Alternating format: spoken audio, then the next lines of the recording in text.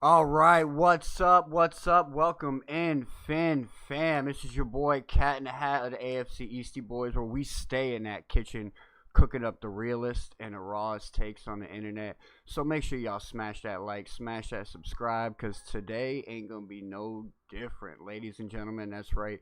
We got the Sully presser came out this past week, and he dropped a lot of Easter eggs. Y'all know that term from the movie world, right? Dropping a lot of Easter eggs, and I do believe I got a good idea of the direction that Sully plans on taking in this draft. So we gonna break down the presser, and then we gonna go ahead and we gonna cook up the realest mock draft you've ever seen.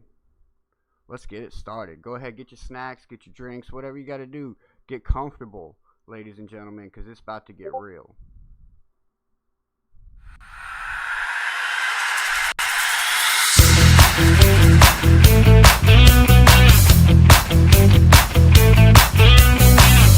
Well, all right, hey, Ron, it's been great talking to you. Don't agree with it? That's too bad. Like and subscribe anyways. Like and subscribe anyways.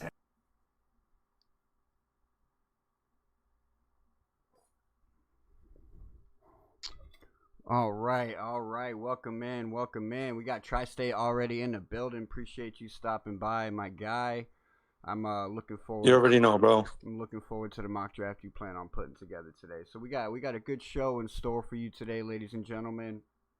So stay tuned. If you guys want to hop up into the Discord, if you're already plugged in, you know how to get in. If you're not already plugged in, well, first you got to start off by hitting that subscribe button and then heading over to our profile page, hitting the Discord link and getting tuned in. And then I'll get you set up as a panel member so you can join in the conversation as well. But I gotta ask you, did you happen to check out the Sully presser? I know you're not really a Dolphins fan. You got a lot of Carolina news you got to keep up with, but did you happen to check it out? I didn't peep the Sully one, but I watched pieces of Hafley's, a couple Hafley interviews. Okay. Yeah.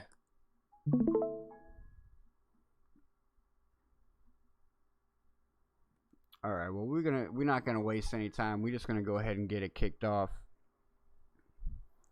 and we're gonna roll right into this presser because he talks a whole lot about the draft. They really do ask some great questions. To be honest, they asked some really great questions this time, and the press team actually does a really good job of actually allowing us to hear it. So I didn't have to go and take this film and put it into my program and edit the content so that y'all can hear their questions. So kudos to them for once.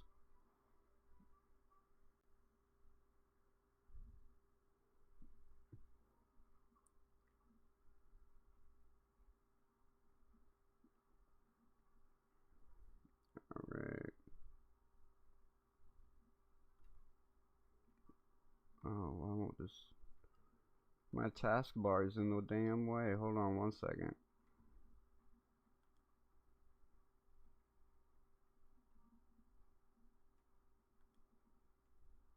Here we go. If you want me to stop at any point, let me know. The right thing to do is just thank all the people that have been involved in this. Obviously, our scouts, our coaches, but it goes so much deeper than that. You got the medical team, you got the video that supplies all the tape. You have our analytics department, so on and so forth. Security team does all the security checks and the background checks. So many people involved that work so hard to get us to a place where we can make a responsible decision on a player. I'd be remiss if I didn't publicly thank everybody. With that, I'll open it up. So anymore, is it, or is that wrapped up?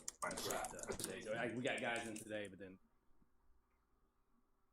What does a successful draft look like to you and a successful draft pick?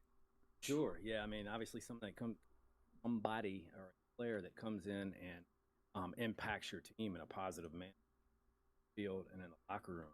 I think the expectations of that all dependent upon where you take them. And you never know. Back science, Obviously, the higher you pick a player, those premium picks, you expect them to come in and perform and play at a level that that impacts your team. How fast that happens, who's to say? My time in the business, I think impact and prove you have to play. We're in a situation here where these draft picks are going to come in and they're going to play early. The truth of the matter is, and we like our players, saying, but we do not have a ton of established players on this team. Say we don't like our players. Got a lot of guys here that are going to help us, that are surprise some people, if you will, that'll play above expectations are. But the truth of the matter is we have very few established players on this roster, so this draft class opportunity play soon, play quick.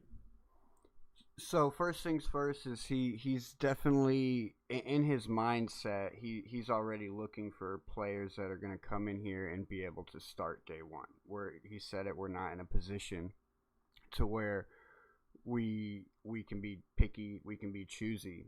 That they're gonna win. He mentions it next. He's like, we gotta win in the draft.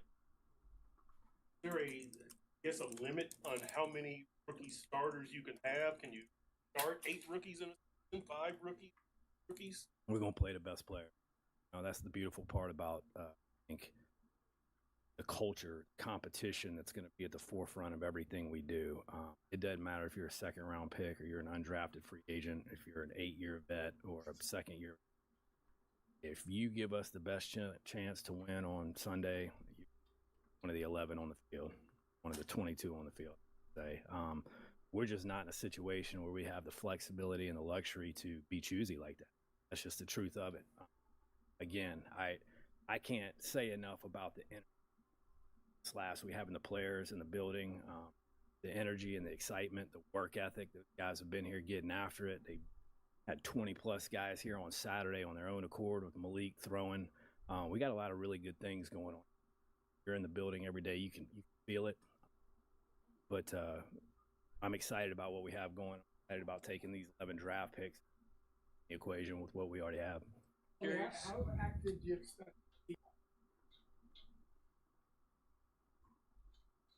I'm curious as to the other 19 players that went in on a Saturday and was practicing with Malik Willis. So if anybody out there found that list of players, please let me know. Share it in my Discord, because it's important, right? Like these 19 players, including Malik Willis, make 20. These players are coming in on their own time to practice and build chemistry. A bunch of guys on 1-year deals. They want to come in and win. All these guys that they signed are on prove-it deals.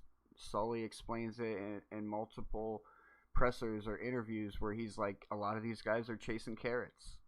And that's how I like it. I like it that they're going to be chasing carrots because that's what they're doing. They're literally, they got to come in here and they have to perform for that next contract, whether it be with the Dolphins or whether it be with another team.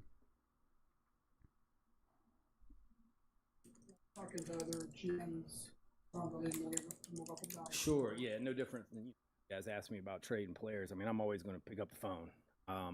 I think it probably is fair to say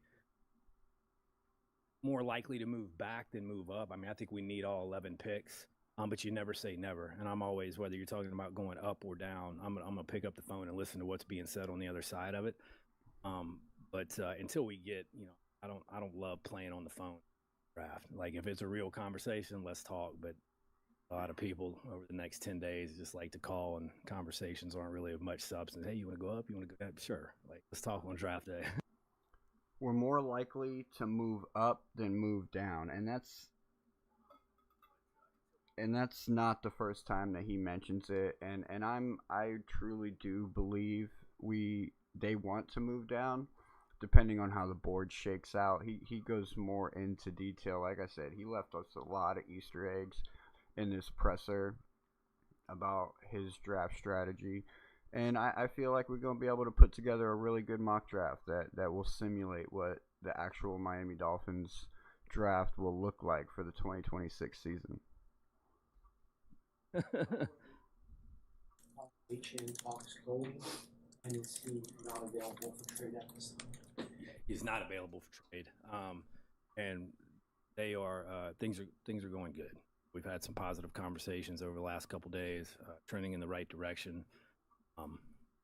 It's obviously very important to what we're doing, and it's all part of it. It's part of professional sports. We'll get where we need to be one way or the other, but yeah, things are trending in the right direction. So he immediately tears down the Devon A-Chain thing, saying he's not up for trade. But at the same time, it's his job to answer the phone call. And I truly believe he just hasn't gotten the right price for Devon A-Chain yet. If you see what they got for Jalen Waddle, in my opinion, they got overpaid for Jalen Waddle. First round pick. Granted, it's a late first round pick, but either way, it's still a first round pick for Jalen Waddle that they got. I don't feel like he was first round pick worthy. So if they're able to go and snag a first round pick for Jalen Waddle, I do believe that he holds Devon A-Chain at the same value, at least a first round pick.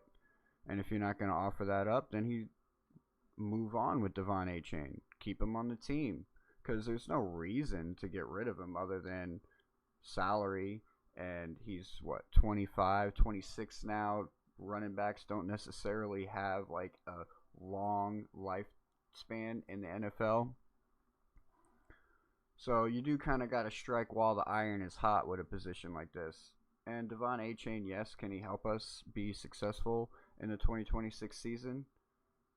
In more ways than one, ladies and gentlemen. He can help us be successful in the 2026 season, or he can help us be successful beyond the 2026 season, and that means by trading him away and getting future draft picks.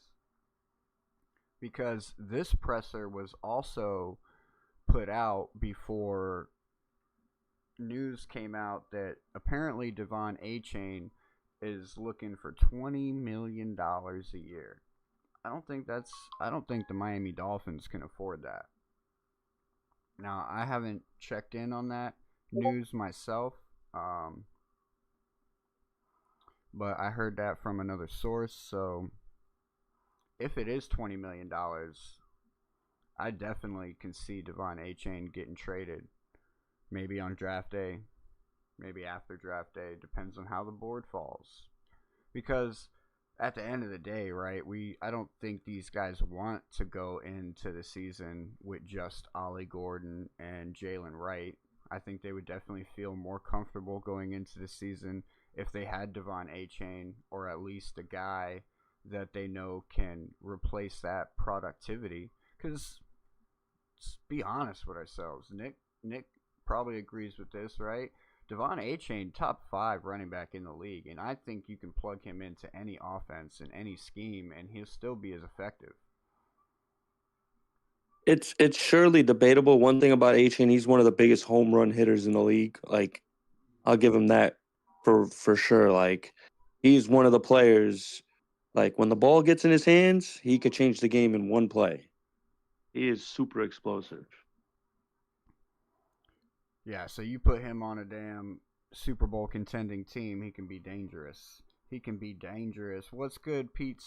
What's good, Pete? I just gave you permissions and stuff and granted you permissions in the Discord. So if you go to your little hamburger menu to the left, it'll give you an option. So you scroll down, you can see voice channels, and then click on the general channel, and then it should jump you right in. Yeah, pull up, Pete. So you said more likely to trade down. So are you saying that there isn't a prospect in the draft that you potentially be enticed to move up for? I'm not saying that. I'm saying that I think we need all 11 picks. I'm saying that you don't know how this thing's going to unfold. None of us have a crystal ball. So it's more like Omar asked him if he said that you'd be more likely to trade down than up, and then he had asked if there were any, so there were no prospects that you would be willing to trade up for. likely we would move back and pick up picks, give up picks to go forward. Walk in there day 2, all of a sudden there's some players that you covet at the top, you know, and like, hey, maybe it makes sense to go run a pick that's to the ball I get need to to, play you know, with. It's something football. unlikely happen in a player That's that you didn't expect to tackling. be there. Those are conversations we'll have. What's up, I'm Waffles? not saying that I won't do anything. Everything's on the table. I just think when you look at our roster and what we need, it's more likely Want to to play go with flowers? back and pick up picks. But we're in this thing to draft good football players. That's what wins. Good football players. It's great to have a lot of picks, but I'm not gonna fall into that trap of trying to be smarter than the process and pass on players to acquire. I want to point out that word right there, process. They've been talking about the process a lot, and I'm working on a video right now. The Dolphins secretly are building a dynasty. You just got to trust the process. What's up, Waffles? How you doing today?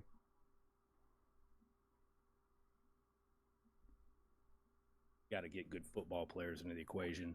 I'm not. If the board's Mommy, sitting why right, are Are you? sometimes the numbers What's up, ain't right. Cat in the Somebody Hat? Can you offers hear me? something, you look up there and you go, Yeah. Oh, you're not Waffles. Oh, what's up, Cat? Oh, it's Pete. It's Pete's Takes. Oh, what's good, man? What's good? How you doing today? Nothing much. This is the first time up here through this, man. How you guys doing today? Word, we're good. PD Pete. I'm glad you finally joined us over here on Discord so you can kind of get a feel of how it works and everything, man. I do truly believe you hop on Discord, I think you'll drop StreamYards completely. It allows you to build a community. You can get your little sections where people can chat and conversate all the time, bro.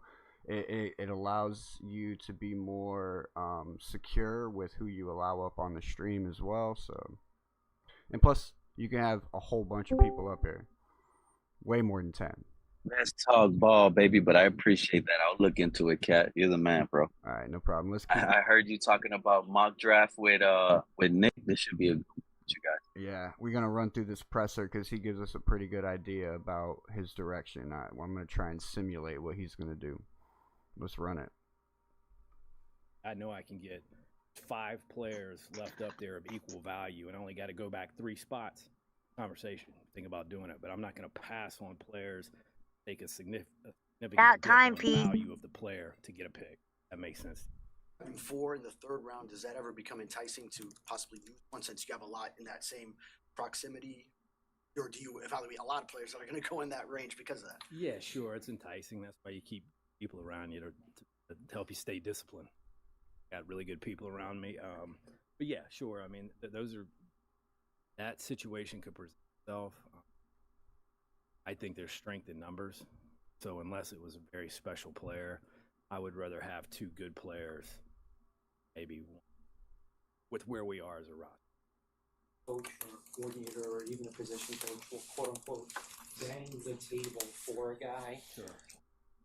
So that statement there kind of throws me for a loop because he says that unless it's a really special player, I would rather have 2 good players than 1 special player. So that one kind of threw me off, right? Like he's kind of contradicting himself in the same sense.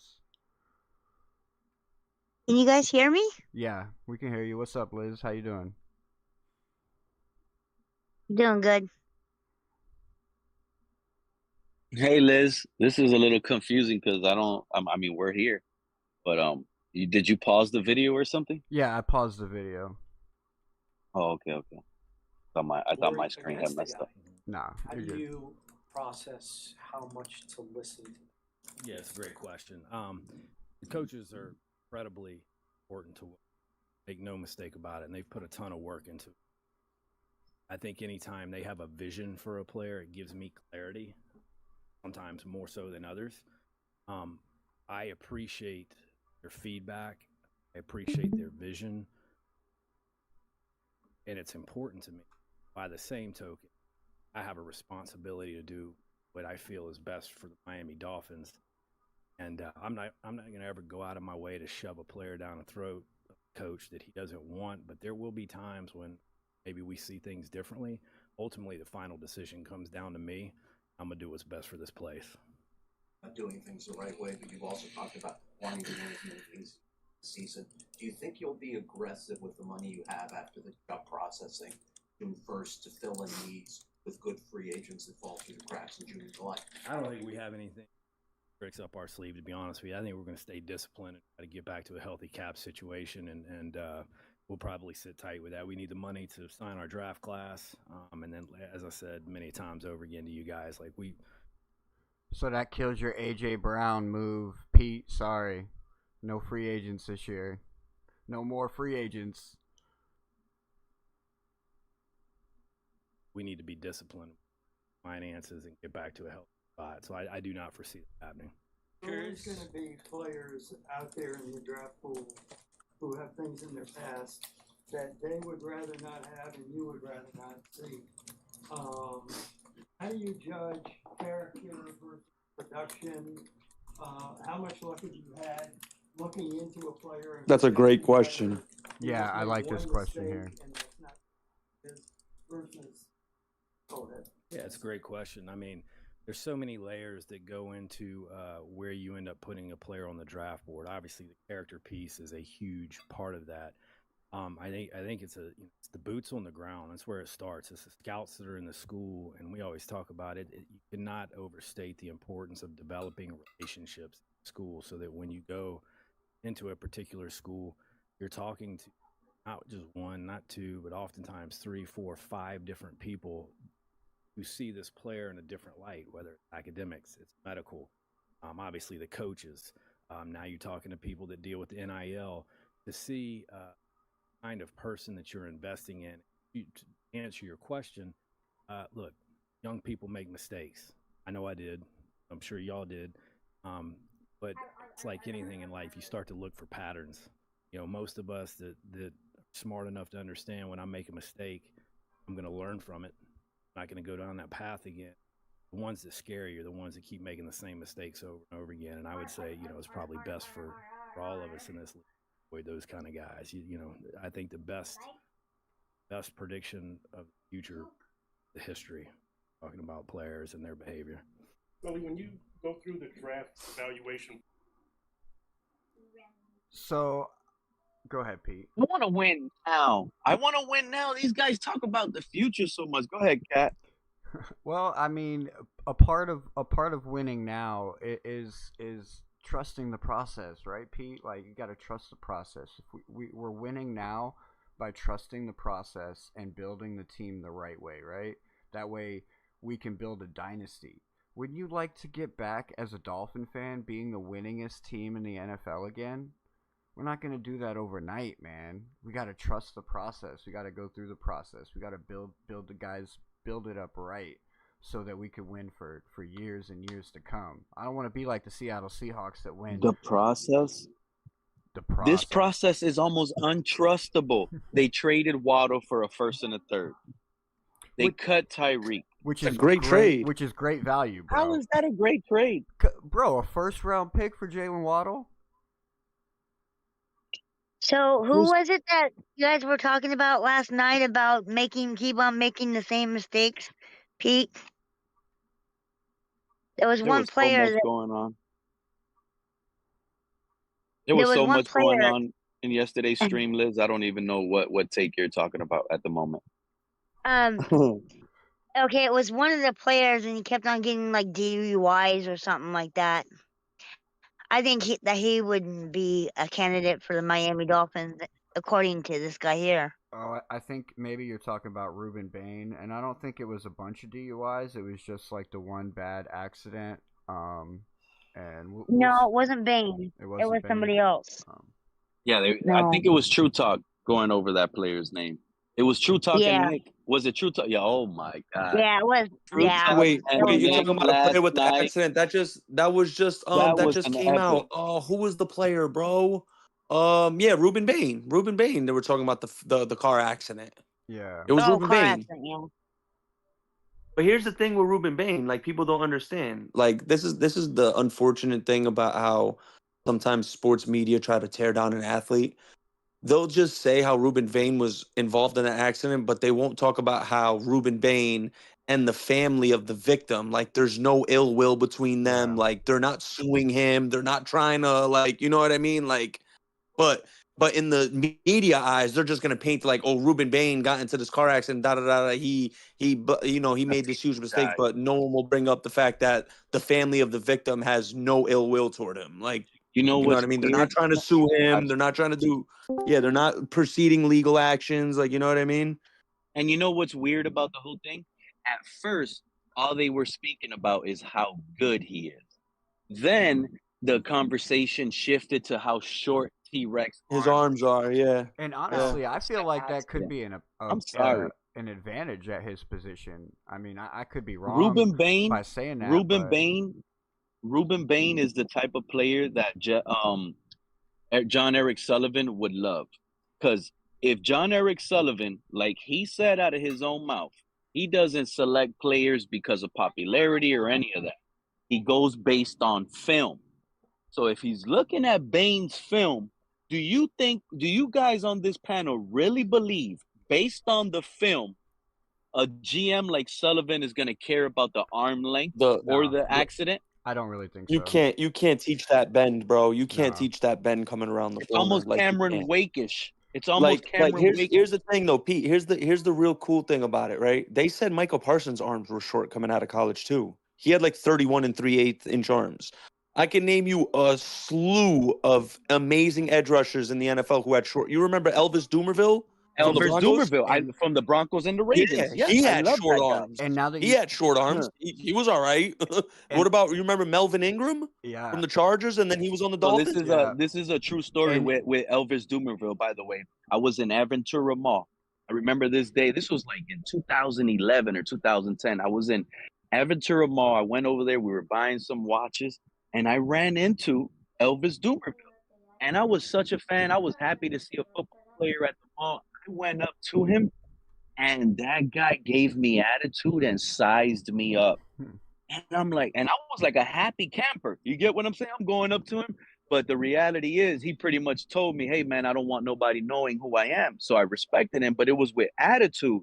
And I was like, whoa, whoa, whoa. You can't just come up to someone you realize and blast them, because it was crazy. I mean, he made me feel so terrible that day, guys, because I was just happy to see him. And he just shut me down. But other than that, I love Elvis Dumervil's game. He was scared. But he was short. Yeah, he was scared you were going to put him on the spot. He was going to get surrounded by a crowd after that. That's probably what was about to happen, because I was so excited. I knew who he was. I was like, yo, Elvis, what's up? And oh, my God, why did I do that? Why did I do that, guy? That guy was about to elbow me, bro. So let me ask you guys, do you think maybe having short arms at that position could be a slight advantage? Like, with able to, like, break off, shed tackles, shed blocks and shit? Like, now that you, I don't know. Because you gotta, the way I think about it, I do think is an advantage, Cat. Because you know how these tackles, they have those long arms. When you extend your arms all the way, that's not when you get the maximum power behind those arms. You got to give yourself a little bit of room to build those muscles to get power as an offensive lineman. So linemen with long arms, they still have to have them bent to get them on you. This guy, Bain, he puts his hands on you, and it's almost like a Mike Tyson punch. Didn't they say Mike Tyson had short arms? But when he hits you, he killed you with those arms. Shit. Yeah, you felt that. You know what I mean? So that's how I feel. I feel like that's all made up. Because if you extend your hands all the way as a lineman, the reach, I get it, but that's not going to stop Bain from being The thing with edge rushers, it's like people get caught up more on arm length. My word is leverage. It's all leverage at the line of scrimmage, bro. Like, it don't matter how short or long your arms are. It's all about leverage. Facts. It's why you see a guy like Michael Parsons, who's 280, and then you could see him maul a 330-pound tackle. It's not because he's stronger than him. It's because he has leverage on him. You know what I mean? It's all about leverage. That's all you hear the coaches say at practice, to be honest with you. Yeah, Shorter man wins. leverage. Shorter man wins. And why? The lower guy does wins. Shorter man wins because of the leverage. And you don't want to extend your arms all the way, because if you extend your arm, then you don't have the power. But if you have your arms bend and then you push them, in a jolt, that has more power than just having your pushing them with straight arms. Hell yeah. I learned that one from process. Rich. I'm wondering. From Rich. Rich is spot on. That's You pretty place much so what I much was trying to value say on that. earlier. I've got a couple of categories. I think I've got the things right with the film. Get to see the, how the player plays in game action. The combine, doctors put their hands on the players. Pro day, I guess the players comfortable. 30 visits, conversations. Senior Bowl, you get actual football. Mhm. Which of those elements do you value most and why? And are those the right, I guess, traits to associate with? Sure, yeah, it's a good. I mean, all of that comes Mic into check. play. It's all Hello? certainly part of What's the up, equation. Cap? I mean, if you just want me to nail it down to one, like You guys hear it's me? the film. Yeah, we can hear you. They got to be able to play. Yeah, bro. And What's film up, Cap? talk You to in here? and Like you were film saying, Hey, Pete, the film. First time I ever joined a Discord, bro. Welcome, bro. Welcome. Thank you, Cap. So there he goes talking about what you were saying, Pete, with the film is the most important part. Typically, guys show up week in and week out, certainly against the better competition, and they play well. That's a telltale what you're buying. But then, to your point, the other layers come in. How do they compete? How do they carry themselves at a combine, at an all-star event? What are their metrics? This game, Bro, Pete, now that you talk about Doomerville, bro, he's in North Miami, like constructing all of North Miami right now. Drive with 5 down in the chat says first you strike first and keep distance. With longer arms, you can make contact with the offensive tackle before they fully get their hands on you. That lets you get control the engagement instead of reacting to it. He was saying that they don't have an advantage with the shorter arms, basically. The shorter arms, to me, they do. And I know it's going to be hard to believe. I get it. From a pass rushing standpoint, from a defensive end, when you're on that edge trying to go around the tackle, if that's what you're referring to with longer arms, then yes, of course. Because you could get your hands on him first and you could pretty much use his body to push off. You could push off and trying to get some speed. Well, the thing is with that, like the bull rushing on a short-handed guy, bro, like the left tackle is gonna push you to the floor with that leverage, but that's the only play. Like if they get a good start, it don't matter if you got short arms or not. If you get to the quarterback, but if the other downside is they'll push you to the ground with the leverage. But here's the thing, though. This is what's weird. Bane isn't a sack monster. He's the typical all-around defensive end. He is who you want there. He's good against the run. He can control the snap there. I mean, bro, those little arms, they're stronger than guys with long arms because it looks like when he grabs you, he does whatever he wants with you. He controls you.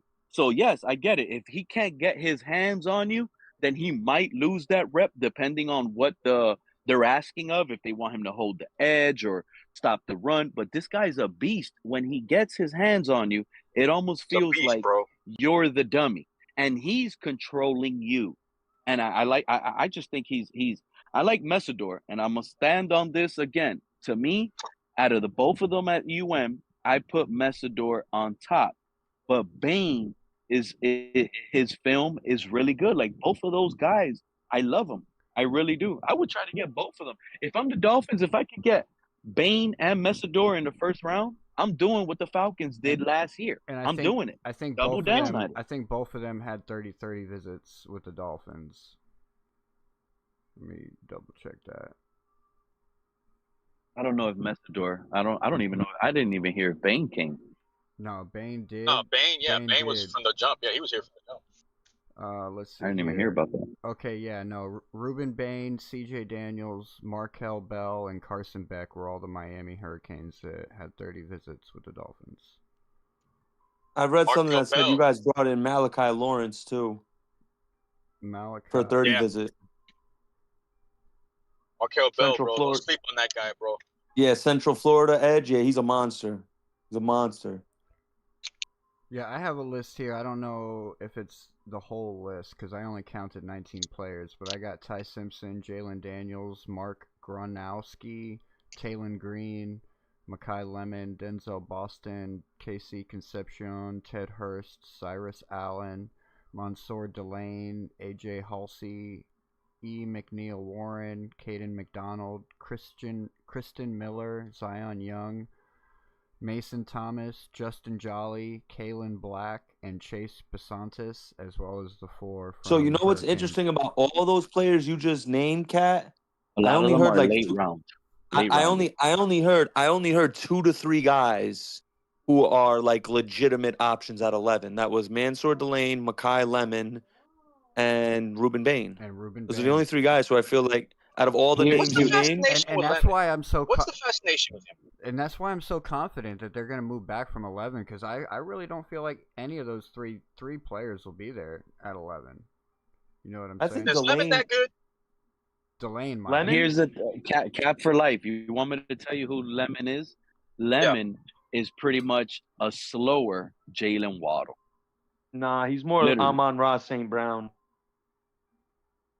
Like Well, you don't have. if Amon- You see, the thing with Amon-Ra St. Brown, I he's a feel like poor you have to man's use version him of in. Amon-Ra. Poor man's He's not version. even. No, you can't say that because Lemon's route running ability is better than Amon-Ra St. Brown. St. Brown mostly does like motion routes, like how we were cheap motioning Tyreek Hill. Like that's how Amon is used with Detroit. He's one of the highest motion players in the agree with league, it. dude. That's too bad. Like Lemon doesn't Like do and that. subscribe Lemon anyways. literally Like and creates subscribe anyways. separation from route running. There's a big difference when a coach creates separation with motion and isolates you into spots than it is to lining you up and saying, hey, go beat the man in front of you. Lemon is juicier at that than Amon-Ra St. Brown. This is why I compared him to someone that creates separation at a high level like Jalen Waddle. He's a slower version of Jalen Waddle because he can create that separation just based on route running alone. You don't have to use them in motion. You don't got to do no tricks. You don't got to put them anywhere. Now, the downside is, what was his 40? He's like a 4.5 guy, slow. He's short. And it's hard to do that. It's like drafting Ruben Bain in the top 10 with short arms. Why are you going to draft a receiver in the top 10? Well, at 11, it's still top 10 because quarterback goes first. And you're going to select him top 10, top 11, and he doesn't have like the size you would want, the speed you would want that makes these athletes get to the level of being a top 10 pick. That's my only concern. He's just an average speed guy, but he does everything technically sound. Lemon. But I wouldn't draft him at 11. But I would see why, and I would be upset as a Dolphin fan if they do draft him at 11. He's good. He will give us numbers. He'll have 100 catches in a year, 1,200 yards, because that's the type of receiver he is. He won't have 100 catches and almost get you 2,000 yards. He's the type of receiver. He'll have 100 catches with 1,200 yards. Is he Like, better literally. than Tate though? Like Golden Tate? Carnell Tate. Parnell. Oh, you know what? At separation. Lemon is probably one of the best route runners there is. Him and KC Concepcion are literally, to me, the 2 best route runners that there is in this entire draft class when it comes to lining up and beating the man in front of you and creating that separation. Those are the 2 guys right there. And we could Everybody else just has like some nice flashing ability, like Tyson, the injury Tyson receiver. He has abilities to leap, run after catch. He has size, but he has all of that, and he's injury prone. I heard that the Giants had a dinner with Jordan Tyson earlier last week, and that might be why they did that trade to get the 10th pick so they can grab him. Bro, the Giants better grab offense because they're screwing us over right now, bro. I got a feeling they're gonna screw us over, bro. We're gonna want somebody, and they're gonna take him, bro. Yeah, they're gonna take the guy we want for sure. Not looking forward to that. Nah, bro. Certain traits. Because they, I'm telling you now, it's looking more like, it's either looking more like Downs, Delane, Fanu, or Vega. Those 4, I'm thinking those 4, bro. If they don't go weapon route. You said Downs, Delane, Fanu, or Vega? At 11, yeah. If they don't go the weapon route. Downs is going to be gone. There was a report that just came out. The Giants, Browns, right? the Browns or the Commanders GM said, what's his face? Peter Schrager just came out and said Downs is basically a lock as a top 10 pick. Yeah, I heard that Giants might get Styles and Downs. Yeah, they could. God, that would be. Styles is that guy. That's that guy. I would grab I'm hearing at a lot of 11 without pushback a though for doubt. some reason. I don't know if it's fluff just to bring him down, but this week everybody's knocking him. After the whole after a month of I hyping got a him up, phone call. everybody's Can you knocking. guys hear me? Yeah, we can Yeah, hear you're good. Okay, sorry. Who's that? Sonny Styles? Yeah, man. Or Caleb Downs? Sonny Styles is the truth. Yeah, I mean, from what I've seen, I thought so too. But this week has been like, the PR stunt. They're working overtime on him. You know who I've been trying to figure out in this draft? Who's that Andrew Van Ginkel? That guy that has the tenacity to always create a turnover somehow. Either it's just like, you know how there's players, the ball just finds them. You'll look at the game and be like, oh, it was a tip pass and it landed at the sideline and Andrew Van Ginkel picked it off. It's like these people are always around the ball and there's always something crazy. That's Bane. Who is it? It's Bane. This year, Bane, for some reason, every time the ball got into the vicinity of his area, either somebody tipped it and he ends up in his hands, or if somebody's getting a sack, he's getting a fumble recovery. I mean, like, he's always around where the ball is. This year, I've seen that this year against Ohio State too. And man, like Ohio State, if we didn't get that turnover, bro, like we were neck to neck with them in the fourth, bro. Like it's like little things like that, like you say though, man. Like I don't know, maybe Rodriguez, perhaps. I hear a lot about his name too. Because I like the player. And the player I'm gonna tell you guys right now is Mansour Delane. But where are his interceptions? Where are his pick sixes? But he's not really like Ed Reed then, because I keep hearing comms, but he's not Ed Reed if he's like not. where I don't see like okay, he got a nice pass. Let me ask you, man. And then So here's my main concern because Mansour Delane is probably someone that's undraftable, but he's more than draftable. Pete, you have to understand something. When it comes to corners, hold on. Got you. This is the thing. We're a man defense with Hafley. Mind you, Mansour Delane only had 14 man snaps last year at LSU. It was all zone. The crazy thing is, Hafley did say he will adjust his players to the scheme that fits them. Exactly. So maybe if we draft Delane, expect us to be a heavy zone defense. That's what I'm thinking. He's great in man. He had like a 91 man grade last year, Pete. But only 14 no, snaps. You can't go off interceptions and judge a cornerback by that. One of my uncles taught me a long time ago, teaching me and my brother about football. He was like, you don't go off of interceptions for corner. You go by how many times the quarterback targets him. So Mansour Delane, bro, he might not have a lot of interceptions. You know why? Because the quarterback only targeted him twice the whole game. You can't make a pick when you're only getting targeted, twice in a game. You know what I mean? That to me signifies a great corner. You know what I mean? If in a 60-minute game, an offense typically gets about 9 drives. If that corner only gets targeted twice in those 9 drives, bro, he's elite. That's an elite corner. That means he's locking down his side of the field. Yeah, and you can use Xavier Howard as a perfect example, right? Led the league in interceptions, and then the next 2 years, like he just didn't. I mean, how many seasons did Revis had he had like 5 or 6 interceptions? 1, if that. Yeah, and you know what I mean. Like Revis had a 10 interception season, didn't he? No, Champ Bailey had a 10 interception season. Yeah, see, that's the testament to an amazing corner. Bailey is my all-time favorite football you want to hear a player. crazy stat, bro? That I just saw it on Twitter. Ed Reed and Bailey, bro. I love both. He had 10 interceptions that year. He got targeted 26 times the whole season. That's crazy. And he got 10 picks on those 26 targets. That's insane. That's crazy. That's almost 50%. Oh yeah, he's right. That's insane. I'm sorry. You got to think about it. The Jets are thinking about this too, Nick. Miss me with all that you were just talking about, bro. Our team needs to create turnovers. You don't think the Jets want some? The Jets literally had 0 interceptions last year. The whole season, 0. This is their motto right now. Create turnovers, get interception type players. This is what Aaron Glenn said during the offseason. Their mentality right now is interceptions, ball hawkers. This is why they traded for Minka. I have the stats right here, Pete. Last year, he was targeted a total of 35 times the whole season. He Mansour allowed Delane? 13. Yeah, he only allowed 13 catches, and he was on man coverage snaps, 138 man coverage snaps. He was only targeted 14 times out of those 138 snaps. So that's a ratio of about every 10 throws went his way. That's elite, bro. That's elite. Breaking Yeah, news. it's elite. Breaking news. Wide receiver Zachariah Branch just got arrested in Athens, Georgia. Oh, yeah. 2 misdemeanor charges. So He got DUI, bro.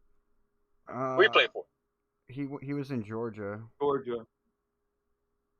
And you know what's crazy? I spoke to a player not too long ago. I would say a few months ago, because we had a discussion on the panel. I asked the player, and I'm like, "How do you feel about this situation?" And he said, "You know what he told me? He says, Pete, you know what the thing is? It's easy for a lot of people to say, oh, just order a Uber. Sometimes these guys, they want to go out by themselves. And they want to go out by themselves to do whatever they want, meet up a chick, do this, do that. And they have to drive, is unfortunately. And they're going to go drink and they're going to go do that.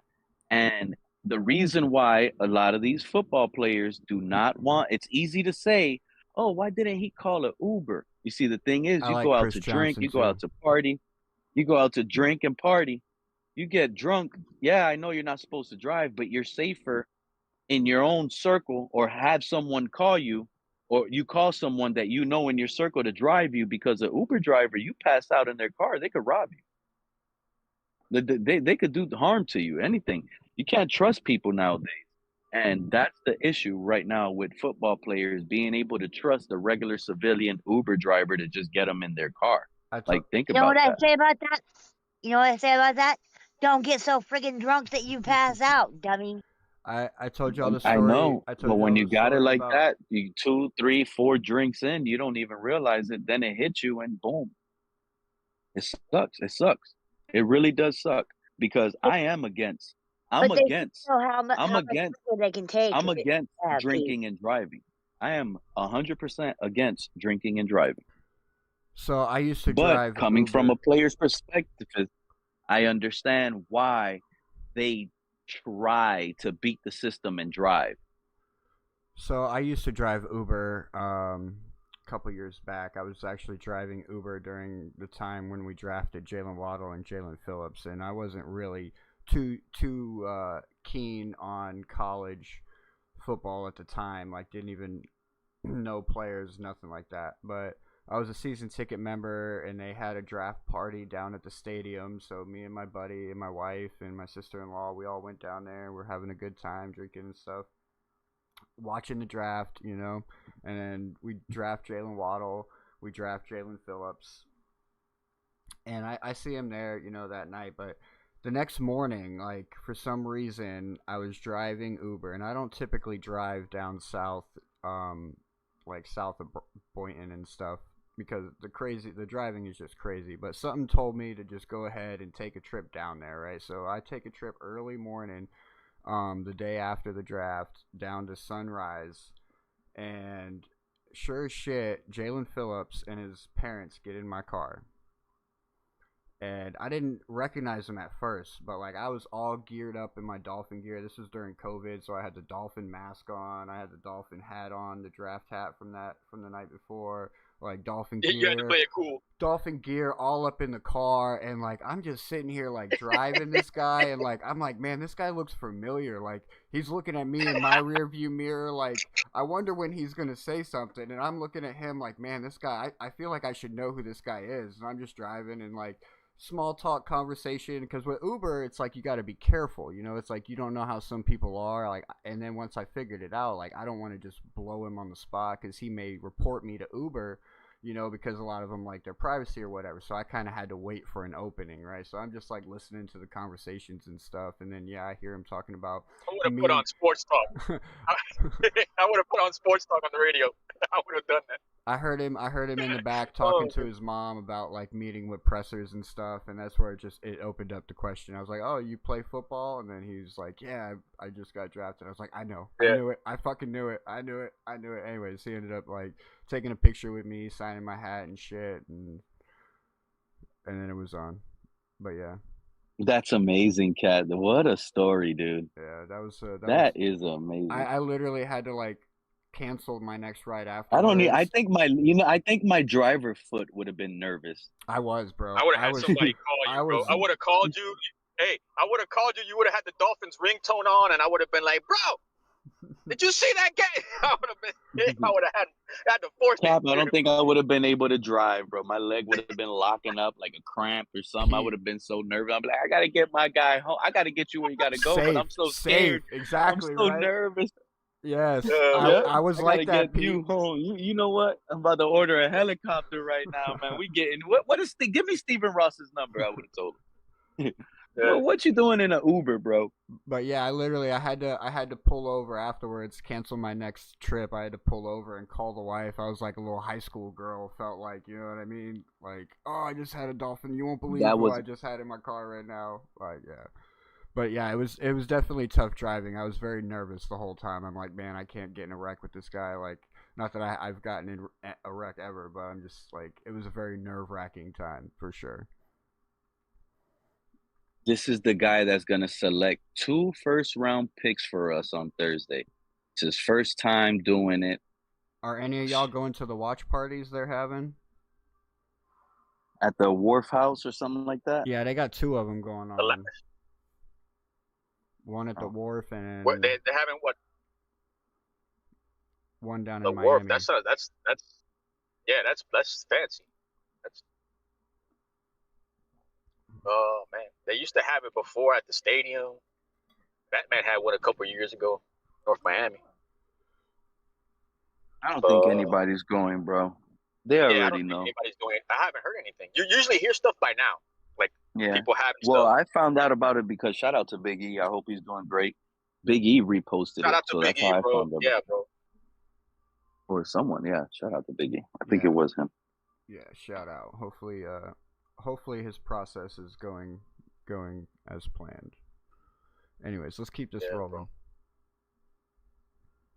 And sometimes, you run into where guys are really good football players at the college level, but they don't have the traits, the physical traits to play at the same level here. So you have to take all that in equation and make a responsible, educated. That sounds like he was speaking about Ruben Bain. Yeah, I believe so. I thought you heard that, right? Yeah. Rewind that. Is it your first pick as GM? But you guys can hear stuff. I can't hear anything. You got to click on the box. This game is played by men with certain traits, but height, weight, speed, all that comes into play. Let me go back a little bit more so we can hear the question too. So you can see the boxes and you can see the screen. Process. I'm wondering what you place the most value on. I've got a couple of categories. I think I've got the things right with the film. Get to see how the player plays in game action. The combine, doctors put their hands on the players. Pro day, I guess the players comfortable. 30 visits, conversations, Senior Bowl, you get actual football. Mm-hmm. Which of those elements do you value most and why? And are those the right, I guess, traits to associate with? Sure, yeah, it's a good. All of that, all certainly part of the equation. If you just want me to nail it down to one, it's the film. They got to be able to play, and the film will talk to you. Film doesn't lie.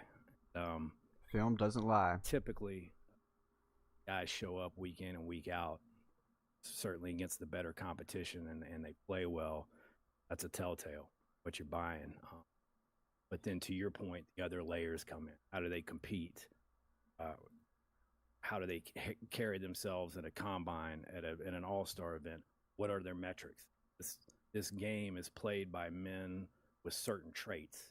But the height, weight, speed, all that comes into play. And sometimes, you run into where guys are really good football players at the college level, but they don't have the traits, the physical traits to play at the same level here. So you have to take all that in equation and make a responsible, educated decision based on the information that you have. Hal's question. So yes, Pete. Like, you think he's talking about Ruben Bain there, right? It makes you seem like, man, is he talking about Ruben Bain? Does that mean if Bain falls to us at 11, that's one of the guys at the top of his board that he's just going to go ahead and take, despite the size, despite everything? Well, I'm thinking maybe that's one of the guys he has the tag flipped over where he won't draft. You think it's the other way around? Okay. I don't think so. Okay, I got you.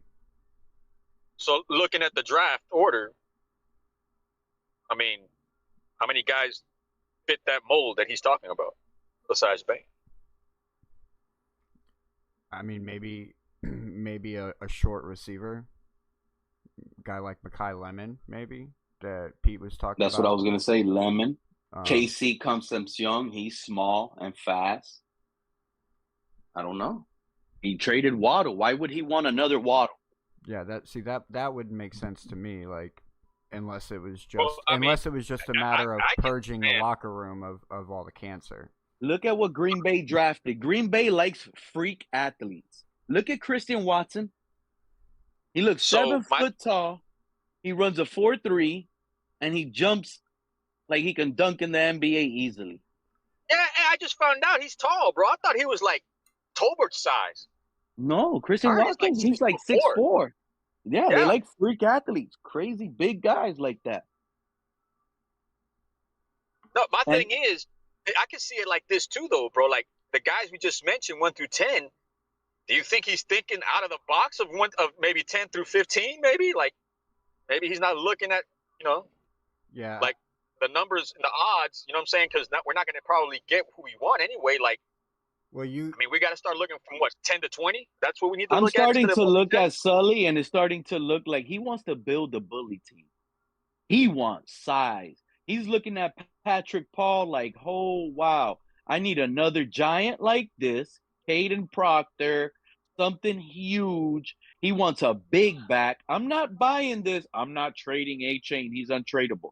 He said the same thing about Waddle, and where's Waddle at now? What you know about Pregnon? What you know about rolling down in the hills? You want to hear an interesting Emmanuel Pregnon stats? Yeah. His last 2 years starting, he only allowed 1 sack. That's what I was hearing that too. Was and like I heard 900. I heard, it was like 984 snaps, something like it's that. Something right? crazy like that. Yeah. Yeah. And I heard Vega last year didn't give up a sack. Like that. Vega hasn't allowed a sack in 2 years. That's why the conscience of the NFL draft right now. Like there's going to be a lineman run. You guys get what I'm saying? In the first round, there's always some sort of positional run, and I think it's going to be offensive linemen this year. That's going to shock everybody. They're saying it's be a like very strong chance 7 linemen go in the first round. I was just about to say 7 linemen are going to get drafted because one team is going to draft Freeland, then this one is going to go Fanu, then Mayu, then oh my God, we need a lineman too. Then the lineman is going to go next, and then it's just going to be a run. I think it's pretty safe to say Vega, Freeling, Maui Goa, Fano, Caden they're Proctor. locks. Caden Proctor, those 5 are locks to go in the first round. And then you still got Blake Miller, Max Ioniker, Caleb Lomu. Like, there's a plethora of people who can go. Pregnon's a sleeper. Who knows? Pregnon could go in the first. You never know. Wouldn't surprise me if you guys took him at 30. 8 picks. That means there's 24. And if there's only going to be 1 quarterback, that's 23 positions left to draft. Yeah. Yep. Because the lineman and that 1 quarterback is going to eat at least 8 slots. The Giants don't go trenches, bro. If the Giants don't go trenches, we got a good shot of getting decent size. NFL Network was showing the Giants and Broncos game this morning. I was watching that. And what a game. What a game, man. Jackson Dart and Bo Nix, dude. Both of those guys balled out. But the interesting thing was I'll be right back, fellas. Jackson Dart was put in that game. 3rd and 19. Better, bro. 3rd and 19. He got pressure. Boom, hits a 19-yard in cut. First down, Jackson Dart. And it's like, wow, bro. This guy had to move around, buy a few seconds, throw the ball in a tight spot, and he got the first down. Like, when have we had that in Miami? And that's a rookie.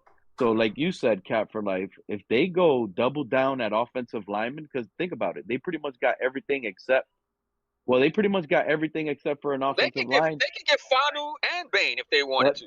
No, they could double down at offensive line. They could That too. if They could Maui gets there at 5, man. they get Golly, Freeland and Maui at 10 now. Harbaugh, look at Harbaugh with the Chargers. He drafted Joe Alt. Exactly. Joe Both of Alt, man. 6'9" type guy, 500-pound monster. See what I'm saying? He's going to do the same thing. The Giants are going to try to protect Jackson Dart. They got Malik Neighbors coming back, Cam Scatterbo coming back, upgrade that offensive line. You got a quarterback. You get some solid, more weapons. Giants are about to go. They're about to go either Jordan Tyson / Caleb Downs or Sonny Styles / Jake Caleb Downs. Well, I mean, yeah, Robinson isn't there anymore. So they got Neighbors and that's it. They're gonna get a wide receiver. Don't sleep on them getting a receiver. The tight end they came in like half the season. He did pretty good. But I don't know if Johnson. Theo Johnson, he's good, yeah. Yep. But I like the Giants. Mr. Paul. Mr. Paul. Yo. Hey, how's everybody doing? All righty. Hanging in there, man. How's your Sunday? Yeah, I know what you mean. Yeah, I'm getting ready to move out of Miami, y'all. Heading up north. Where up north? You made the move, huh? I admire you, bro. I'm Where ready up to do the north? same thing. I just can't right now. I wish I could, but I want to, bro. I want to so bad. Well, I'm gonna say this real quick and we get back to football. It's just too expensive. Right now, I'm tired, and it's too expensive for me to be living down here. So that's why I gotta get out of here.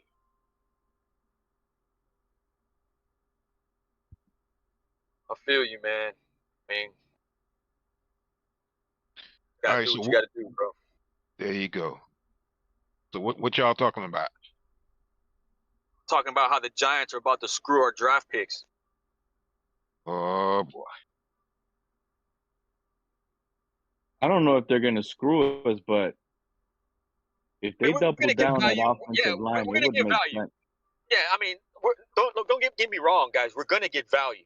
We're gonna get value, regardless. But I mean, damn, man, that's what I wanted us to do. Have 2 top 10 picks. You know what I'm saying? Something like that, you know? And that's what I keep saying, Cap. We could load up, man. We get that second. We could get that first rounder, 30th pick.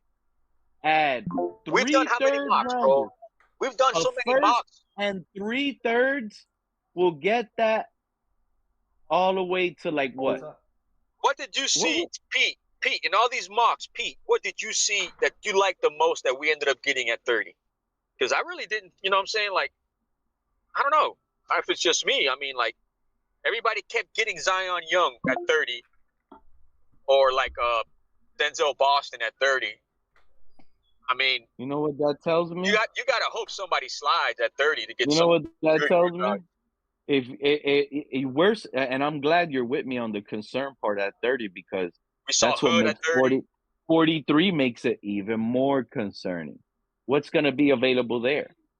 Well, then we got 4 third-rounders, and we're going to need some of these third-rounders to start if we draft 4. What's there? So what? And you're probably there's a lot of talent in the 3rd round in this draft. So what you got? Playmakers, and we need. You know what we need? We need different makers. We don't need Jags. We need proven, bro, not project. No, but, yes. Well, who was that said it's a lot of talent in this draft? That was you in the third. I think the strength of this draft, and this has been spoken about with a lot of GMs. They're saying the caliber player you can get at pick 28, for example, is the same caliber player you can get at pick 48. They're saying the strength of this draft lies between the end of the 1st round, which is pick 32, all the way to pick 60, 65, 70. Like in the middle of the 3rd round, 75, 80. For what position? Right. But see, here's the thing about that. So here's my thing. This is a very deep offensive line draft. This is a very deep defensive backfield draft. This is a very deep linebacker draft. Also, and this is edge draft. This and is wide not receivers a too. deep cornerback draft. There's 2 corners and there's a fall off behind that No, there's big guy. not. No, You're no, not. no, no, no, You're wait, not. no, You're Pete. wrong. No, You couldn't be more Pete, wrong. hold up, Pete. We'll see. According to NFL.com, they said the deepest positions is linebacker, edge, cornerback. What's the other? Safety, defensive Safety. backfield, safeties. No, no, no, it's not that Yeah, deep in safety. really. I beg to differ. They said cornerback, but not safety. They didn't say this is deep in I safety. think there's more safeties. You got the obvious 3 Downs, Thieneman, McNeil, Warren, but then you also got Jalen Kilgore, Zakey Wheatley, Bud Clark. There's a few guys, Genesis Smith. Like there's a lot of guys like Genesis Smith, Bud Clark, Malik Muhammad. Zakey Wheatley. Malik Muhammad's a solid slot corner, but those 3 guys, Bud Clark, Zakey Wheatley, and Genesis Smith, those are prime 3rd round picks right there. Okay, That's a premium pick in the 3rd round you can get at 75 possibly. At the safety position. Yes. Right. You guys have pick 75, right? That's like that's pick 11 of the 3rd round. I'm almost sure 2 out of the 3 between Genesis Smith, Bud Clark, and Zakey Wheatley, 2 out of those 3 will be there at 75.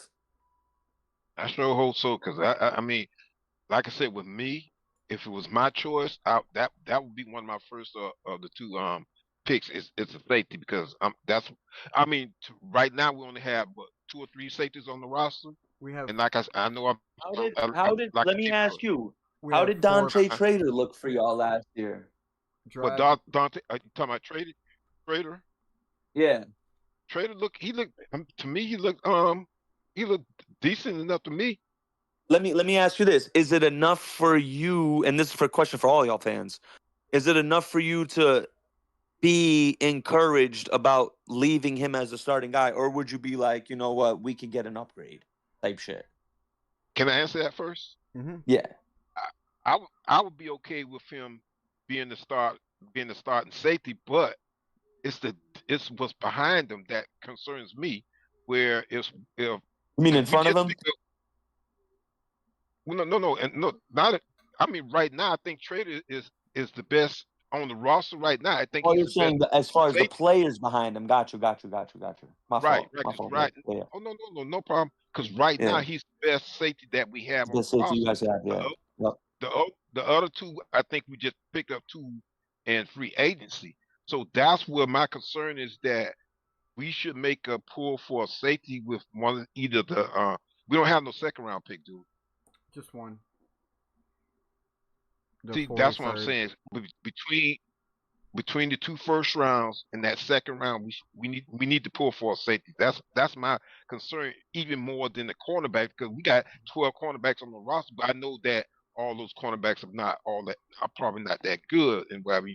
But that's my concern, is really safety more than cornerback. And I think they are going to draft a safety pretty high because Hafley, that's his prime position. That's his favorite position. He's going to be looking for a safety that he can bring in to become the green dot of the defense, really become the guy. So I don't think you got to worry about that. You know what I think is going to happen? I think when the card is in at 11 and we're on the clock, I think our regime is going to be like, oh my God, look who's on the board. Look who's on the board here. Look who's available. They're going to fall in love with like the 3 guys that are available. They probably thought weren't going to be there, and they're going to make a draft day trade. I really believe it. This regime is starting to make me feel like they're going to move that 30th pick. And there's a possibility we do it with the Cowboys. And we're going to end up with pick 11 and 12. That's the scenario I think this regime needs to be, because they're going to be like, wow, we can get Caleb Downs and Reuben Bain. Are you kidding me? And this is what's going to turn their head and be like, yeah, let's do it. They're going to call Cowboys. Cowboys already been in conversations to trying to trade up. That's out the door. So they're going to trade back to accumulate more picks. I got a feeling that's what's going to happen. Let me ask you guys this, Cat in the Hat, the whole panel. You guys have pick 11. Let's all put our heads together real quick. Let's try and decipher and figure out what players are guaranteed locks to not be there at 11 for y'all, who are going to get drafted in the top 10, right? So we have Mendoza, we have Jeremiah Love, we have David Bailey, we have Arvell Reese. I think those 4 are locks, right? I think we could all agree on that. Maui Goa, I think, is gone by 11. I think there's a shot Carnell Tate's gone, so that's 6. And I think the other person who I think is a lock is Fano at 7. So to me, like, you know, Delane is definitely an option for y'all. I mean, me personally, I would say you guys should go Delane at 11. I think he's gone. I think Delane. You think he's is gone? I mean, there's a shot yeah, Kansas City takes him at 9 for sure. There's a shot. I really believe the Commanders. The Commanders are going to get either Caleb Downs or Mansour Delane. That's what I think is going to happen. I mean, Washington could absolutely get Delane. I agree with you, Pete. If he's there, they might take him. Who's the offensive I think tackle from Utah that I keep hearing about? Oh, Fano, Spencer Fano. Yeah. You got Fano and you got Lomu. Fano's the right tackle. Caleb Lomu was the left tackle. Fanu plays what, guard, tackle, and center. Right? Fano could play. He could play right tackle and he has center versatility. He can play center.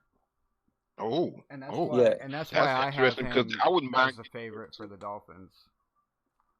At 11, that would be a good pick, bro. You get a blue chip offensive lineman. You can never like that. That was the problem I was having with True Fin fan last night. He said Maui offensive line isn't and important. Move like Brewer to right guard. All right, so what was that? What right was that guard. list so far? We got Mendoza. How Love, about that? You mean Fanu? I got Mendoza, Love, Bailey, Reese, Styles, Downs, Maui Goa. That's 6. Those right? to me are 7 who are locks. And Carnell. I don't think they're 8. locks like you're saying though. Not Jeremiah Love. Yeah, and Jeremiah Love is getting pulled, bro. He's a lock, Pete. We literally too many teams hold on, in the Pete, top in the in top the same. 10 Hold on, I got this cat in the hat. In the same day, Pete, the GM of this team with the pick 6, the Browns, and he said there's no shot he believes Jeremiah Love is going to be there at 6. A GM literally came out and Washington GM literally came out and said, if Jeremiah falls to their, he said, quote, falls to their lap at 7, they'll take him. You could look it up. Yeah. And Washington said if Jeremiah Love's at 7, they're taking him. And if he makes it past 7 Now, to Pete. 9, the Chiefs are going to take him. Like the Tennessee Titans. I don't know. They signed Kenneth Walker, Cat. I mean, to Pete's credit, if Love doesn't get drafted at 7, he could fall out of the top 10. No, because Saints aren't going to draft him. They just signed ETN. Kenneth Walker just got signed to the Chiefs. I don't think that matters. The Chiefs like to run with You think multiple. The Chiefs like to run with multiple running backs. True. I mean, that would be scary, right? Love and Kenneth Walker scary. My KC, Chiefs, insider says that they're eyeballing Jeremiah Love, and if they can get him without having to move up, they definitely are going to get him. So, but with them having 2 first-round picks, with them having 2 first-round picks, like this is the first time they're drafting in the top 10. I can't believe the draft is this week, guys. All this speculation is out. And I am excited. I am man. excited. I'm try to clear my calendar for those days so I can sit there and watch it. Yeah, it's definitely gonna be fun. It's gonna be how many days? And also too, Pete, what's this about moving Brewer over to right guard? If we draft Maui and play him at center, we'll have a really big physical center, and we can move Aaron Brewer to guard. Yeah, now we go at center? No way. But Brewer at guard? Fano at center, sure.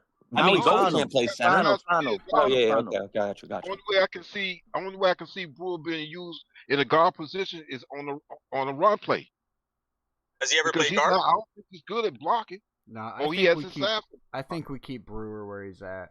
Like he came out and he was one of the best centers in the league last year with limited snaps. I think we keep him there. Like don't change it if it ain't broken. That's one of those things where it's like you just keep it rolling. Plus he already has chemistry with Malik Willis, so there's no reason to change that around with Malik Willis having issues. I'm looking at Brewer's pass block grade. He was a 71. That was 10th. I think one of our third rounders guys is going to be Jake Slaughter from Florida if he's there, the center. I really see that. I really believe this regime is going to try to build the trenches through the 3rd round. And they're going to try to get explosive playmakers with the first 3 picks that we have in the first, 2 in the first, and 1 in the second. Like and subscribe so expect something like If he's there, which I highly doubt, Mansour Delane at 11. And at 30, they're going to get another playmaker. And Nick, let's just say you're right. They draft a wide receiver. Or let's say Kenyon Sadiq somehow is there at 30. He's a tight No end, shot. tight end slip. I'm just saying tight ends Yeah. do slip somehow. Boom, he's there. They're going to get a playmaker. And in the second round, that's when they're going to get their either Eli Stowers cat, a playmaking tight end, or a wide receiver in the second round. They're going to get playmakers in the first 3 picks. I really believe it. And they're going to try to build the trenches in the third. Now, I That's got a smart question for the approach. panel. I got a question for the panel. Do y'all think somewhere in the draft we going well maybe in the late rounds that we would try to pick up a fullback, or do you think because with the way Green Bay offense is run, do they use a fullback? I don't necessarily think it'd be a Our fullback. offense is not Green Bay's offense, Mr. Park. Our offense is Mike McDaniel's offense with a little I know. twist. No, but what I'm saying, the main thing, the main question I'm asking, we let Ingle go as a fullback. That's Do good. you think we're gonna replace him? Probably. We'll probably get a fullback or an I don't think H-back, so. I a think tight they'll- end that can do that. Yeah, I was gonna say I think they'll use a tight end for that. Tight ends. Instead of There you go. Instead of going and grabbing like a fullback that really is limited to just that position, because you got to remember one of the biggest things that they're pushing is versatility in all positions, not just like on the offensive line and the defensive line. They want versatility everywhere. And you know what? I don't like that. I don't like that. Versatility at every position? Nah, man. That's not good. Let's get guys that are solidified guys at their personal position. That's what I like. I got a possible candidate for somebody that may be used as a tight end / fullback. Jalen Conyers. Jalen Conyers. Maybe if he can block. Now I don't know. He's a if guy he that can we block, he's a but guy we he's drafted last year, right? Yeah, he's too thin, Mr. Park. He ain't gonna be that physical. No, I think he was more like a weapon. Yeah, I think it'll be that Ben Sims guy that we pulled over from Green Bay. Yeah, he's yeah, a yeah, big guy. That's a big guy there. That's a big guy. He's He can big catch the ball and too. Like I watched his college film, and he got some good tape on him. So if they can utilize Ben Sims and tap into his real potential, he can really become a threat for us. And you know what, Kat? It might be Greg Dulcich, because that's what I'm saying. Oh my goodness! It might be Greg Dulcich, Mr. Park, that has to do all of that. Because if we draft a rookie tight end, I think we got the hots for a rookie tight end, and I'm thinking now high in the draft. Cat, we might get Eli Stowers in the second round, bro. That's a high draft pick. If we get Eli Stowers, and you already know I'm a cry, bro. I'll be so happy if we get Eli. No, I already have his but card he could in definitely my be cabinet waiting. I already have the card in the cabinet waiting, bro. But he could be in. He could. You got to think about it. You know, if Kenyon Sadiq goes, let's say, with the 20th pick, the next tight end off the board with his freak athletes like that is Stowers. So you're gonna have to. Sure. You're gonna have to. We might pick that guy up at 30, bro. I think I think that's too high, P. As much as I love him, I think 30 would be too high. Like if he falls to us at 13 43, picks later. If he falls to us at 43, yeah, jump on that, go ahead. But like 30, I think that would be a little bit of a reach, in my opinion. If we can just get a decent tight end out this draft, I'll be happy, because I'm happy with Dulcich and the other guy that you mentioned. 100%. I'm already happy with the tight end. Yeah. Dulcich earned my trust last year when he landed on his head and got right back up, bro. Like, all right, you a Dolphin, let's go. Well, my thing, Cat, and I know people get tired of me saying it, but I'm gonna say it again. When he messed up in one of the games where he messed up and he dropped the ball or fumbled it, he got up, patted his chest, and said that was on me. And then the next time he got in, he balled out. It's like instead of going to the sidelines and putting his tail between his legs, he came back balling out. Said, "I'm supposed to make up for what I did." I like the attitude that Dulcich had, Yes, I like that. Yeah, he's definitely got the right attitude for this team and building the culture. So let's continue on with this presser because we're going to see here shortly. He's going to start talking about the positions that he holds at high value, and he's going to really start digging into his process of the draft coming up. So we're going to be able to get a good idea of what they plan on doing this year. Curious just how you view that 11th pick. Not only is it, your first pick as GM, but I feel like it's kind of a guy that you can kind of point to and say, this is what we want the character of our organization to be kind of going forward within this culture shift. Just, am I right on that? Just how do you view that 11th pick? Sure. I worked in Green Bay with a guy that used to always say, be careful about trying to hit the home. Make sure you just hit the double off the wall. And in other words, I think you take everything into consideration, but what you can't do is swing and miss. And so the character is a huge piece of the pie. You want guys that are wired right, guys that are chasing it, guys that want to be the best football players. They win, they prioritize the right kind of things, and we'll do that. That'll be a big piece of the pie, that 11th pick, and quite frankly, with all our picks.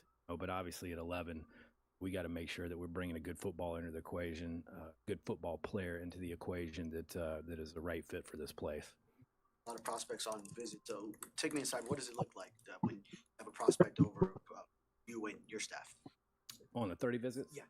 Yeah, it's just getting to know the player. I mean, we bring guys in for a variety of reasons. Everybody's kind of comes through for a different reason or another, but it's just another touch point, another opportunity to see how they carry themselves, to talk X's and O's, see how they learn, see how they recall. It's obviously the medical portion is a piece of it, and then just have conversations. It's instinctual, different than when you have conversations with people. That's like, I like this guy. I don't know about this one, but there's so many pieces of the puzzle when they come through the door. It's a great opportunity to kind of dot I's and cross T's. I like that. And again, to go over that list of the players that had their 30 visits with the Dolphins, we got Ty Simpson, Jalen Daniels, Mark Gronowski, Taylon Green were all the quarterbacks. Then you had Mekhi Lemon, Denzel Boston, Casey Concepcion, and Ted Hurst. Oh, and also Cyrus Allen. Those were the wide receivers. Then you had Mansour Delane, safeties A.J. Halsey and McNeil Warren. You had Caden McDonald, Kristen Miller. You had Zion Young. You had Mason Thomas, Justin Jolly. I saw his name come up in the chat a few minutes ago. Kaylon Black, running back out of Indiana, Chase Bisontis out of Texas A&M, and then 4 players from the Hurricanes. You had Carson Beck, Markel Bell, C.J. Daniels, which is a guy that Malik Willis was pushing for, and then Reuben Bain Jr. I like all that. You know why? Because a lot of the coaches don't do that. Yeah. Football should be number one above everything else in my books. Yeah. Absolutely, this. Absolutely. Now being a head coach gets to sit in on all the scouting stuff for the draft, offensive side of the ball. Sure. How has I guess your We can't afford to pay A-Chain $20 million, idle man. Yeah, the relationship tight as ever, thick as thieves. We're in lockstep. The cool part for me is if we're watching offensive guys and he's a defensive guy, like I'll ask him, or sometimes he just offers it up. Like, hey, that wouldn't scare me. I'm game planning against guy. Like I'm not worried about taking him out. And that's valuable for me to hear. And obviously we talk at a deeper level than that. But it's been really good watching all. So he just pretty much said Hafley's a defensive guy. He don't know offense. That's pretty much how he said it. He's a defensive guy. He don't know offense. I mean, kinda, but not really. He's saying it like I'm more offense, he's more defense. So like we work together. It helps us understand each side of the ball better. I mean, yeah. But that's why we got the offensive coordinator anyway. Am I right? Yeah. And our offensive coordinator, Bobby Slowick, worked on the defensive side of the ball, and that's one of the reasons I'm backing him like wholeheartedly, because I feel like it's an advantage being an offensive coordinator that can know how the defense is going to prepare for them, or they're going to adjust, or they're going to make in-game adjustments and things like that. He's always going to be one step ahead of the defense because he's worked on the defensive side of the ball. But at the same time, it could also hinder his performance as an offensive coordinator, because to the point where it's like Pete's argument about the versatility is like, if you spend all this time being a jack of all trades, you become a master of none, etc., etc. But that's not always the case with every person. Every person's built differently. Some people do have the ability to master a project, master something, and then move on to the next one. That's why you have guys like Elon Musk out there. You know what I mean? Like, these guys are just, they can do it. They can master one project, become great at it, move on to the next one, become great at that, and then just keep going and keep going. And that's how you become valuable in the world, for one. You know, the more you can do, the more valuable you are.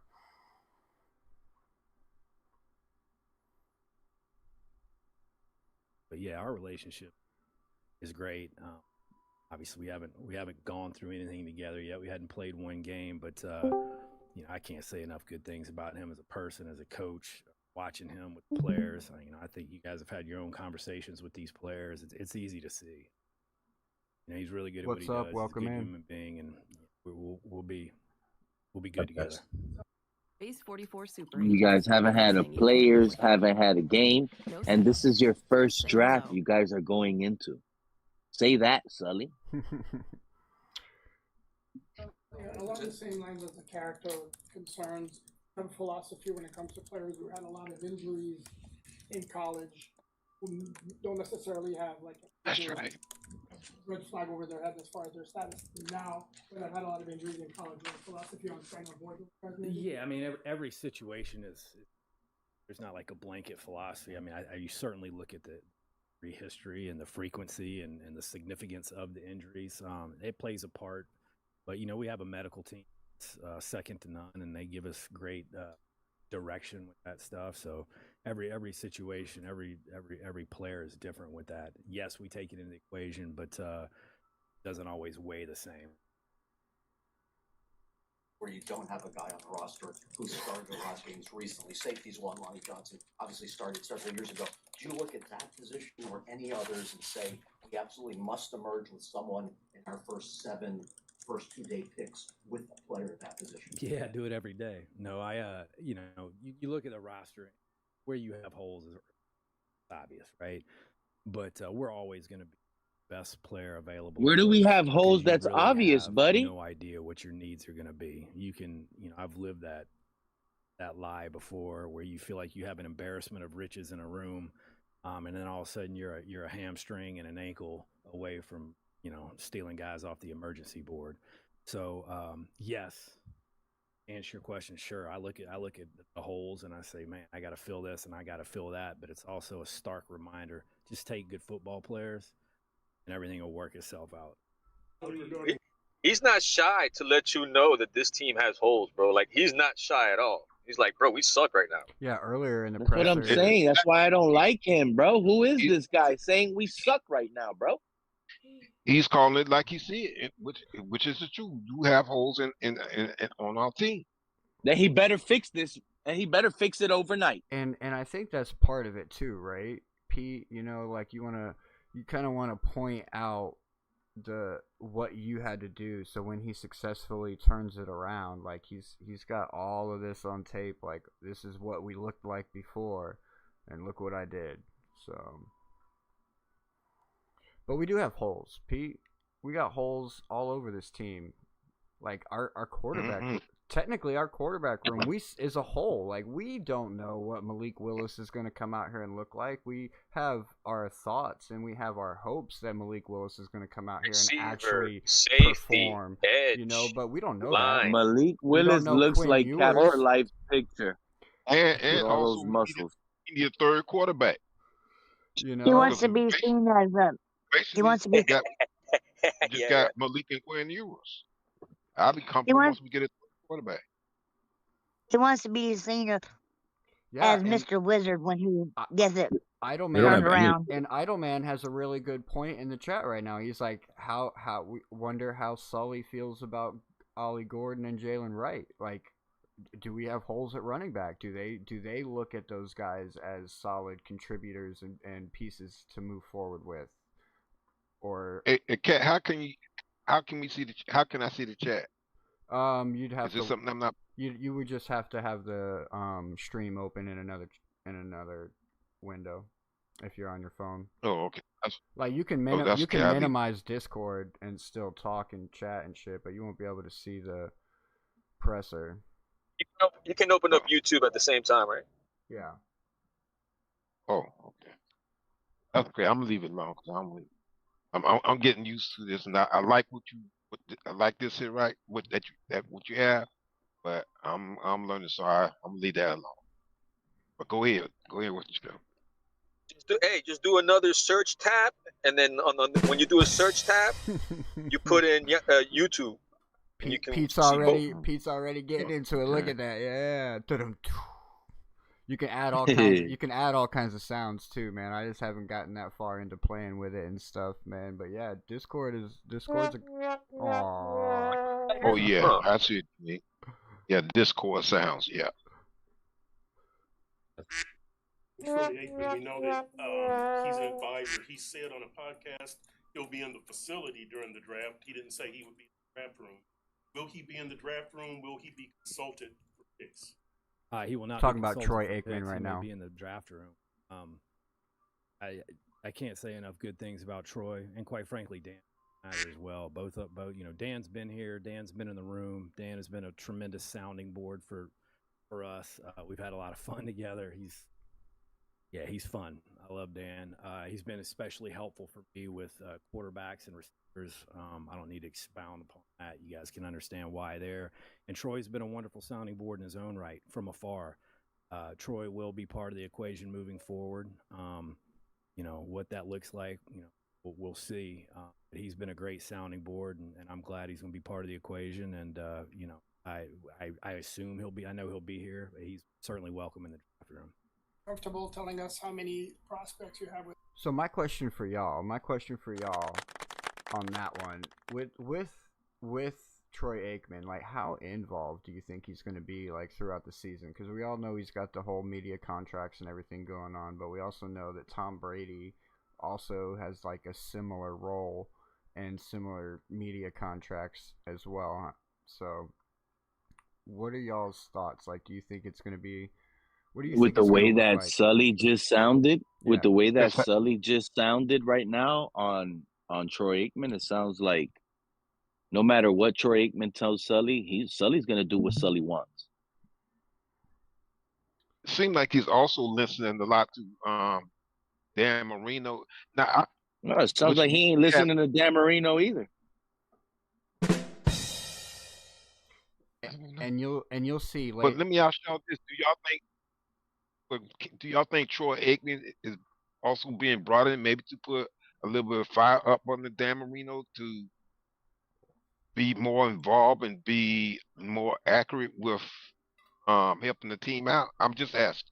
I can see When that. Troy Aikman invites Dan Marino to eat, and Troy Aikman tells him, "No, man, I'm gonna be paying with Stephen Ross's money," Dan Marino might shift gears. Dan Marino might be like, "Oh, he's paying you how much?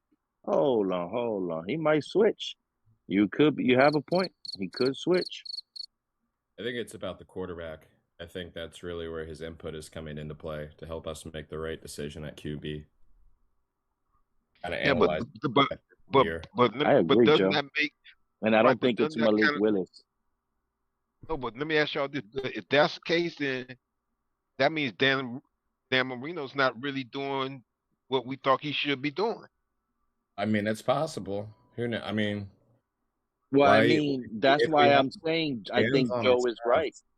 If Dan's on our staff, why do we even need to go out and get Troy involved anyway? So that's what makes me think that Dan isn't as involved as we like to believe he would Well, be. I can see Dan being involved Agree with it? based on what That's Sully too just said. bad. Exactly that. Like and Wide subscribe receivers anyways. and Like and subscribe quarterbacks. anyways. Troy Aikman is probably the same thing, but it's just Troy Aikman is more, how can I say this, connected in the league than Dan Marino. Dan Marino is just laying low. That's what I was going to say. Troy I was Aikman gonna is say it was more the connected. connections. Yeah.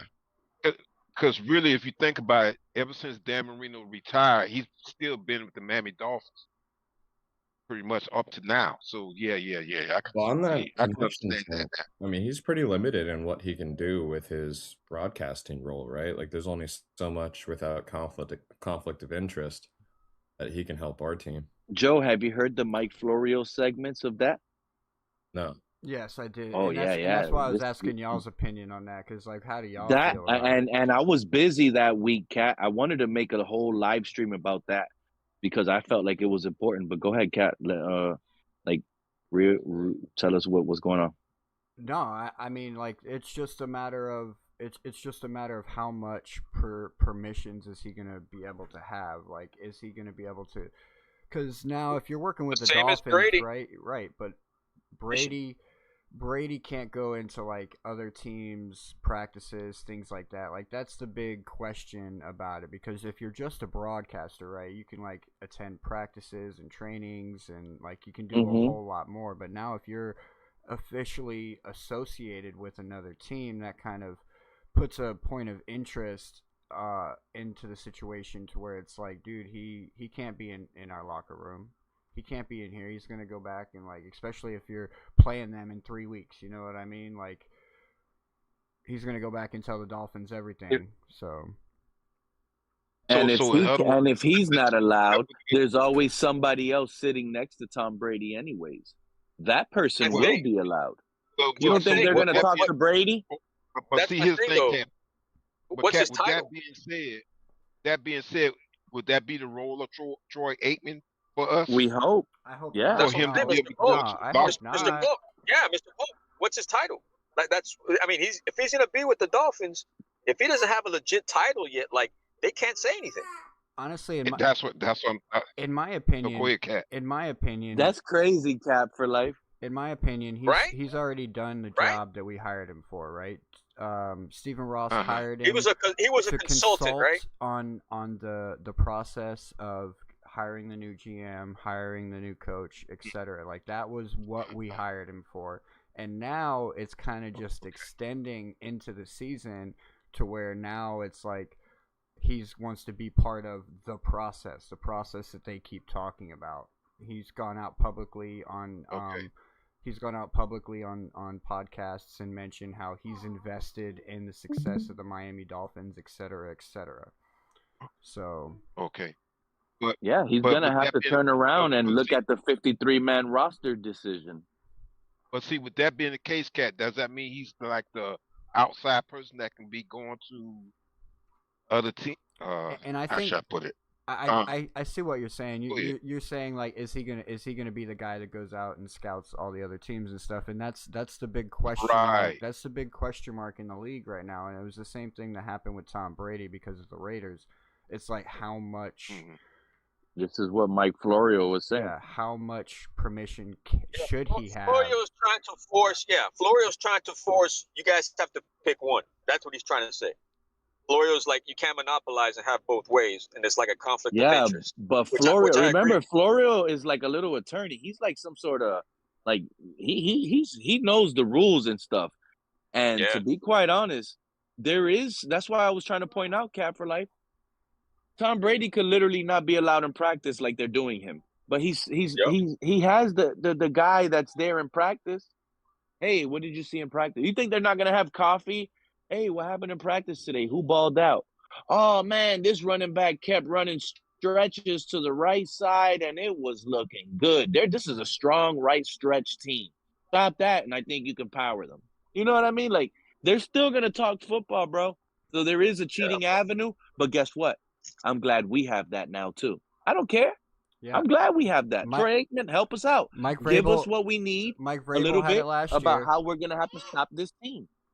Mike Vrabel had it last year. I believe that with Diana Rossini. I believe that, bro. I believe that. Well, so why not the Miami Dolphins? Why not us? Why not us? Why not us? Okay. All right, with that, we'll keep going. We're not encouraging cheaters over here, but if it happens and we get a Super Bowl out of it, I don't think any of us are going to complain. Top 11 grade. No. Yeah. That are green red flags that are literally not draft due to injury or character. I wish or you is would have it answered this with a reality, name. No one actually red flag. No, I mean I think every does it different. We'll take guys up that we just flip. You know, like we'll put them. Everybody does it. I'll put a player where I think his value, his talent should be on the board. But we have tags, injury tags, and if a guy's just dead to us, we'll flip the card upside down so they don't draft day. You know, I know. Drafted? Oh yeah, for sure. Yeah. It happens. John, is there a franchise in years that you're maybe blueprinting? I know you spent all your time in Green Bay of a situation similar to you're in right now. You know, of course, of a year, 2, 3 years, they got to where they wanted to be. Is there a one you can compare the Dolphins in 2026 to? I'll say it one more time. I apologize. Just your situation right now in terms of roster, the age of your roster, your cap situation. Is there a league comp in recent memory? Sort of like, well, this franchise is where we are, and look, after a couple of years, they got. Yeah, it's a good question. No, I'll be honest with you, I've not delved into it. Maybe I don't want to know the answer to that, but I will say that, like, I have no doubts with it. I can't. Rome wasn't built in a day. I don't have a crystal ball. I'm not up here going to make predictions on how fast. I have a tremendous faith process. And the people that carry out the process. This isn't Rome, buddy. This isn't Rome. There's that process again for you, Pete. That process. I don't like it. That's loser mentality, bro. Leave me alone. That's Cat. winning mentality. That's that loser mentality. Rome wasn't But is there a built. level of kind of like excitement for you of like, wow, we're getting ready to, could be big changes for this franchise moving forward?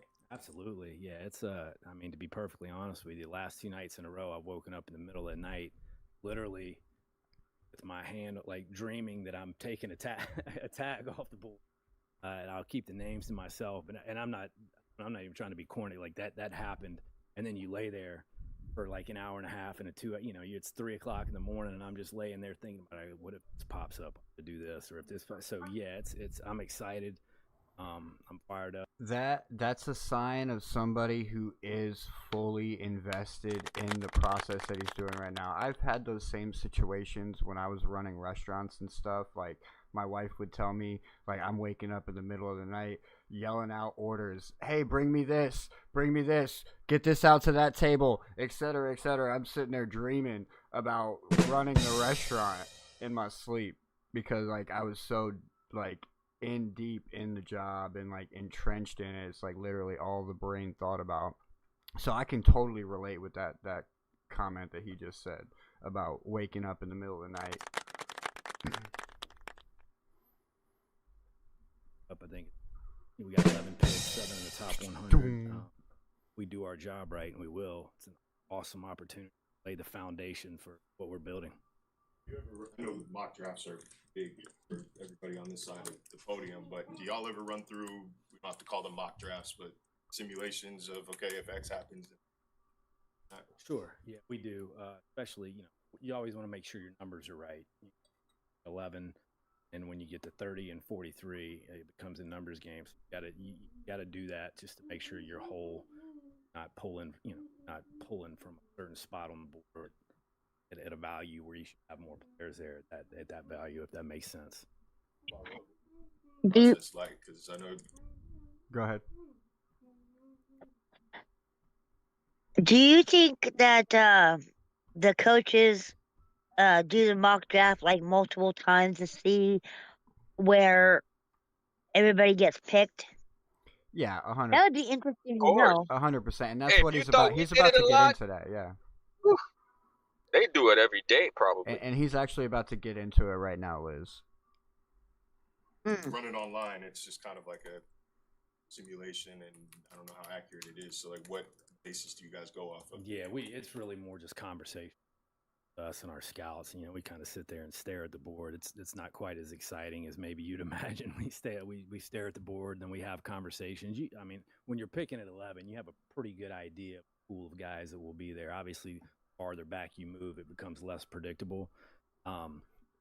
That's another moment where I feel like he's dropping an Easter egg, letting us know that he probably does plan on moving back if the top 3 guys that they're looking for is not at the board. Like he literally just said, like, we've practiced, we've already run the simulation to where if we were to move back, like, it becomes less predictable. That's telling me like he's already reading between the lines, Cat. I agree, bro. He's literally just said that. Yeah. Like, if you're trying to read between what he's saying, he's basically saying, like, if those guys aren't there, bro, we are most certainly moving back. Yeah, 100%.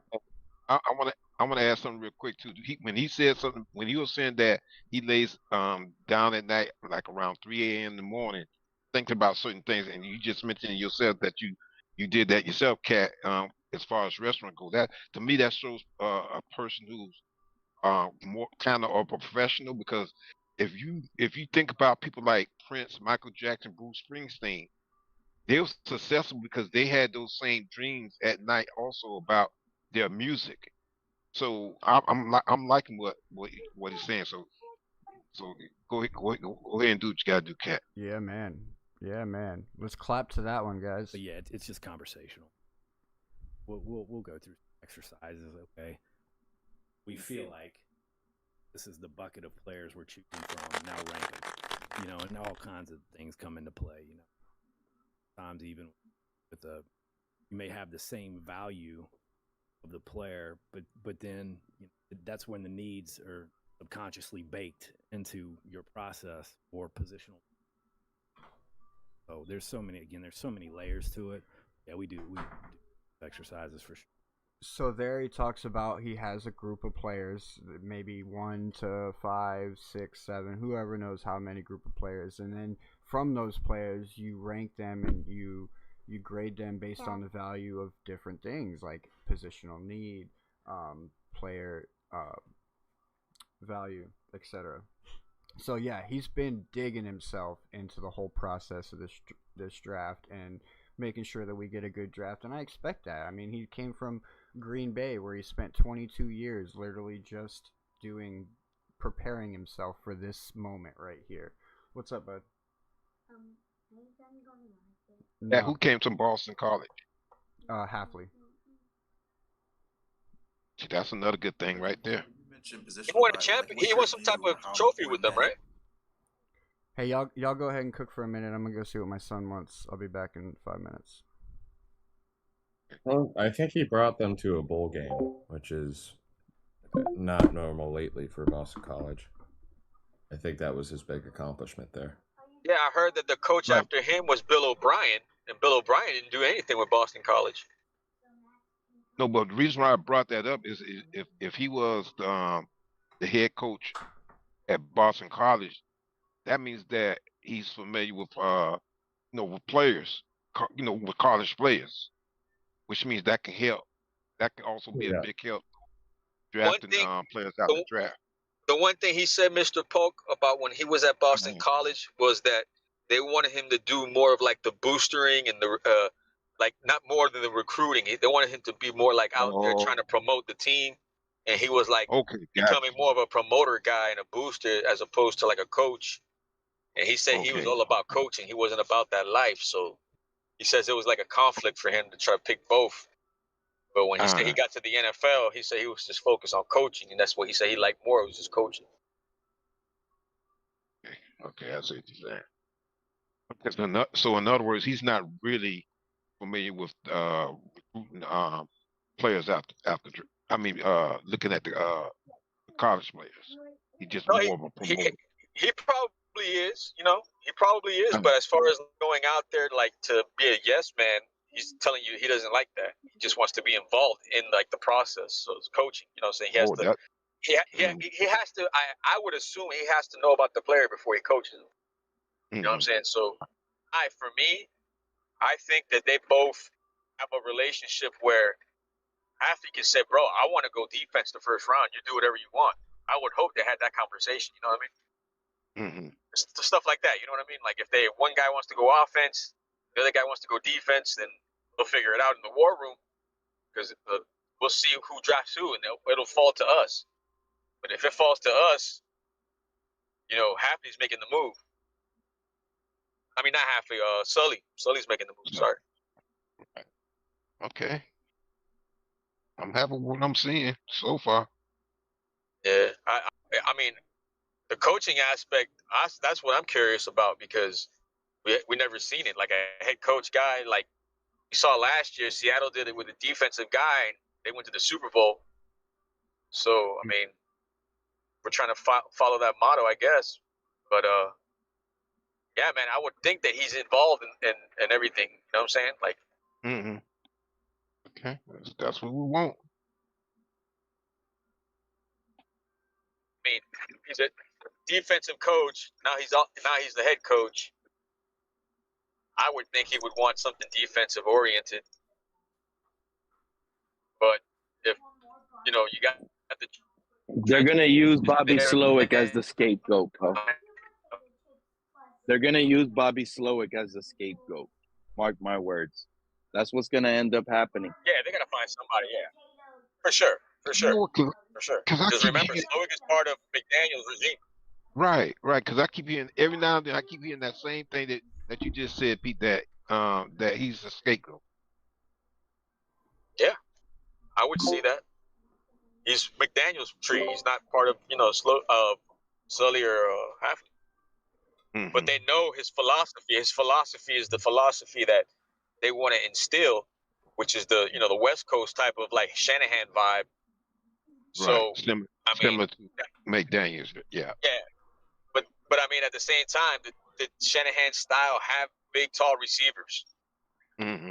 That's what I'm afraid of. I just hope they don't stick to the philosophy of speed, but the way they're incorporating these pressers, they're saying they're going the opposite route. They're going power. What was it they said that big doesn't go slow, something like that? Fast Big doesn't get small, but speed gets slow. All right, so we have a report from Tom Pelissero regarding Zachariah Branch. The police report has come out, and it says NFL Network has obtained the police report on the misdemeanor charges against Zachariah Branch, who was arrested while standing on a public sidewalk for not moving far enough when a police officer asked him to move. A male later identified as Zachariah Branch continued to stand on the sidewalk without making an attempt to move. I continued to give Zachariah Branch verbal commands to move from blocking the sidewalk and advised that if he did not, he would receive a citation for blocking the sidewalk. Zachariah Branch smirked. Zachariah Branch smirked, then stepped backwards and to the right, then remained standing upon the public sidewalk, so as to obstruct, hinder, and impede free passage upon the sidewalk, as well as impede free ingress, egress to or from the adjacent places of businesses. Due to those actions and Zachariah Branch's failure to comply with multiple verbal lawful commands, he was placed under arrest for misdemeanor obstruction of LEO and received a citation for obstructing public sidewalks. So let me get this straight, Cat in the Hat. Let me get this straight. That's that BS new law that came out. That man is showing crackhead tendencies. That's what crackheads get arrested for. I mean, no. Yeah, I'm not worried about it. No. This, and I'm assuming, but this is. I mean, I get it. I get what you're saying though, but this is the new law that just passed not too long ago. That if the officers need more space, because the people that have been a problem are the guys with the little cameras. They want to be all over the scene. Yeah. So this is what caused them to sit here and come up with this new rule that when they're conducting business, however they are, addressing who they need to address, bystanders need to, now they're doing cross tape. They tape the whole big scene out. You can't get inside that. If you're inside, you're impeding, and you could be liable to get arrested. What this is telling me, Zachariah Branch shouldn't be hurt from his draft stock. If he was valued as a third rounder, he should still be a third rounder. But here's the thing. more than likely what was going on was someone close to him was getting in trouble and he didn't follow instructions. You get what I'm saying? Because the officer clearly told him multiple times, give that man room. For him, and I'm assuming because I don't know exactly what happened, but for him to get in trouble and actually get that citation and get arrested for that, he had to not follow orders because he was in some sort of feelings. Maybe it was his girl. She was going in for a DUI and he didn't want to be too far. Or Or it was his brother. It could have been a relative. He didn't like how the cops were treating him, but he was in the green. He didn't break no law until he didn't listen to the officers to stay away. I just think there was some sort of commotion or something, and he didn't want to stay far from his partner that was there for his protection. And I respect someone like that. You know, it sounds like to me the cop is on a power trip. No, if you Thank don't you, have Liz. the Thank you, Liz. skills, That's exactly what it is, Liz. in the moments leading up to the draft, if you don't have the decision-making skills to actually listen to what an officer is telling you what to do, that's a huge issue, right? Coaches are going to look at that. This guy is not going to be good in the locker room. That can be a locker room problem. You cannot compare that, Joe. How can you compare I'm not a concerned about coach the telling legality. you That's how like to run a route, how to Joe's a catch a character ball, concern. how to It's a block a character corner? concern. How do you compare I'm that with Joe. to I'm a with Joe on this situation one, where, Joe, it's your wife. She's getting This is- pushed around This is the biggest moment and of his bossed career. around You by don't- an you don't know. officer You're three just times saying her that. size. Hold up, No, Pete. he's giving you an example, I can Joe. I give you. don't Hold know. on, Pete. I can give you an argument for that. Let me give you an example, Pete. Let me give you an Only his example of that, wife Pete, get into because it. this Isn't happened to that me. right? One time I was driving from my mom's house to my house, and I came down the street, came to the light. It was red.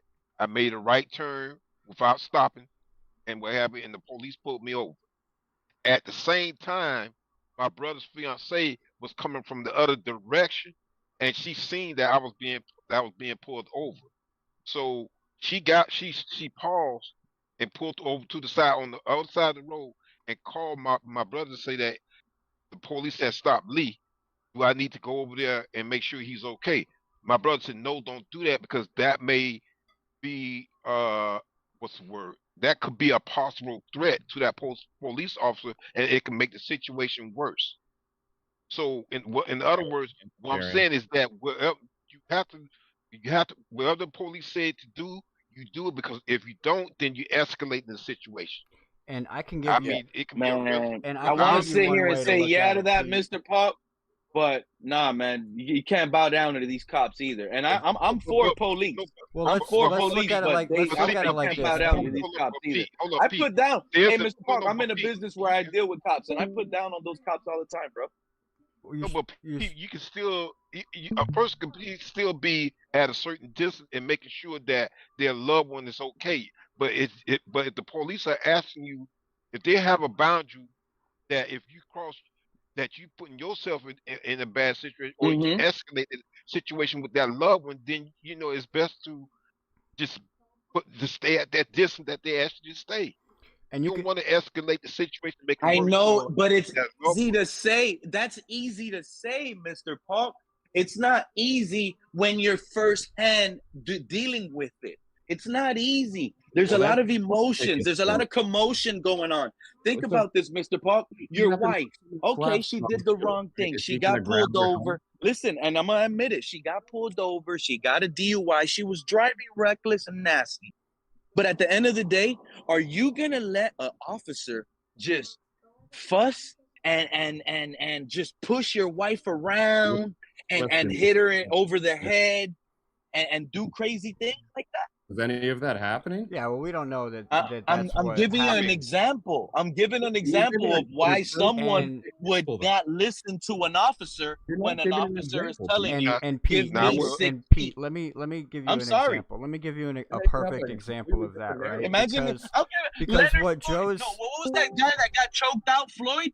If someone I know is getting choked out by an officer and I see it, I'm sorry, I'm impeding and I'm breaking that up. I will do that. I will put my life in jeopardy. It's not going down like that in front of me. Not in front of me. No, I understand that. Cause it was my wife. Yes, I will be up there as close as possible, making sure that she's okay. Thank you.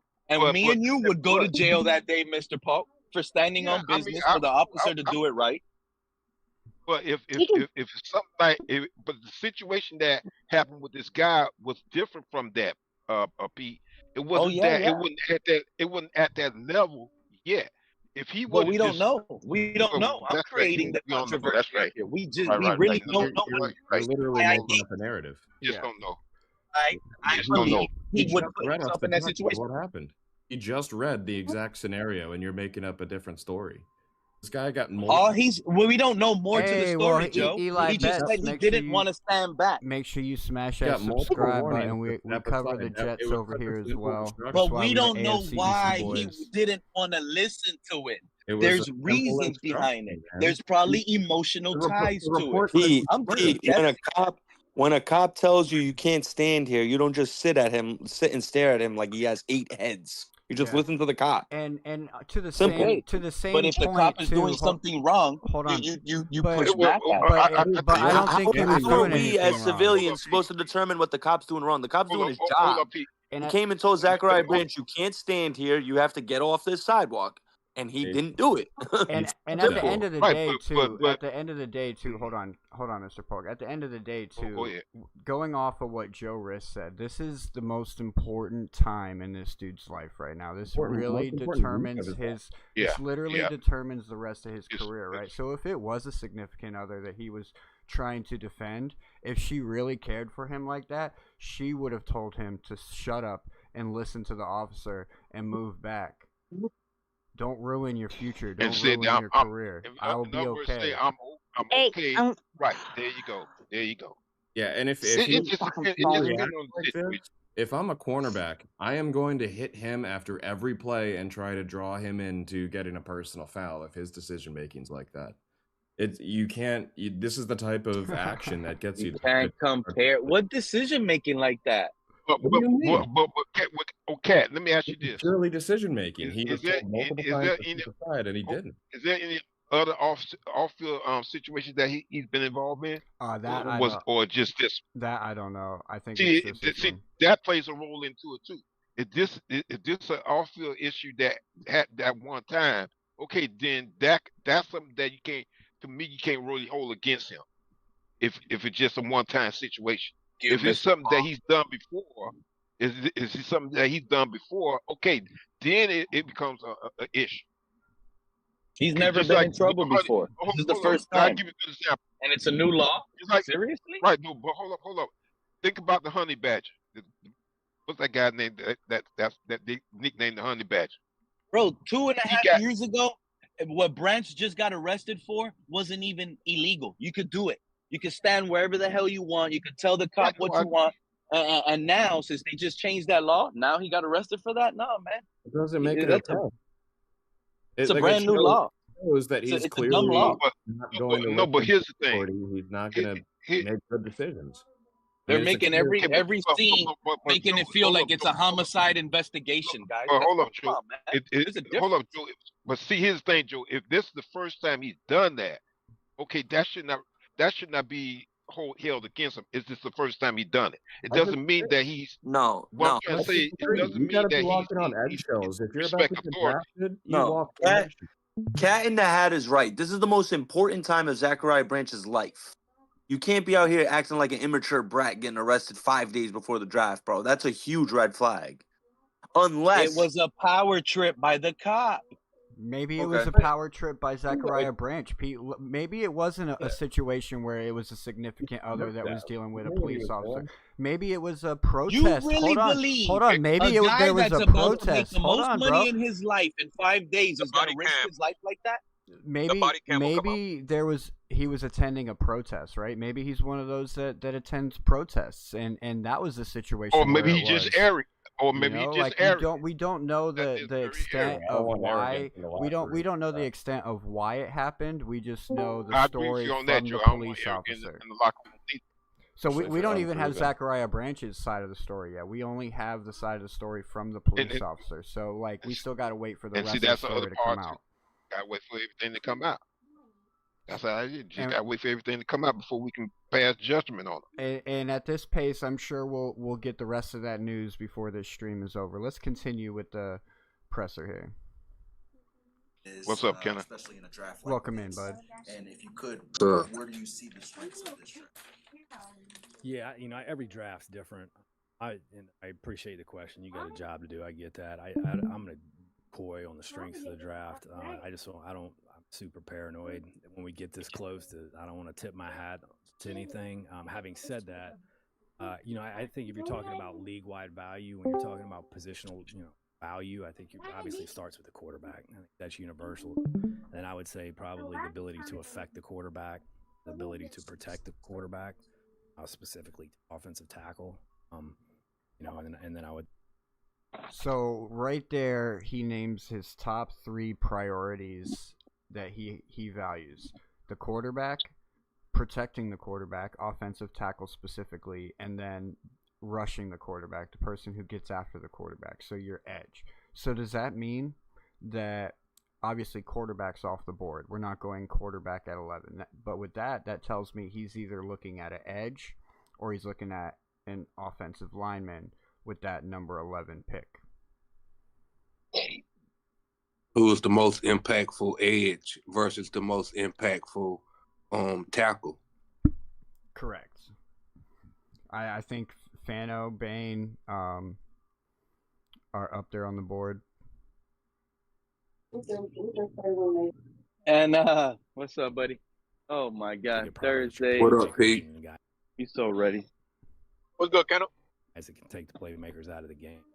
Cap, what how I up? would look at it. Starts with the quarterback, and then probably the ability to affect and or protect the quarterback is how I would think.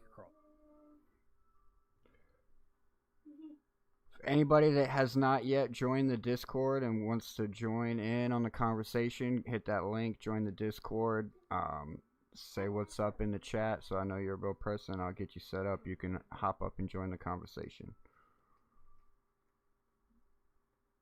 Most teams rank the positional values like that. To that same token, if I could just follow Perk, you talk about the draft. Like some teams may say, I wouldn't take a running top 5 or a tight end or a safety. I guess are there positions you have hard locks on positional value on how high they're worth in certain? No, I don't, because I think if you value a player as a difference maker, the way our grading scale works, you got a generational Hall of Fame difference makers that tilt the field, and you got starters that you with. If you deem somebody a generational or a difference maker, they tilt the field for you in favor when you walk out on the field. You never go wrong with that. I get it. Like whether it's guard, inside linebacker, running back, they'll say, "Hey, we'll ask New Orleans how valuable Kamara has been to them over the year." I mean, like we got one here, A-Chain. You guys know how valuable he is to this place. I personally don't buy into that. I just think really good players are really good players, and when you have them, you're thrilled that you have them, and off you go. When you look at drafting quarterbacks, is there a line of Any thoughts on that question and answer, guys? I mean, yeah, they value running backs, but like he was just saying, like, hey, BPA, best player available at that point. But what's crazy, he said quarterback, edge, and tackle. That's what they value the most all across the league. I'm not gonna be a happy Dolphin fan if we select Ty Simpson at 11, guys. Nah, it shouldn't go down like that. That would be an What I'm getting, what he said just recently was that we value A-Chain a great deal. He has a lot of skill set. You can build around him, but at the same time, he can also be gone. Thanks. I mean, this is a rebuild. Anyone can be gone. And nobody's safe. Anybody can be gone. I like that. It's what we're You know what is crazy? We might get Mansour Delane at 11 and double down at corner if Jermon McCoy is there at 30. Think about that. That would be wow. That would be wow. I think if we go Delane, then it's likely that McCoy is gone because there will already be corners off the board. at that point. And also, too, sound like he's not too concerned about the safety. So maybe he's looking at the next draft or whatever, you know.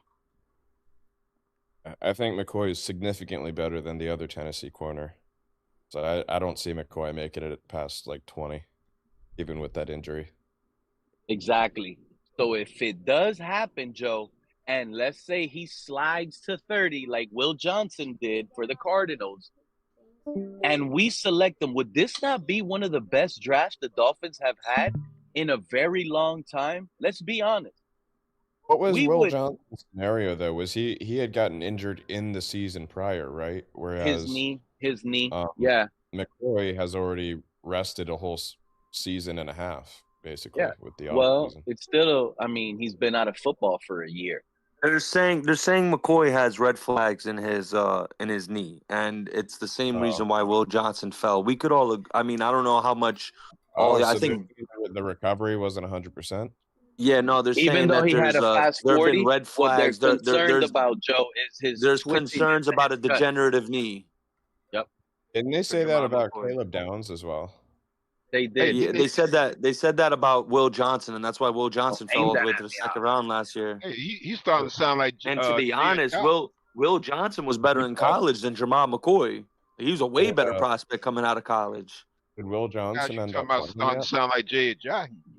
He came out of college. Yeah, but McCoy is such a freak athlete. That dude is huge. He's strong, and to be that nimble to play cornerback, it's yeah. Do you think it's almost worth it? Do you think the GM takes that risk though on getting a injury red flag guy within one of his Joe? If I have Mansour at 11 and at pick 30, I sat patiently, and McCoy's there, I'm willing to gamble on that. I'd rather go corner safety than corner.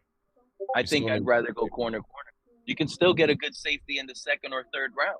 You're not going to get a good corner as McCoy in the second or third round. To these safeties, though, like I'd consider Downs and EMW like way above, and Thieneman way above the next tier of safeties.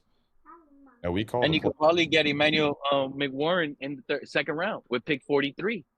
I don't know if he'll make it to 43, man. I think he's a first rounder.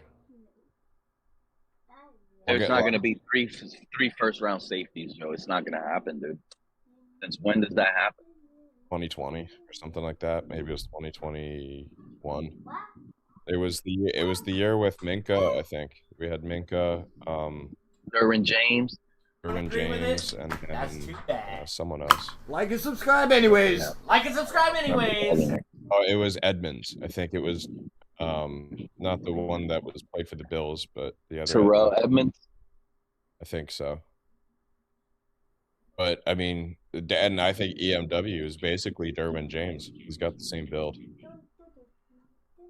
He's got a very similar skill set. I would personally love to have that on the team. I don't know much about Thieneman. AJ I do know that he was out of LSU is one of the safeties that had a top 30 visit with the Miami Dolphins, and he's a versatile defender. So that would be interesting too to get Delane and Halsey, because they've played in the same backfield together. Yeah. All the focus is on the top 100, the 7 top 100 picks. But can you guys imagine? Imagine not only do they hit on 5 of the 7 picks. Let's say we hit on 5 of the 7. But these guys find a way to hit with picks round 4 through 7. They get another 2 good guys somehow, some way. Wow. Yeah, if they go BPA, we have a whole new team. Yeah, I'm about to say it's highly possible, Pete, because they, the way he be talking about he can find a corner in the 3rd round, they believe in their ability to scout players. And let's not forget the undrafted free agents out there too, because the Miami Dolphins has a history of hitting on some of the undrafted players coming out of college too. I'm only worried about the draftees. I mean, the undrafted. I think that's what they gonna do too. They gonna dig deep in that undrafted wave pool like that. They gonna be big players in that. So we got Yeah, we ended up signing like 5, I think, UDFAs that ended up making the roster. Yeah, we had one recently. I remember Let's if see. Storm Duck was not, or if he was I don't know, but we had what was that guy? We had one guy. He was defensive back. We had got him. Let's see. Oh God, I can't think of his name. Was it Kohu? No, not Kohu. It was before Kohu. Needham? Needham, exactly, Needham. Yeah. Because he was undrafted, and look how he panned out for a little while. So that's why I say every now and then you can find a gem and undrafted if you dig deep enough. I think it's in his The presser that Panthers are gonna draft a bust. Go ahead, Kenneth. I think it was in his presser that he pointed out that after the draft, we're not signing nobody. Like, they're not going to be hitting in the free agency pool. We're not going to be players in that. That's what made me think that they're going to hit the undrafted and the waiver pool hard.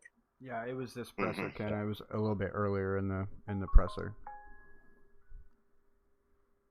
I'm excited. I don't see any. You could basically point to anywhere on a list and get improvements on this team, right? By just spinning a wheel to draft players. So I'm excited. If they mess this up, it's going to be hard to do. Yeah. I excited think too. they believe in their blueprint too much to mess this up. Oh yeah, and the way he ends this presser, 100% confidence. Quarterback in the first through third rounds, I expect him to be a starter. In 6 years, 4th through 7th, I expect him to be a backup. But he surprises us. Do you look at it like that? Sure. I mean, I think player, there are certain expectations for him. Again, there's so many factors that go into how fast they get there. I think playing time is a big part of that equation. I think you have to play, kind of get thrown in the fire to improve and to reach your potential. Some teams with deep rosters, those young players don't play as much. We lived some of that in Green Bay because we had a good team and we were really deep in some room. So guys hit in their 3rd year versus year 1. But yeah, I mean, obviously the higher that you take a player, you're expecting that to get a valuable starter for you. Can you pause the cat? I think you can hit. We did it in Green.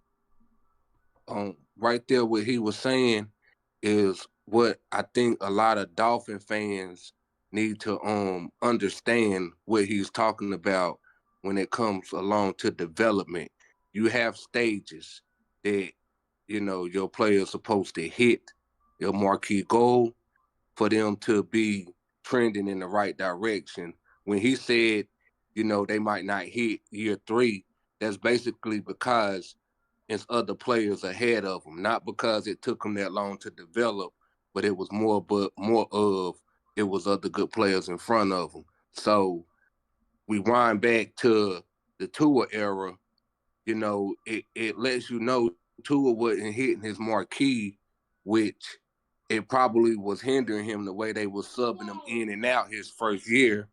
But it just goes to show that these guys right here know when these players supposed to be hitting their mark during the season and know when they're not to. We can continue. Well said.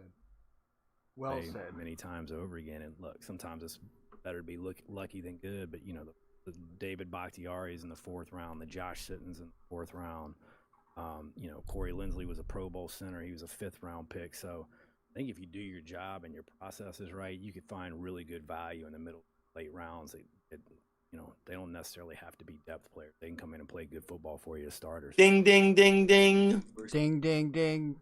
Ding, ding. I like that. Listen. I gotta say one thing. He comes from Green Bay. He brought up David Bakhtiari. That's a great example, bro. The Packers, for some odd reason, they always draft good linemen on day 3, bro.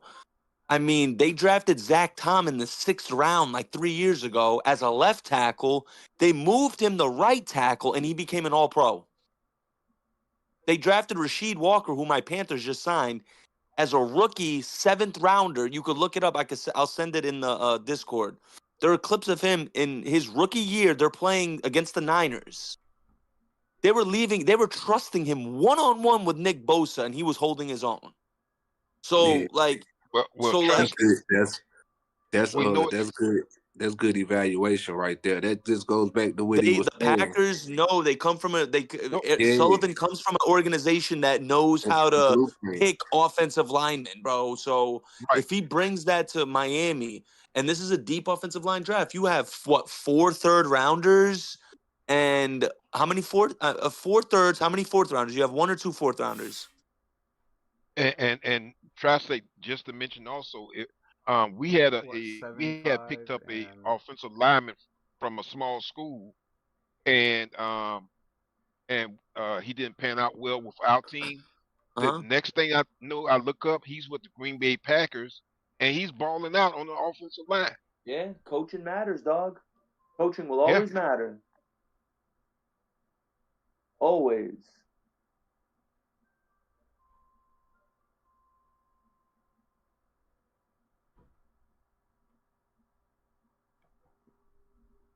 Facility along the offensive line? Like, do you prefer draft tackles and convert them to guards, or just how do you handle that?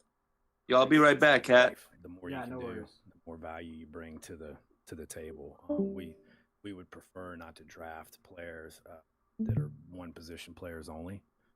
Sometimes it happens, and if you deem the player to be good enough at that particular position, that's okay. But you would like them to.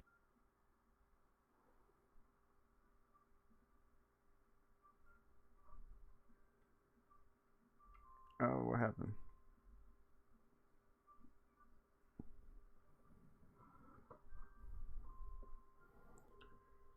I think he's gonna shift some offensive linemen around. He's gonna shift some of them around. Yeah, I believe so too. A lot of the things that they've been pushing all off season and all of their interviews and all of their pressers, they've been consistently talking about versatility. Yeah. Yep. The fact that a lot of our offensive linemen already got experience playing different positions up there, it bodes well for them. It's a good building block for them.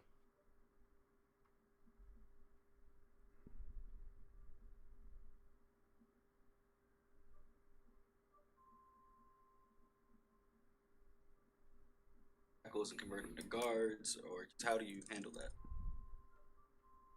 More you can do, the more value you bring to the table. We would prefer not to. Sounds like I said that earlier. One position players only. Sometimes it happens, and if you deem the player to be good enough at that particular position, that's okay. But you would like them to have either guard tackle flex or guard center flex. Injuries inevitably are going to happen, and you kind of pigeon yourself your whole from a roster number standpoint when you got guys that are going to do one thing. Say good football players for many organizations draft good football players. What is that definition? What is we want to draft good football players? What does a good football player look like? Yeah, I think when you say good football players, guys that make a difference for you on the field, guys that can play winning football, guys that if you had to go play 17 games with the starter, and there's levels to it. Hall of Fame caliber guys, and there's not many of them. There's difference makers, true guys that walk out on the field and they tilt the field. And Cap, are you serious? Cap for life just put in the chat. Johnny Venerable reports the Cardinals have engaged in discussions with the Chiefs for the number 3 overall pick. Remember earlier what I said? Don't be surprised if you see the Kansas City Chiefs try and move up in the draft so they can snag Jeremiah Love. In their favor when they walk out there, we got a game plan for this guy or he's going to kill us. There's guys that are just really good starters, maybe not difference makers, but you're not looking to replace them, and you can roll 17 games with them and win. Those are the definitions to good football players, and quite frankly, you could take it a step farther. There's guys that are really good football players, 4-teamers, really good on teams, and great depth guys, because if I get an injury, I can go play with this guy for 2 weeks, and we're not holding on to right. We can go still win football games. So there's levels to it, but it's guys that you can throw out there on the field and feel like you can. That's how I'd sum that up. You kind of answered this a little bit in the past, but I'm just asking for clarity in terms of stockpiling picks to your draft instead of maybe opting for adding more in 2027. Is the specific reason why because this team needs an influx of players and talent now, or is there a deeper, like, philosophical reason of taking the bird in hand instead of draft picks? Yeah, well, you guys have heard me say, I think I'm answering your question here. You've heard me say 1,000 times over again, point of nauseum at this point, we're going to be a draft and develop team, right? So, I mean, I think anytime you can accumulate as many picks. We walked in at 30 plus UFAs. It was a unique situation. We won't be like that every year, but we had to go sign a bunch of guys on 1-year deals, minimum contracts. And the great thing is, and I'll get to answer your question, like the cool thing for me, a lot of guys, veterans, feel like they're better than the sign, which is good. They're chasing something, chasing the carrot, and I'm good with that. And then we're going to dump these 11 rookies in an undrafted free agency class, and they got something to prove. And you got a first-year GM who hadn't done anything. That he said we're going to drop these 11 rookies in there. So that was a moment to where it kind of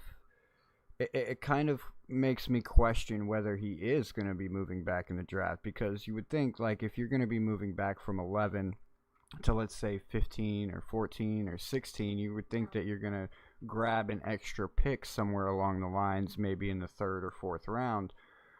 But maybe the extra pick that they grab will be for the 2027 year instead of the 2026, but we'll see. But he did mention that adding 11 rookies into the squad. So, like, that was an exact number. I thought that was... We might be moving back first round. Oh, my son's having a hard time right now. They're not wanting to take his trades. Head coach is the same, and we're all chasing this.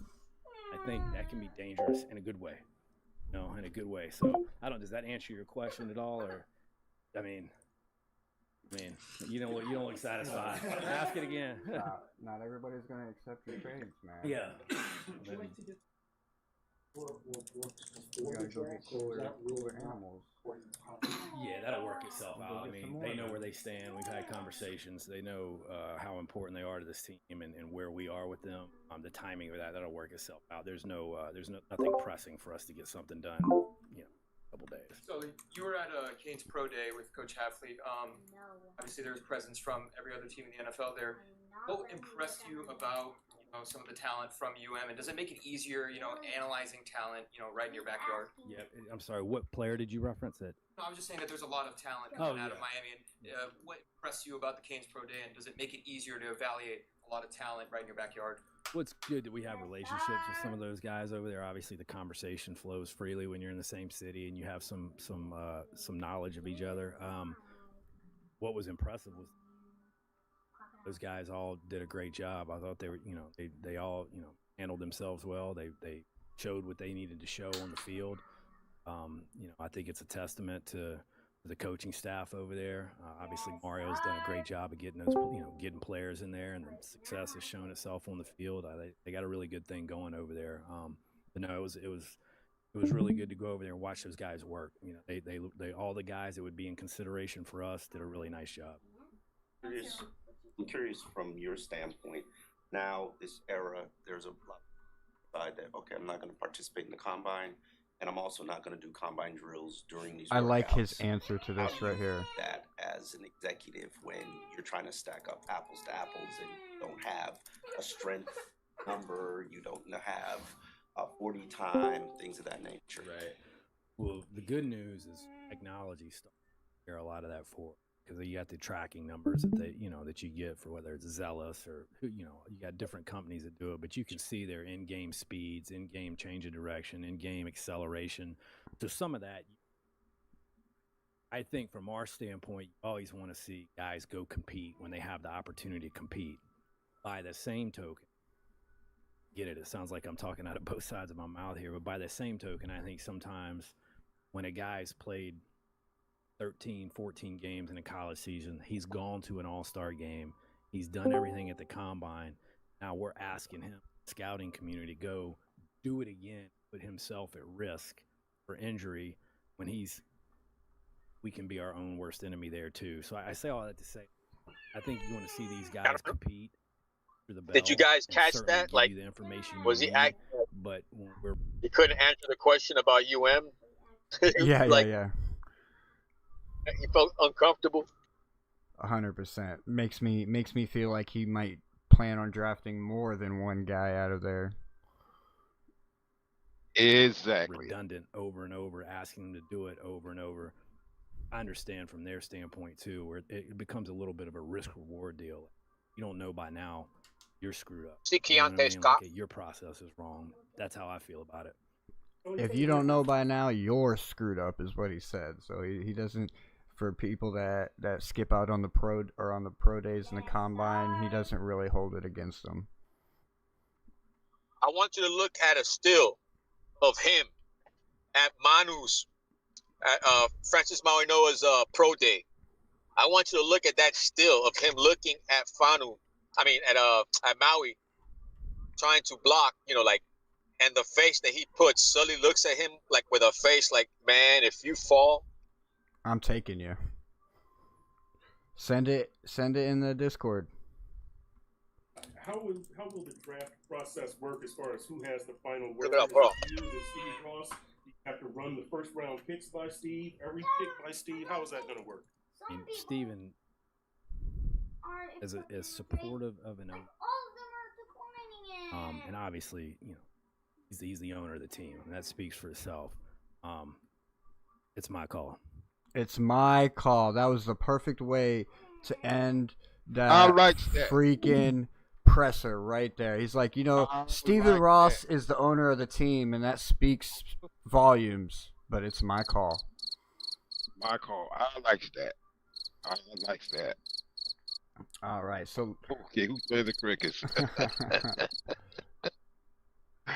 all right, so we're gonna pull up a mock draft here. We're gonna try and put together a mock draft like the Miami Dolphins. We're gonna try and get it to look as close as possible as what it's gonna look like for us this year. We're gonna work together. We're gonna get this done because we already kind of like that presser answered a lot of questions, right? Like it kind of gave us a pretty good idea of the direction that he wants to take. He multiple times he had mentioned situations where he's explored the idea of moving back rather than moving up. He talked about top 3 positions that he likes. He talked about how he plans on filling the team with starters in that day 2, day 3 area with the picks, round 3 and round 4. Talked about a whole lot. So let me set this up. Please say you'll accept it. All right. He accepted the blue whale I wanted. He accepted the Hey, this has been a great stream, by the way. I appreciate everybody. I appreciate all you guys hopping up here and keeping it going, talking football. It really helps when we got people to talk to, man. I would have ran through this in like an hour if it was me by myself. you got to do next time, Kat. You got to do the Dan Lebitard interview with Hafley next time. Okay, we'll do that. But I need to refill my coffee. I got to use the bathroom and stuff. I'm going to go have a nice little conversation with my son before we get this mock draft running. So you guys go ahead and chat it up for a few minutes, and then we'll get this mock draft kicked off. How many rounds? We'll do a full 7 rounds.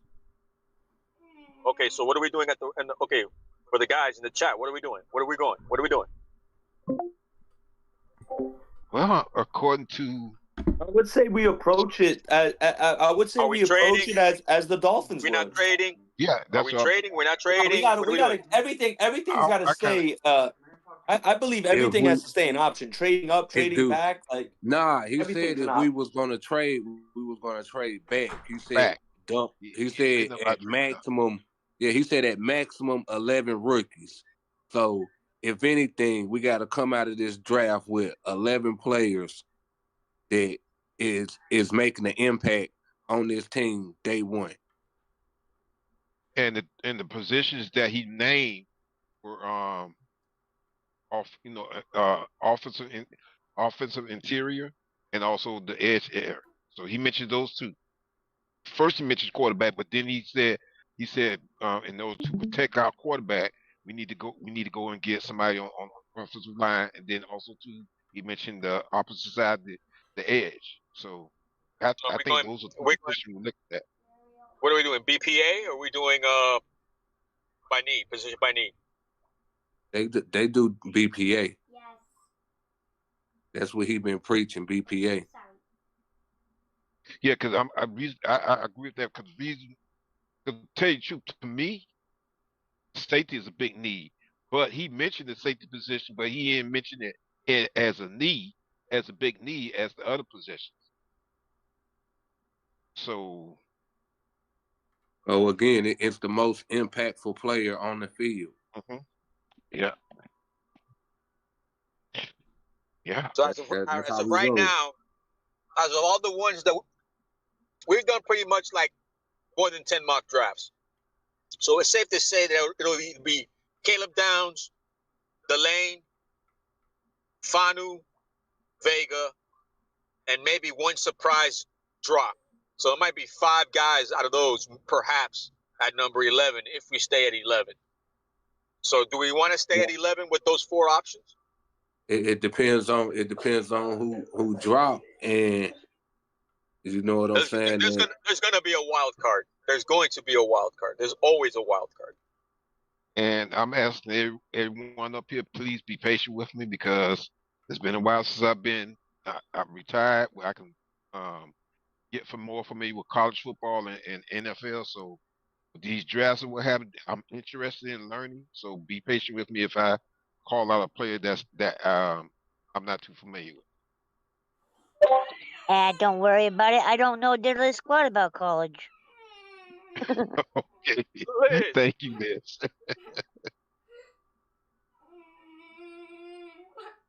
Yeah, so I'm just excited. I am excited.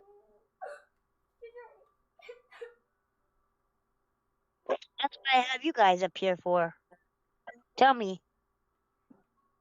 So yeah, we're gonna rock BPA. You know, and depends on. We're gonna look like with that 11th pick. We got to look at the edge. We got to look at the edge and the tackle. Right. Yeah. Agree. So we keep it 30. It depends on how 11 shape. 11 would dictate 30.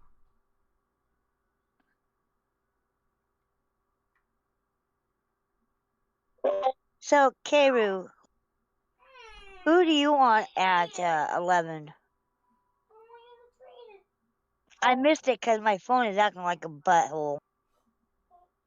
Well, I've been preaching DN. We need a defensive end. I think we're gonna go DN at 11, depending on who fall at DN.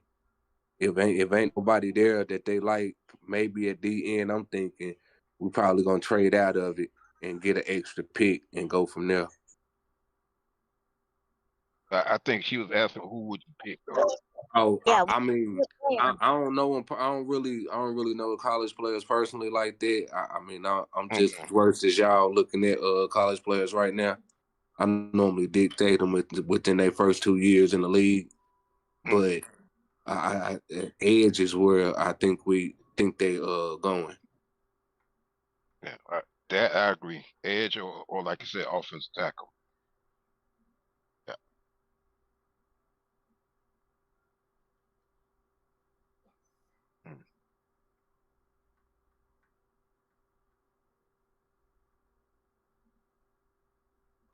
Fair enough.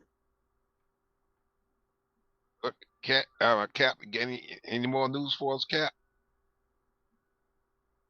I mean, so far, like I said, everything we're hearing is just hearsay, but the fact that we're hearing teams in the top 10 trying to trade or trying to get out, to, trade down. I mean, everybody's trying to trade down. So, I mean, that goes to tell you that, if they're trying to trade down, they value the second round and the third round more. So, in the first round. mean, it's a weak draft. That's what I'm saying. Like, if you got the Bengals, the Bengals, what? The Bengals gave up number 10. I wouldn't say it's a weak draft. It's just not top heavy. It's not sexy. Yeah. But I mean, Who else is willing to give up draft picks in the first? I'm gonna say this draft is full of solid players. I'm gonna take the PlayStation away from. And then also There aren't that many quote unquote blue chip caliber players in this draft, but there's still a really good amount of players in this draft. And Sully kind of said that at the press conference he just had. When you're saying something about people aren't always going to accept trying to your put trade, even man. value on You're about to find out third right and now. fourth We're round about to picks. experience the same thing. Yeah, because you're hearing what? You're hearing Cleveland talking about trading up their trade if possible. You're hearing the Commanders trying to trade up their trade if possible. Talk about that one. The Kansas Browns. City. Would you guys trade 11 for 24 and 39? That might be the 11 players right there. It might be. I'm not gonna hold you, Joe. If I was you guys, I would. That might be the 11 players he's talking about. No, say it again. Say it again. Do what? Yeah. What was it, Joe? The What was it, Browns, Joe? the Browns have 24 and 39, so they could package that for 11, and I think the value evens out pretty well, or is close. So then you'd have 24, 30, 39, 43. Yeah, I like that. Yeah, 4 in the top 50. I like that. Yeah, that's a really good value. Yeah, because if we're talking, there's not that many blue chips, right? And we're sitting there at 11, and maybe the only blue chip left is not a position of need or something, or maybe the Browns feel very strongly about a player. Then we can. 24. We could still get someone like Sadiq. We could get a receiver there. We could get a starting guard. You can get Caleb Loma or Blake Miller there too. Yeah. So If you want your technically, offensive lineman. So technically, the Cleveland Browns would be doing what the Giants did. They would have the number 6 and the number 11 if they did that. Look what I'm dealing with right now, y'all. Look what I'm dealing with right now. Keep this. How do I rotate this camera? Oh, now you take your shoes. All right. Yo, ain't kids the funniest, bro? Yeah. Kids the funniest, bro. When they know they not doing something good, then when I go to put her on blast, she stop, bro. Kids are the funniest, bro. I swear to God. That's like my son. I got my son in the background crying because he's playing a game and people won't trade with him. Oh, goodness. I ain't saying that because that's how it was when I was little. They slick. Is he trying to with trade it. A-Chan? They slick with it though. No, can- he's playing like an I animal can- game. I can Question, be Joe? doing something wrong, boy. As soon as that kitchen light hits me, I'm stopping right away. Hey, yo, that should be mad funny, Mr. Pope. That should be mad funny with me with kids. Hey, to answer your question, Joe, hey, we should do that right now. At 24 to 39, or 24 and 39 for 11. We could try that. I'm down to try that with y'all for sure. Just to see like what it would look like. Yeah, we could run a couple 'Cause drafts too. We don't have to I tell stick it Panther. just to one. Let me ask y'all something, because I tell Panther fans this all the time when we do mock drafts. They don't like trading back. I'm like, yo, as fans, I feel it's our obligation to see every single, like, don't leave any stone unturned. Like, see every single type of option that could be available. We have You know an what I idea. mean? Like, Yeah, we have an idea from what we've seen doing all these mocks. Let's try something fresh. try something different type shit. Exactly. Yeah, and not only that Exactly. too. Like, there was quite a few times Sully kind of implied that he's thought about moving back, and moving back is a high option depending on who's on the board. Well, I think a trade is a trade for a reason, right? It's not like one team gets absolutely blasted by the deal. So we're not trying to trade into the top 10, right? We if anything, we're gonna be Right. trading back here. Okay, so I'm gonna go ahead and start it and let it fall to us. David Bailey Yeah, 'cause that's what second, Sully would be Arvell saying. Reese third, Carnell Tate, Jeremiah Love fifth, Sonny Styles sixth. LA moved up for him. Cleveland moved up to 9. Did you see that? Cleveland moved up to 9 and got Maui Goa. The Rams update their logo or something that looked different when it flew by there. I seen that. Let's look at it real quick. So the Titans did too.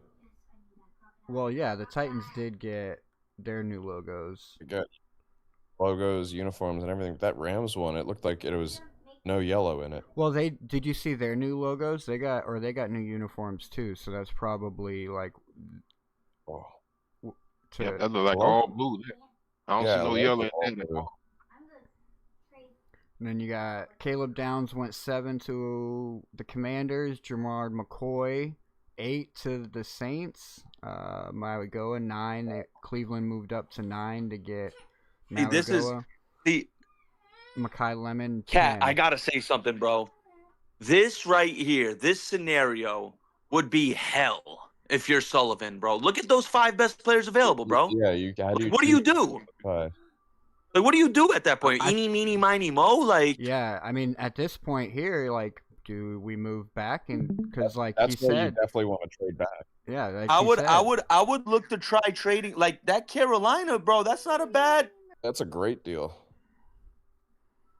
Getting that second, you can kind of assume that'll be maybe pick what, like 40. I ain't gonna hold you. As a Panther fan, I'm eager to see what they would do. Like, that's why I want to see what the.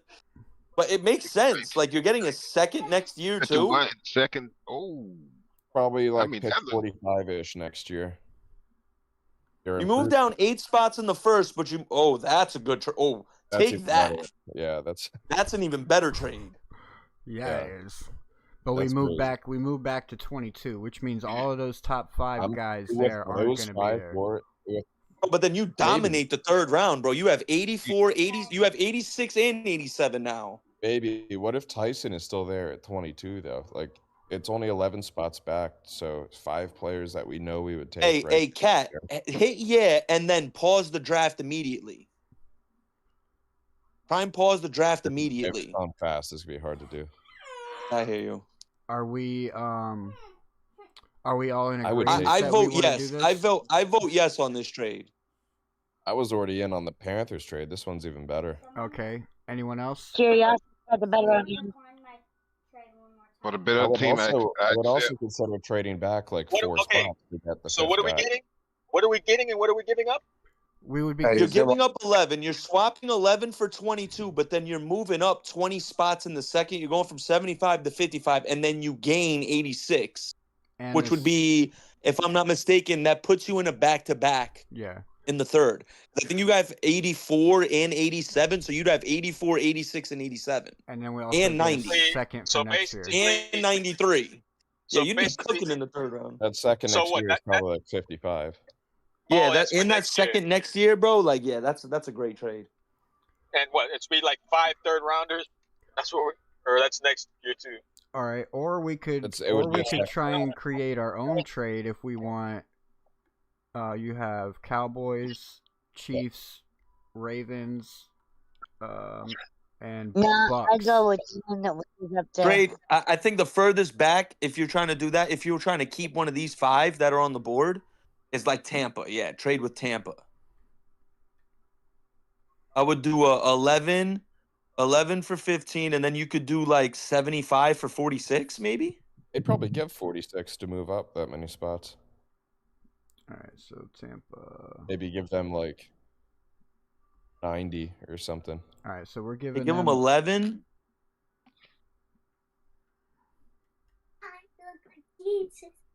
Ask for 46, and then give them 75. There you go. And they would likely accept that. Let's see if we can get anything else out of it as well. No, they ain't gonna accept any of that. You could probably get like 116. I would give them 90 instead of 75. Yeah, try and give them 90. Yeah, I mean, hey, if you can give them 90, shit, give them 90. Yeah, likely accept. absolutely. All right, gentlemen. So, would you guys rather do this trade or would you rather do the Chargers trade? Oh yeah. No, I would do this trade because now you'll be able to pick One of between those these top top 5 players on the board. I was intrigued to see who's there at 22nd, but yeah, I feel you, Joe. I feel you on that, dog. I feel you on. Well, we're still going to be able to figure that out, right? We're still going to be able to figure that out. Yeah, we could run another one maybe the next time. That Browns trade I mentioned. Let's do this. Do this one. Let me get one more That's vote. my vote. Let me get one more vote. 'Cause you're automatically getting one of those guys we're looking at on the screen right now, but you're also getting an extra 46. third rounder. Yeah. That's a second. Yeah, 42nd. That's the second. Or 46. Yeah, it's the second. So Hell give yeah, us 2 take seconds. it. You got to do that. Oh, they rejected. rejected it. Let's take that. Or you could offer That 7. Chargers one. Yeah, take that Chargers one. Yeah, go back to the Chargers one. Yeah, take the Charger. Yep, there it is right there. Pick 22, 55, and whatever that was. Pause it. Plus the second one in next year draft. All right, resume it. All right, so they ended up grabbing Ruben Bain, then Thieneman, Mansour Delane. Sadiq, Falk, Tyson. Pause it. Oh, you got to trade with Carolina and go get Fano, bro. Fano's. Or you could just stand pat and maybe get Vega. Hold on. Yeah, Vega's still there. If Vega's there, I'm taking him. Yeah, yeah. You could just let it rock. Who else is a little bit below that?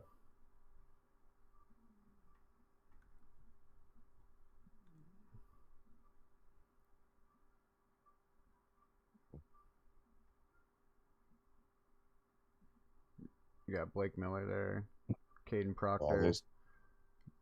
Bono and Vega would be the only real appealing ones I see. Lomu's still there too. All right, we're gonna keep it going. Mesador, Fanu just went 20 to the Cowboys, and Vega went to the Steelers, back to back. Bam, bam. Oh gosh, that hurts. The board did not fall nicely for us there. It's still all right. You got options. I'm guessing we're not taking any of those. We need to pick a guy, right? I'm not taking that one. The other one was intriguing though. Arizona. All right. So now we're looking at the board. We got Lomu. Got Peter Woods, Caden Proctor, Caden McDonald, Concepcion. My vote would be Lomu here. Does Proctor project as a guard? Yes. They're saying he's probably going to be a guard in the league. Yeah, I might go Proctor here.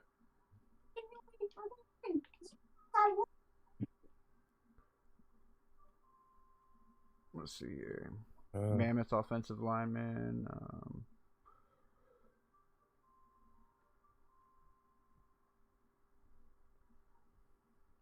I don't know. This is tough. I did not expect it to fall this way.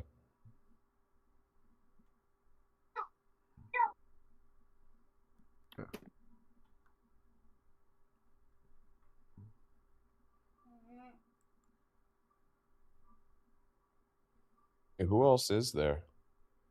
I know there's this is kind of how the I think Lomu, Proctor, and KC Concepcion are your top 3 picks here. I wouldn't mind. But I would go Lomu. I think Concepcion's nasty. Yeah, Concepcion's he's nice, bro. You think Concepcion's still going to be there at 30? No. Well,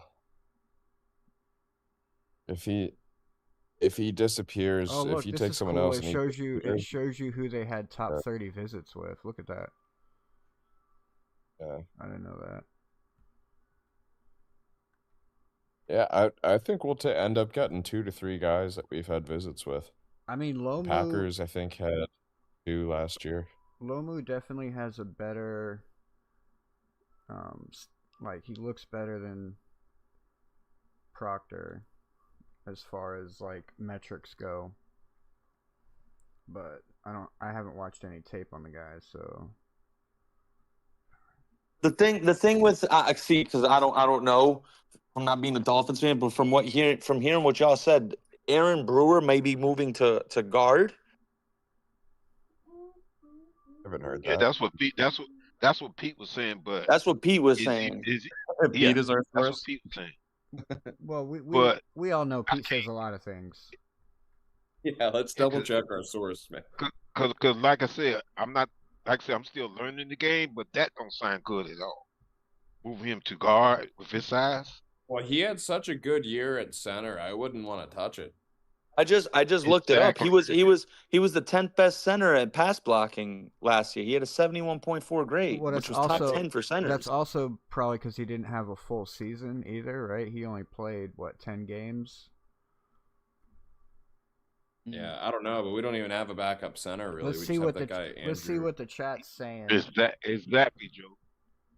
Oh, well, I think I missed that one. They told us to stand pat and get Vega. Get the guard from Penn State. No, Vega got taken. Yeah, this was before we made that trade. Okay. Before we made the trade.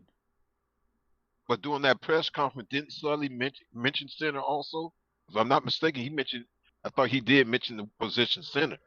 Yeah. Well, if Brewer goes down, we're not in good shape. Exactly. Because the guy that's behind Brewer, if I'm not mistaken, is You can you can get a center. You can get in the center a center on day 3, bro. A good one too. Trust me. You'll see. You'll see. Yeah, and there's a guy too we can get super late. Bo Stevens, you can get late at like 4th and 5th. Yeah, round, from Iowa. And he's versatile. He plays center and guard. So what do we want to do with our pick here? Is the back. I would go Lomu, bro. I would go Lomu. I would go Concepcion. Okay, so we got any other vote? We got 2 for Lomu. I'm going Lomu. We got 2 for Lomu, 1 for Concepcion. Any other panel votes? Any votes from the chat? Lomu. We got Proctor coming in from the chat. Lomo. So either Lomu's playing guard or Jackson's kicking inside, right? That's the mindset. Yeah. There. I mean, to me, if you draft Lomu, now you guys tell me if I'm wrong on this. You're looking at a projected starting line of Patrick Paul at left tackle, Savonnet at guard, Brewer at center, Austin Jackson at right tackle, and Caleb Lomu right guard, and then Caleb Lomu at right tackle. The thing is, Caleb Lomu played left tackle in college. I don't know if he has that much right tackle experience. We got a Blake Miller. The alternative here is you could keep Austin Jackson at right tackle, and then you could play Proctor at guard. Or we could trade down again.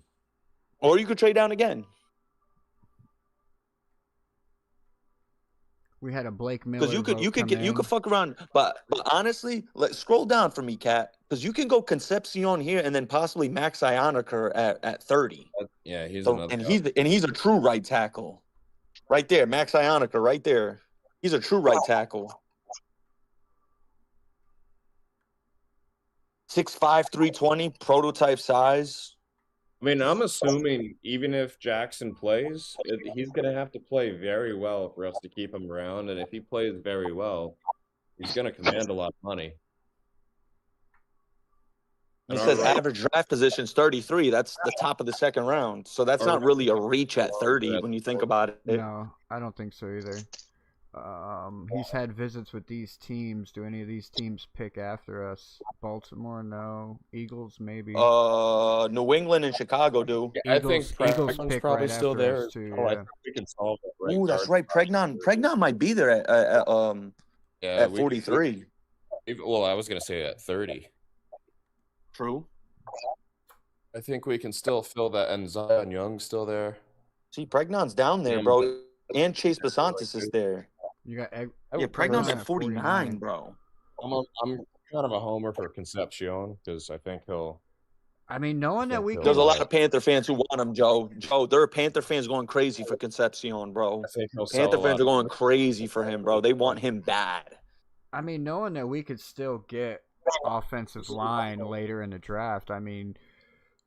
Yeah, bro. Yeah, you can get a really good lineman at 30 or 43. The wide receiver might be a good pick was here. a Hurricane at one point, right?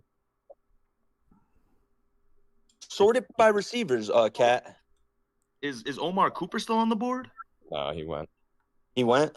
Yeah, that was the Vikings, I think. Oh, wow. It was when you were asking him to deposit. That was the last player that got taken. Oh, Denzel. But you guys are linked to Denzel Boston. See, you guys have a slew of options you can do here. I'm with Joe. I wouldn't mind trading down again, bro. I see the only guys that I would see is like still on the board as like a wide receiver 1, basically. It would be Boston or Concepcion. And we can get either one of them. We can even wait. But We can wait till Concepcion 30 is and kind get of more Boston. of a Austin's more of an X. If he's there at 30 and we don't go receiver here, I'd run to the table for it. Don't listen to Joe. All right, well, the clock's ticking. Let's make a decision now. Lomo. Let's do it by vote. You got 1 for Lomu, What's your vote, Mr. Polk? Lomo. All right. I think the Lomus have it. Are you still Lomu, Cat? No, and, I've switched it to KC Concepcion. Yeah, I'm switching to KC too, bro. Oh shit, we got. Is that 3-2? Yeah, Kenna. Is Kenna there? Kenna, you want to chime in? You want Lomu or Concepcion? Chat. What do y'all think? Lomu or Concepcion? I go Concepcion. That's 4. Conceptions that look like it. And with the 22nd pick of the 2026 NFL Draft, the Miami Dolphins select KC Concepcion. Lomu went right afterwards. Former UFC man. If he ends up a Dolphin, I'm gonna be so fired up. He's fun to watch. All right. Yeah, cause giggity, giggity, giggity, Lomo, giggity. wait, Look at the board too. Oh, look at that board. Giggity, giggity, giggity. You got Max and you got Zion. But we don't have don't another forget pick. Conception. We won't have another pick now until what, 50 or 43? If we were, yeah. Our next pick is 43. Yeah.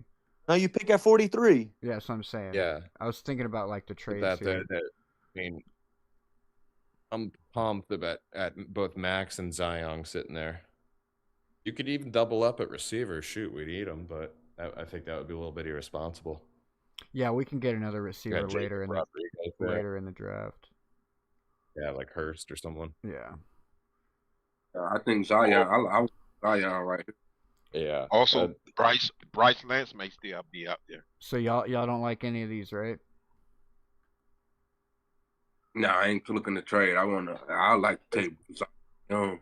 I think this is also a potential pick to trade to someone to take Ty Simpson in the late first, so they get that 5th-year option on him. But if Zion Young's at 30, I think that's a real easy pick to make. Okay, so we got two with Zion Young. I'm a 50-50 on Zion and Ian Acre. I didn't think he'd be there. I like Blake Miller more than Ioniker, to be honest. Is that how you say his name? Ioniker? Yeah, Ioniker, yep.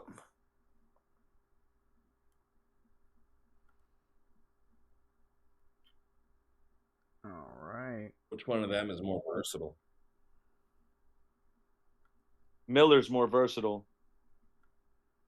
He can play left tackle or right tackle. 6'6", 317. How does Clemson have so many players getting drafted, but they were so ass this year? Right, dude? Right? Blake Miller has room to keep building up his game. He has one of the highest ceilings in the 2026 NFL Draft offensive tackle class. With 6'6", 315-pound right tackle, logged almost 4,000 snaps and 54 starts as a rare 4-year starter, and ended up with his best, most consistent season in 2025. Most natural movers in the entire 2026 offensive line draft class. Uber explosive attacker off the snap and light-footed puller with hyper elite lateral and second level range. Ability to cover ground and reach landmarks is matched only by his knee bend movement, balance, and synergetic feel in pass protection. Any stats here? Can still cut down.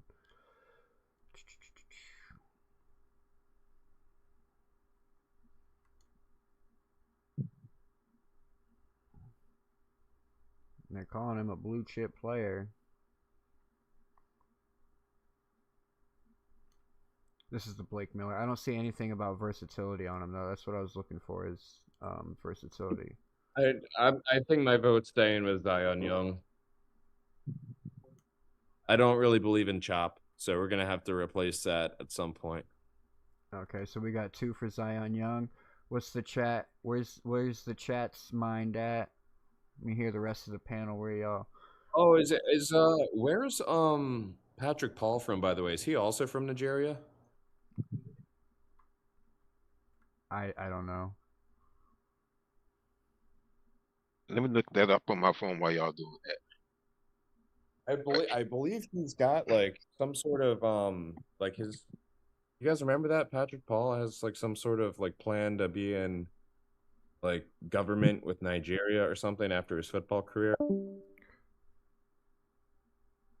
Let's see. Was that Patrick Paul? I got another. think I it got was. another I mean- vote for Zion down in the chat. Got a vote for Max. Yeah, he's the grandson of the former Nigerian president, Johnson Agui Arunsi. Yeah, I think will Zion be making the most impact on the field right now? That's what I'm thinking. Yeah. Because again, a lot of these starters are going, a lot of these rookies are going to be playing. Your stream's back up. For me, your stream got.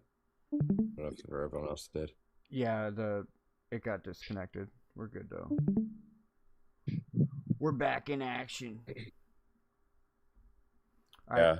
So I mean, I think like Zion has that DWI, which may have made him fall to where he is now, right? Otherwise, maybe people would be talking about him in the top, 20 picks. So well, yeah. So I take that risk with. Does he have? It's not. It's to me not a character concern. Is it just the one DWI, or does he have? Yeah, he was going other- 10 over in his college town. I've done that plenty with a little bit of booze in my system, so I won't hold it against him. To me, it's not like the other thing, what we were just talking about with Zachariah Branch. Like that, to me, sounds like more of a character issue where you don't take leadership very well, or you don't take authority very well. So yeah, I would take Zion Young here. No hesitations about the DWI. And I think everybody else is in contention too. We got 4 votes for Zion Young. I'm cool with Zion. He's a dog. All right. And with the 30th. So Patrick Paul. Go ahead. Patrick Paul got a brother that plays with the Washington Commanders also. Yeah, Chris Paul. Yeah, okay. I do remember them talking about how he, like, after his football career, he wants to get into, like, government just like his grandfather was with Nigeria. Right, president of Nigeria in 1966. Yeah, so Oh, look at that. How'd they they do get get 3 that. back-to-back? Like, Kansas City? Did you see that? Well, I think that's why they're going to be in trade talks to move up. They got all that ammo. Saints on the board, right? Saints picked Ty Simpson at 42. Yeah, that's a steal. That's a steal.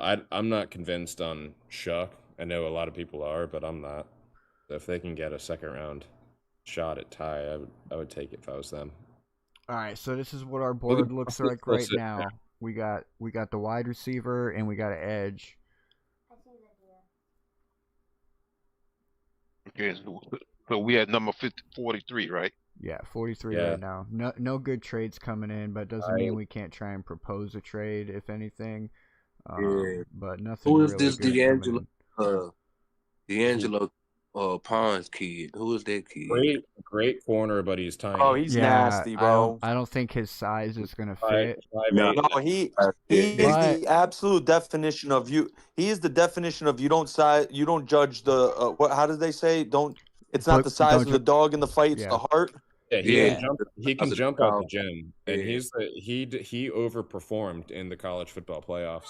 And this is one And he's thing. from Miami. Exactly. This is one thing I was about to point out. He's from Miami. That is one thing that they are favoring. Like I don't know if you guys have noticed it or not, but they've brought a lot of South Florida natives to the team. We got Tutu Atwell, Uche. I mean, If he that, was 2 inches that taller, helps, he'd be a that first helps round pick. fill the arena. That helps fill the arena, though.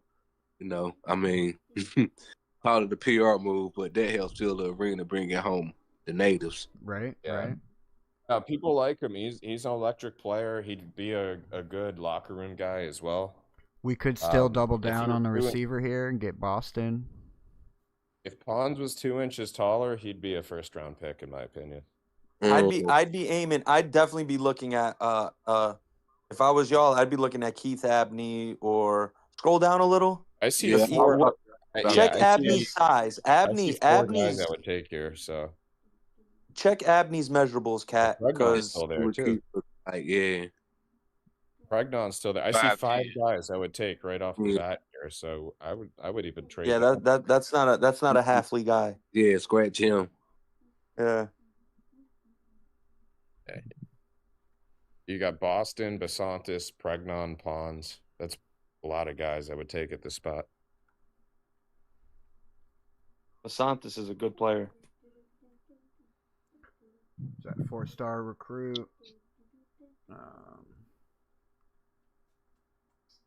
Shifting from right tackle in 2023 to his more natural spot at left guard in 2024. So, and he is one of the players that had a top 30 visit, I believe. Let me double check that.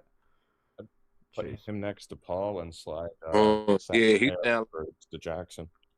He sound like yes, he was. Eric He Sullivan. was one of the top 30 visits, Chase Basantis, but so was Denzel Boston. Yeah. Zion Young also was one of the top 30.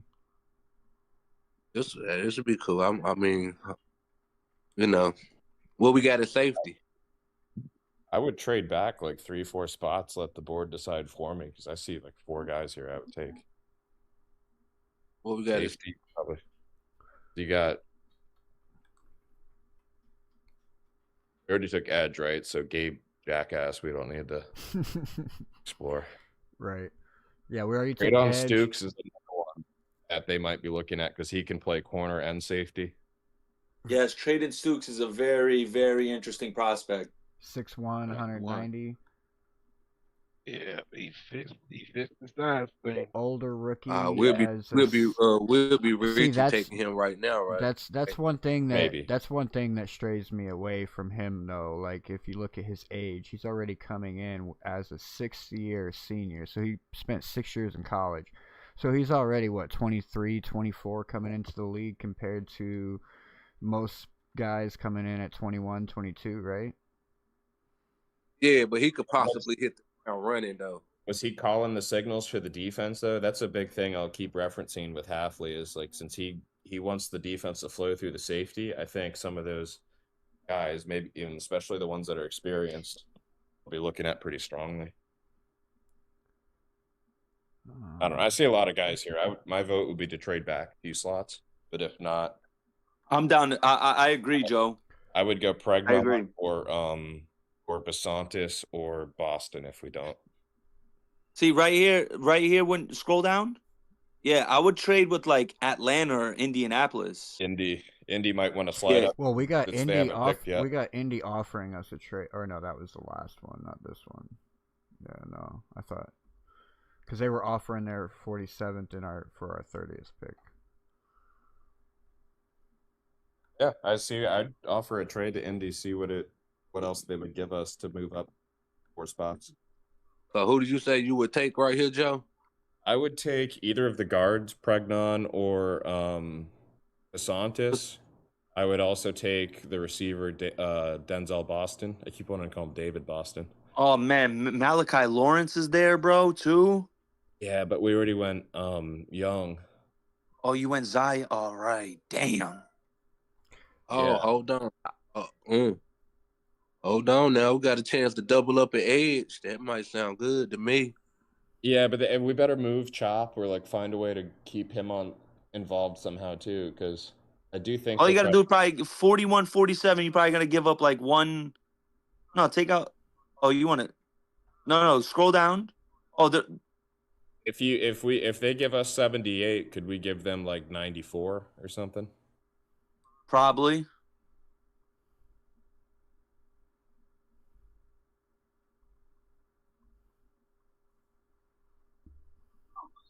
Likely accept.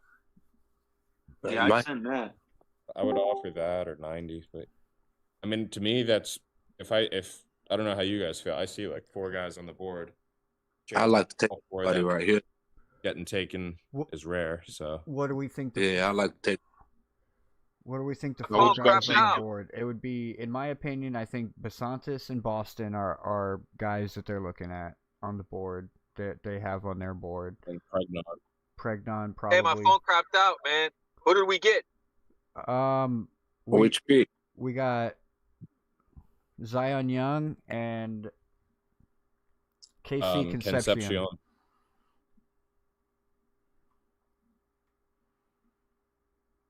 Guess his phone went out again. So that means what? We had to get capital, right? Yeah, we did. Because we moved back from 11 to 22 and gained a lot from the Chargers. Yeah, we took this trade. We're gonna try. This trade would be my vote. We're gonna try and do this trade here. All right. And they accepted it. Accepted.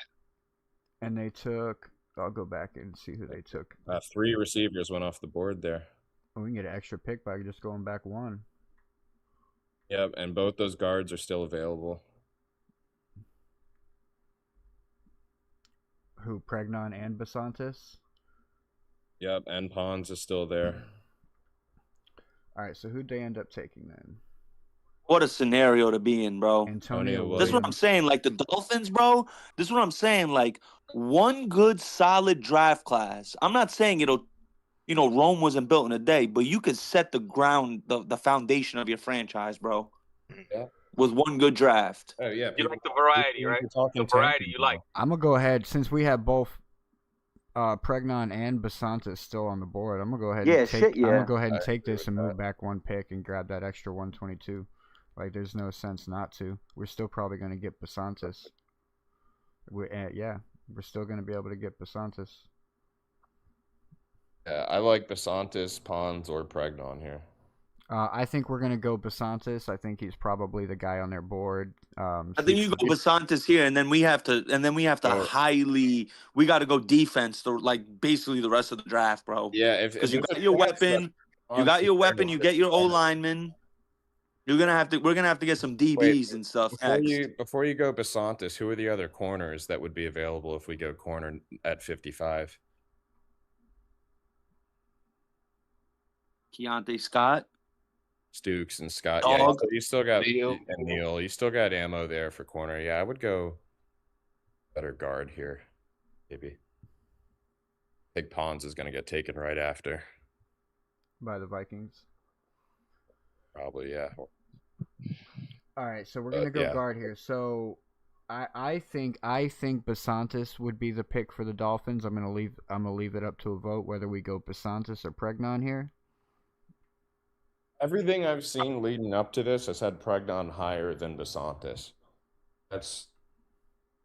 I've never really seen Basantis listed over him.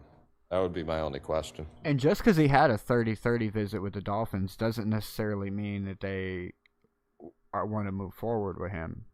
It's just it just means that they gave him an extra look at. They wanted an extra chance to look at him and talk to him. So I'd say A&M. I think this guy Basantis. And you guys know anything about Pregnon?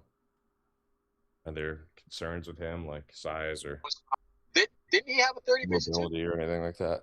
I did not see him on the He's list. definitely smaller. Yeah, Pregnon is 3 years. 6'4". Oh, okay. So he's only played a year with Oregon.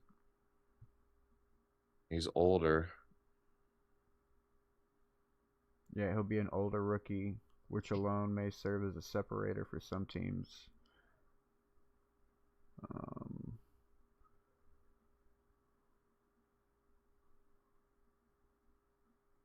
I say Basantis. Yeah, I like Basantis too. I like what I'm reading here more on Basantis. What do you guys think? No, we did not get a corner yet, but we have a lot of second and third round picks for that, or a lot of third round picks for that. Yeah. Hey, so who did he play for?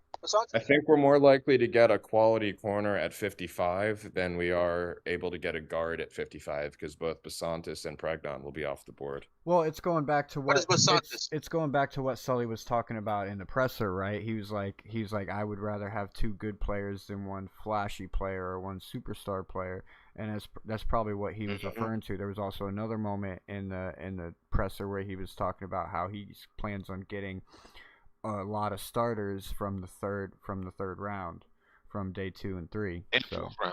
Yeah, from the 3rd and 4th round. So, and where do we need the most helping safeties, corners, etc. So I think we're gonna go with Basantis here. That's what I'm getting in the chat as well. I'm getting a lot of Basantis. Boom. There goes Pons. Yep, right afterwards. Called it. You called it. Yep. So I mean, I like Stoops. And look, here Pregnon's 'cause still he on can- the board. Yeah, that's pretty intriguing. Bro, Anthony Hill's on the board. What? Caleb Banks is on. Yo, this is insane, Yeah. bro. Yeah, I'd say it's Stooks or Hill are what interest me right there, and what's visible. Didn't we already eliminate Stooks though because of his size or something? Well, I don't know. No, I don't necessarily because he's versatile. Nah, Stoops wasn't the one we eliminated. What's wrong with that though? I mean, he could play. No, Stooks is like 6 feet tall, if I'm not mistaken. Yeah, but he has a lethal medical history. 6'1", yeah. So What's so his that's a Hafley type of right corner. there. No, this right here. Look, he's a 6-year Oh, senior, so yeah, he's yeah, yeah. already older, and he has a lengthy medical history. Lengthy medical history. His card's That could probably cloud his flipped stock. over. His card's probably flipped over. I like that this guy was a walk-on though. That's pretty impressive. Yeah, he's probably flipped over right now. What else is at corner and safety then? We need to address that. I don't think we have yet, Yeah, right? no, Deontay we need Scott. we need to start addressing the corners and safety. But Anthony Hill Jr. is like, I think he's close to a first rounder. I was about to ask about him too. He had a drop off in production, but he's a 6'2", beast. 238.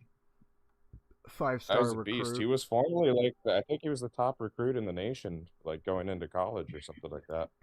He's amassed a laundry list of accolades in his short time at Texas. He was Big 12 Defensive Freshman of the Year in 23, 24, first-team All-SEC defender and first-team All-American, accumulating 113 tackles, 17 TFLs, 8 sacks, an interception, a PBU, and 4 forced fumbles. And in 2025, he once again fielded first-team All-SEC honors while accruing 69 tackles, 7 TFLs, 4 sacks, 2 interceptions. Looking at his pedigree, production, and his extraordinary physical talent at a lean 6'3", 235, he passes the eye test as a truly uncommon physical talent. Look at the next paragraph.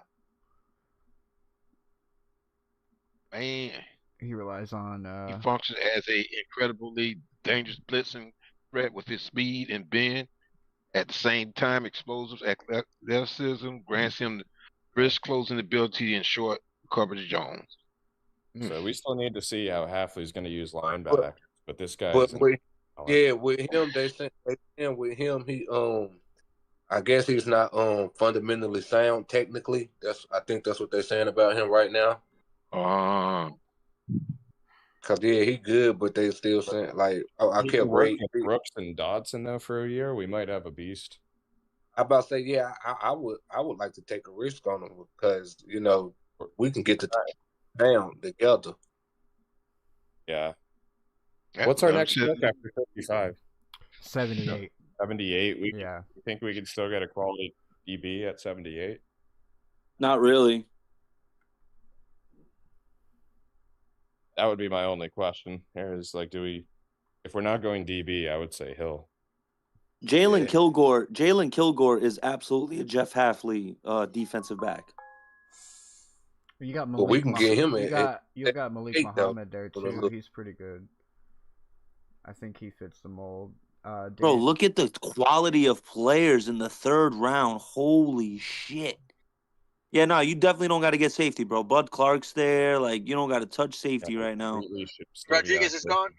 Tacario Davis, check his measurables, Cat. That is a Jeff Hafley guy. 6'3", 7. Yeah, that's a Hafley corner right there. Let's go Hill. Let's go Hill right here. Well, do you want to try to like move up from 78 slightly? Make sure we get that guy. Where was he? He was in the 80s and 90s. He was down there. Yeah, no, we'll be able to get him at 7. To me, this has to be Anthony Hill or Caleb Banks for y'all. Yeah, I'll take Hill. Hill. I say Hill also. All right. What about the chat? Chat. Banks or Hill? Banks or Hill? We got Banks 6'6". Banks is interesting, bro, because it's like if you're moving off Sealer, then you're looking at Caleb Banks and Kenneth Grant being your two guys. Now, if you're not moving off Sealer, you have Caleb Banks, Sealer, and Kenneth Grant as your 3 down linemen. That is scary. Put her on the pool. That is scary. Good luck trying to run the ball on y'all if you have Caleb Banks to add with Sealer and Kenneth Grant. Good luck. I don't know. Yeah, that blue chip right there. I don't know. I still want to go. I still go Hill. I mean, Hill is a great linebacker to pair him with Jordan Brooks. Like that's also a great idea. I don't think he's gonna. I think Hafley's gonna want to keep Sealer around. This guy's had a lot of 30 visits. 8 different teams checked him out. Banks, Caleb Banks. He was a first round guy, but then a foot injury. He ran the combine. He was at the combine with a broken bone in his foot. Both these guys, Hill and Banks, were supposed to be like some of the top defensive talents in the draft, like, you know, before this last year. Yeah. Scroll back the other way, because I saw something on there with Zeke Bigger's name. On here, on this one? I think it was a comparison. Was it a comparison that you were making?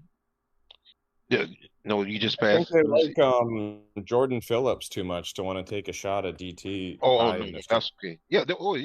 They compare. Those are comparisons, and they compare. The first comparison is Zeke Biggers. That's on our team already. Ronquan, didn't we have Ronquan Davis at one time too? Yeah, but I think Jordan. I think between Sealer, Grant, and Jordan Phillips, I think they're pretty happy with the DTs. Mm-hmm. Well, let's The go Banks, ahead. obviously, a good talent to have, and we'd probably end up moving on from Sealer for the money or Grant for the talent. So we got a vote for Hill from the chat. Don't agree with it? Yeah, my vote would be Hill. Like and subscribe anyways. Like and subscribe his, anyways. Profile. I would go Hill here as well. Let me get one more You vote don't- and we got you it. don't need linebackers like him anymore. Let's do it. Go on. Let's do it. And then I think this next pick's got to be DB. Yeah, corner safety. Next couple Unless picks. We're there's like a gonna have player four. that We're you gonna have. have 4 picks in the next within like 10 picks, I believe. Look. Oh, Hey, Deontay Scott might be there. Drop tools, you get them. Oh, right before us. Oh my gosh. But Kilgore's there, Ramsey's there. That's a moment where like Sully was running to the phone to make the trade, and then he trips and falls, and the pick gets put in right before he gets That's there. what I was mentioning before. Maybe we should. That's a good one, Cat. We got sniped, bro. But there's still that other guy you had mentioned. We were talking about Kilgore. Kilgore, yeah, you got Kamari who else is Ramsey here. Is that any relation to Jalen? No. No. Galday is a good linebacker, but we just went linebacker. Yeah. Big Citrus. And then I bet that'd be a great player for the Dolphins marketing team to have. Big Citrus. All right. Easy marketing right there. Takario Davis. And Sutton is still there. You got Takario Davis. I saw a vote for him in the chat. You got Bud Clark. Now we got a bunch of picks coming up here. Like we got back-to-back picks. Like the next one ain't till 86. Who's the guy you were but just then talking about? We got 86, That's 87, almost 90. corner. That corner go off the board that you're talking about a round ago? Did you guys get receiver yet? Yeah, we got 2, didn't we? Yeah, It wasn't Keontae Scott. It was someone you pulled up. You pulled up someone that was 6'3" and 5'8" or something like that. Yeah, I think he got grabbed. But look, Caleb Banks fell all the A way lot to of corners 74. went off there. Malik Muhammad went. Malik Muhammad, yeah, I think that was the guy I was talking about. Was Malik William Muhammad. Neal. Yeah, oh my gosh, look at all Eli the corners that went off the board. Eli Stowers went at 66. Yeah, we watched the slide of a whole bunch of corners there. Ted Hurst. What round is this? This is round 3. This is round we're in round 3. So the run can't be around the 3rd for corners too. Who went right after 55? Who did we? Chris Pregnant Brazzell made it that far. Wow. Yeah, Chris Brazzell, then Rutledge, Jacoby Lane. You guys are on the clock? Yeah. That's 70. Bro, we just took. Damn, we took Anthony Hill. Shit. Corner. Should have took Caleb Banks. Then we took Golday here. But you didn't hear everybody vote. Everybody was voting. I stepped away. Damn. It's all good. It's not the end. Kiernan is interesting. Price still there is interesting. At Kiernan got 78. short arms. Kiernan got short arms for a tackle, Joe. Look at Jadarian Price still there at 78. Ooh, that should. Hell no. Go back to defense, bro. Yeah, that's Kilgore gotta be the pick here. He's got Eamon Worry vibes, bro. Nick Eamon Worry vibes. I get Nick Eamon Worry vibes from him. We pick again in 8 picks, so we got to take the BPA. I think. That's a big safety right there, bro. 6'1", 210. And they say he has nickel corner ability too. He can play safety or the slot corner. Jalen Kilgore's profile is one of the most unique and multifaceted defensive backs in the 2026 Telling you. draft. With sprawling length and charged up explosion, he's taken reps at boundary cornerback, nickel, box safety, and field safety. Kilgore's versatility. You need that. Versatility, that's a key word right there. Versatility is a testament to his intelligence. I think that's going to be the lock here, Jalen Kilgore. Yeah, bro. Who's left? I'm for it. What other corners are out there? Devin Moore's probably on the board. Oh, no, Tacario Davis at 97. That's who you take with your next pick, bro. That's who you take with your next pick. I agree with that. So there was a huge run on. Yes. So go back and get Kilgore. And then Kilgore. Yeah, go back and get Kilgore. All right, Kilgore it is.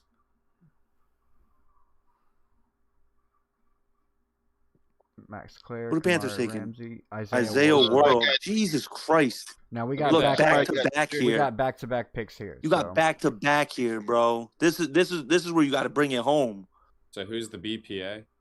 BPA would be Wheatley, Caleb Thierman. Oh no, that's okay. And then Jennings Dunker. As far as they go.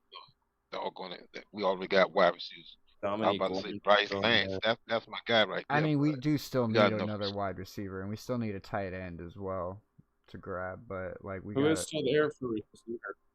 For receivers, although I think he'll be there all the way to 7 now. You got Elijah Surratt is still there. I like him. He's a big body receiver. We still have pick 90 as well? Yes. Or did we move that? Yes, no, we still have pick 90. So we have... And you still have 93, if I'm not mistaken. 93? Oh, no. Oh, that's the one you traded. 93, yeah. Yeah, traded that one. We got like 3 picks here. I think... who was the receiver we took? Was Casey Concepcion, right? Yeah. We want a taller guy. Bryce Lance. Yeah, and then there's also the corner we want to take as well. Yeah, I wouldn't be opposed to taking Bryce Lance and Tack Davis here. And then, well, who would the third guy be? Because we have another pick right here. Let's get Bryce Lance right now, then. If Dominique Orange falls to 90. Yeah, I would say take Bryce and Tacario Davis and then see what we got at 90. You could take Bryce Lance and Orange and take the risk on Tack because he's 97 on the big board, so he might be there at 90. Yeah, that's a good point. But there's like not much. Casey did fall off the board there. I don't know a corner in place of him that you would still want. Yeah, but I feel you. There's a significant drop off on corner. So yeah. Check D lineman, Cat. Is Grayson Halton still there by any chance for D lineman? No, but Daryl Jackson Jr. is there. Yeah, you don't got to take Dominique Orange. Yeah, I agree with you guys. Lance and then Tack Davis would probably be the ideal thing here. So Lance first? Yeah. Yep. Lance with the 86 pick. Yep. Locking it in. Yep. Sully's heading to the board. He's heading to the podium to make his pick. And with the 86 pick, they pick Bryce Lance. Go ahead and stay up there, Sully. Go ahead and stay up there because we got another pick. And happy birthday and Merry Christmas to me. Hey. Y'all just got my present. Bryce Lance. There you go. Happy birthday and Merry Christmas, Mr. Polk. All right, so now we're getting All right, so Tacario Davis. What's his stats? I'm not stats, but his measurement. 6'3", almost 6'4". 6'3". Good grief. That's a tag that and he ran a 4.440. He can move. Okay. 15 pass breakups. This is the Tacario Davis. Let me. I want to provide insight here. Go ahead. Tacario Davis to me is the type of player like if you put him on like the Packers or even my Panthers, he's gonna struggle. But with a guy like Hafley will know how to utilize him. With that size, length, and speed, he's gonna maximize his potential. Like you're gonna get the absolute best out of Tacario Davis if he goes to Miami. Jeff Hafley will maximize his potential 1,000%. Yeah, because that's one of the things it does say here. It's showing it shows that he had a sharp regression, and then it is saying that in a familiar scheme with familiar surroundings, he basically thrives better. Which is kind of concerning, but at the same time, like if Hafley is the type of guy that can bring out the best of him, then maybe that is a good choice. You know, he could be elite type shit, yeah. But if it turns out that Hafley's scheme isn't the right fit, he could end up turning out to be a bad pick. Is what I'm. No, you want to know who his cat? You know who has been his player comp? You remember? And he was a hell of a player. He just couldn't stay healthy. You remember Jason Verrett from the Chargers back in the day? No. Super talented corner, prototype size, big, strong, fast. He just couldn't stay healthy. But like, you know, that's who I see in Tacario Davis. Now, I'm not saying he's gonna have the same injury history, but I'm saying like talent wise, like skill wise, very, very similar. Very similar. But they don't. Oh, okay. That's why they don't get the call. You could look it up. There was a Sunday night football game a few years back where the Steelers went and played the Chargers, and it was prime Antonio Brown, and Jason Verrett locked that shit up, locked him up, bro. They don't have comparisons to. Let me see. I'm scrolling up. I'm getting to it. Yeah. I don't know who these guys are. Dane Johnson, I don't know who any of these guys are. Me neither. Woolfolk was a good player. I remember him from the Titans. Yeah, Woolfolk, I remember. He was good. Transfer history, he went from Arizona to Washington, and then from Washington to California. So that's one thing. Like he's moved around. That could be a bad thing, but it could also be a good thing too. Like if you're in a college where you're not really gonna get challenged, or you're not gonna build yourself up a good rapport for the NFL draft, then yeah, you need to move from one college to the next college. But it could also be a sign. It could also be a sign of him. Yeah. It could also be a sign of him being difficult to deal with, right? Like maybe he doesn't fit, you know, and that's why he left. So because that's what Conception did. Conception was with the youth, before he went to the team college that he's coming out of. Nah, he went to NC State first. Did he go to the U? Yeah, he went to the U. Yeah, he went. He was at the U. Oh, okay. Then he went to NC State. Then he went to A&M. Got you. VJ Payne, what position is that? Drive with He's a safety out of Kansas State.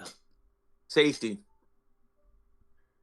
Oh no, he wasn't. We'll be able to get. We'll still be able to get him later on in the draft. Conception with drive with I remember 5. seeing Conception at Miami for a little bit. All right. So what do we want to do with this pick here? There's another receiver in the draft there that did. I would say Tack Davis, bro. You need a corner. Sicario Davis. Yeah, you need a corner, bro. Y'all need a corner at this point.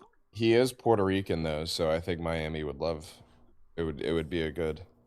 Who? blend Tack there. Davis? Casey Concepcion. Oh, he's Boricua? I didn't even know he's Boricua. No shit. Yeah, Afro Puerto Rican. Afro Rican. All right, so let me get some votes. Yes on Sicario I vote Davis. Tack Davis. Yeah. Yeah, Davis. Yeah, Davis. Let's do it. Davis. Yep, sounds good. With the 87th pick, Tack Davis is now a Miami motherfucking Dolphin.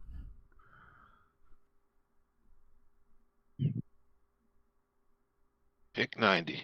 Indianapolis trying to move us back 4 spots and give us 156 for our 90. We'll come back to that. Look at the board, right? Who else did we have on our board that we were going to get with this pick? You were talking about Orange. Dominique Orange is there. Wow.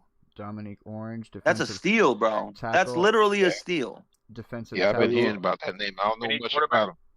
We got 2 DBs. We We doing got 2 quarterback or no? receivers, right?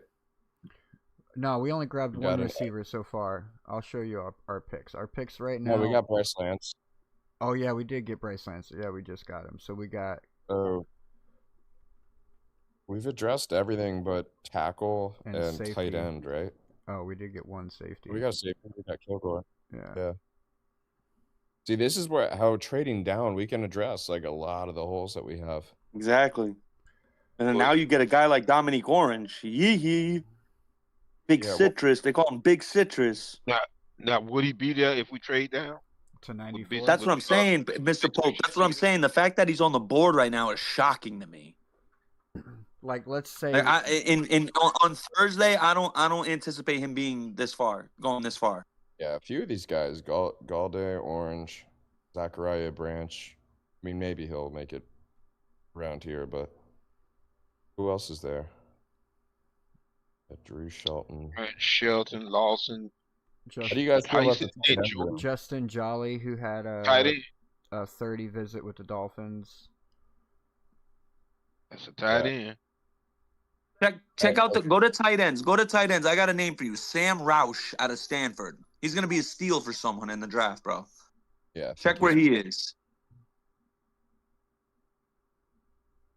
I'll look at Charlie Deming's measurements in 1 second. Sam Roush. Oh wait, Tight end. 160. Yeah, bro, 160. Yeah. That's a steal. That's a steal. 6'6", Nice guy. 6'7". He looks like Harry Potter.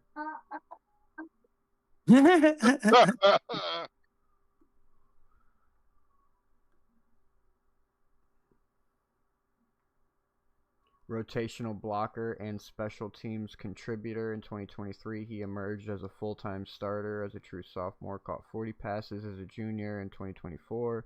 Senior campaign was most productive, 49 catches, 545 yards, 2 touchdowns, 83.9 grade.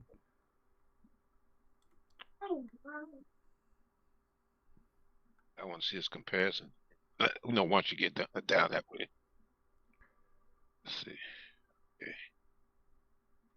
I suppose His catching technique can be tighter and more consistent, and his stem work as a route runner still needs major work, but he passes the requisite athletic and intangible thresholds for efficiency as a producer bodes well for his development. That's Sully talk right there.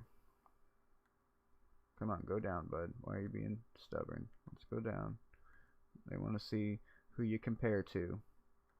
Tucker Kraft. Tucker Kraft. Hey, now. Yeah, I saw somebody else in the chat earlier was talking about this guy. He said the same thing. Compares to Tucker Kraft. There you go. Brenton Strange. It's new. He's a new guy, so there's not a whole lot of tape on Brenton Strange, but he had a pretty good year last year with the Jaguars. was definitely a vital. He torched my Panthers. I'll tell you that much. He was definitely a vital piece in their success, in a lot of their success last year. I wasn't going to say that he's like the piece that helped them, but he was definitely a good, valuable piece for them. Good catching tight end and blocking as well. Let's look at the board. Somebody wanted to look out Charles Deming. Let's look at him. He's a corner. Also Jolly. He's a corner. A corner? All right. Yeah. Yeah, he's the one from the small school, right? Yeah, Stephen F. Austin or some shit like that.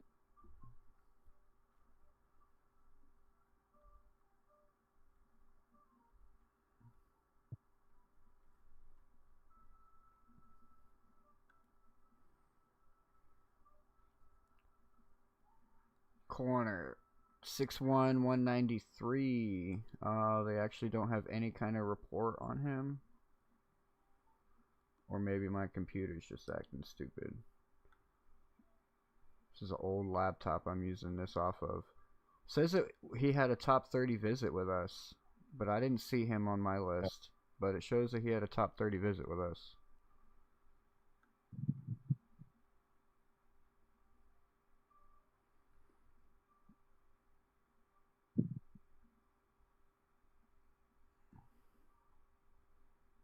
See who he compares with. Christian Gonzalez.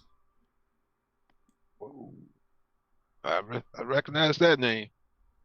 Because it's a fresh name, yeah. But, like, I don't really recognize any of the other names.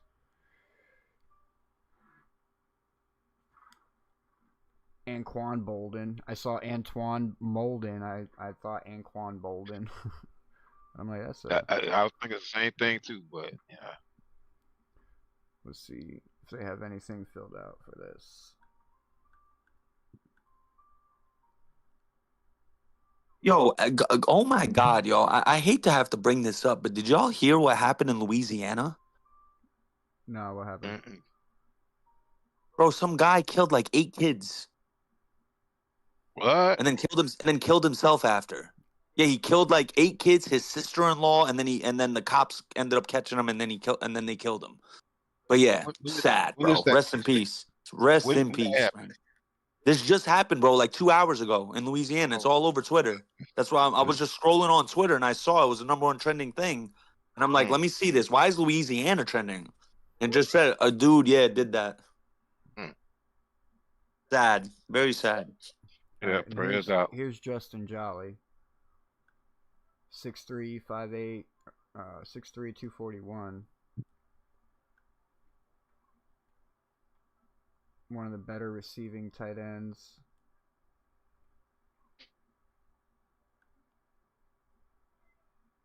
He followed that up with a 661 yards, 49 catches, 7 touchdowns. So it seems like he was probably used in the red zone a lot. Because that's one thing I've noticed. That sounds like the guy we... Go ahead. Mm-hmm. No, he kind of sound like the guy we had that go to Pittsburgh. Jonnu? Yes, he's starting to sound like John. Yeah, because one thing I've noticed with tight ends from college is like they don't have a whole lot of touchdowns for some reason. But seven touchdowns for a tight end seems like a lot in college. So he had to be like a red zone guy. Mm-hmm. All right, so after this, though, we don't have another pick until 122. So we need to make this pick count. We do have a trade. Indianapolis trying to trade with us, go back 94, pick up pick 156. Nah.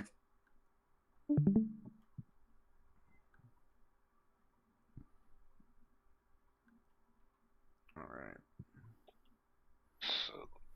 All right, so I think the... Scroll down.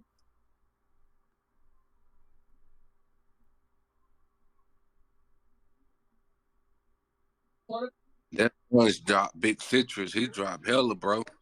Yeah, I would take Citrus here. That's what I got my eye on. Or Bud Clark. Shit, Bud Clark. Because now what's interesting with Bud Clark is now you could make Jalen Kilgore your full-time nickel, and now Bud Clark could be your free safety, your true free safety. So now you have Tack Davis on the outside, Kilgore. You're cooking with something over there. The only problem with Bud Clark that everyone is like raised. They're like, oh, he's old. He's 24. But like, since when is 24 years old? I never understood that. Well, he also has an injury here. It says he had an injury that limited him to 4 games in 2021, but I guess he hasn't had one since then. 15 interceptions in 4 seasons. He gets turnovers. He turns the ball over. All right, so it looks like we have a few options to choose from here, ladies and gentlemen, right? We got Citrus, Big Citrus, Bud Clark, Justin Jolly. I think those are the options that we have to choose now because they won't be there for the next pick, right? Jolly. I like Jolly. All right, we got 1 vote for Jolly. Let me just continue looking through the options before we move on. Yeah, because I'm trying to decide between Citrus and Jolly myself. Oh boy, I'm gonna have to flip a coin on this one.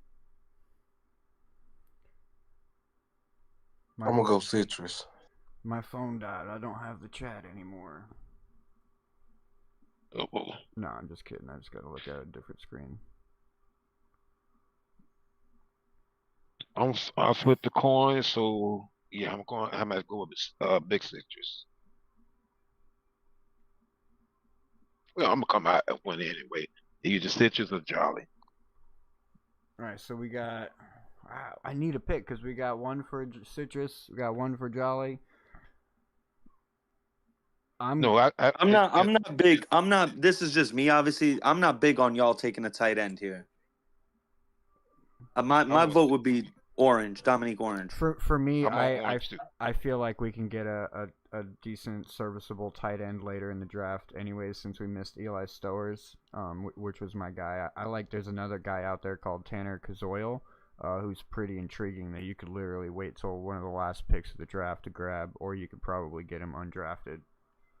But he's a pretty big guy, mostly for blocking though, not a great catcher, but he's had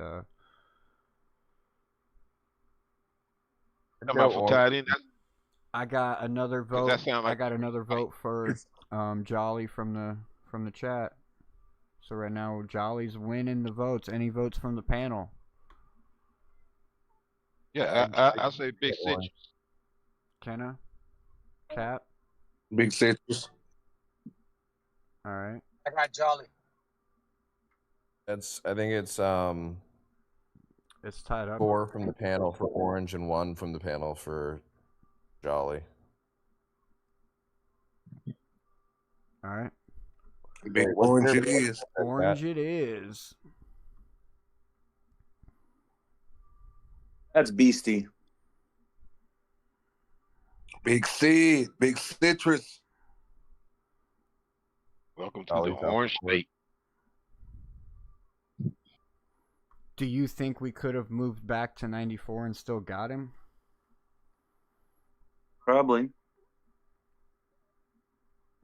Who? Citrus? Who knows? Citrus is already like falling. He's for it immediately. Zakay Wheatley? Wheatley's a good pick right here for at 122. Safety. I was on Pete's. I was on Pete's show last night, and I literally said, I don't know if any of y'all were there. I said there will be a shot. You have Zakey Wheatley, Bud Clark, or Genesis Smith available in the 3rd, 4th round. I stand correct. I stand correct, gentlemen. Pick will be 130 as well, so it'll be eight picks, and then the next pick. On the board here. Bro, I'm not gonna lie. I like Demings here. I'm not gonna lie for you. I don't know about that. I've never heard of him. Did you just say I got a big nose? Oh, okay. I was about to say I don't got a big nose. You got a big nose.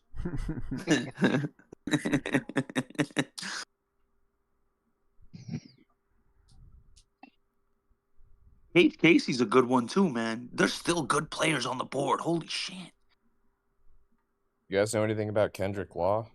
I Never don't. even- I don't. I know about that linebacker from TCU. Carolina likes him a lot. My Panthers just brought him in for a visit. He's been shooting up some draft boards lately. I've been hearing about Wheatley. Yeah, Zakey Wheatley's a good. Yo, one thing about Penn State, bro, they always put out good safeties. They always put out good DBs. Oh yeah, tight ends too. You guys were talking about Strange earlier. They just pump them out too. Penn State. There's just certain schools that typically breed positions. Like, I'll always draft an offensive lineman from Wisconsin or Iowa. I don't even got to see the tape, bro. Just give me him.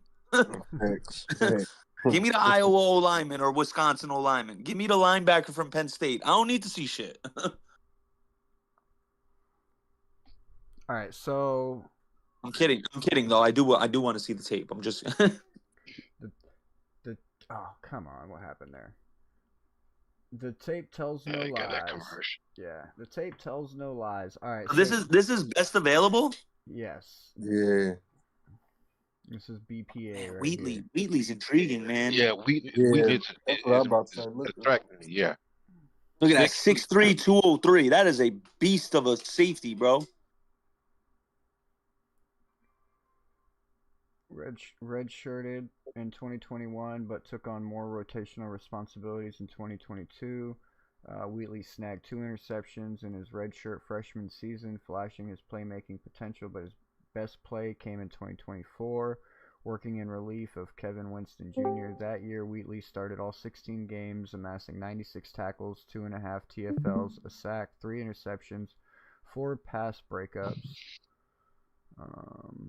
Last year, it's not telling me anything from last year. More consistent, working top down. Well, yeah. Yeah, that last paragraph is... Yeah, the last that's the paragraph major. what highlighted them, yeah.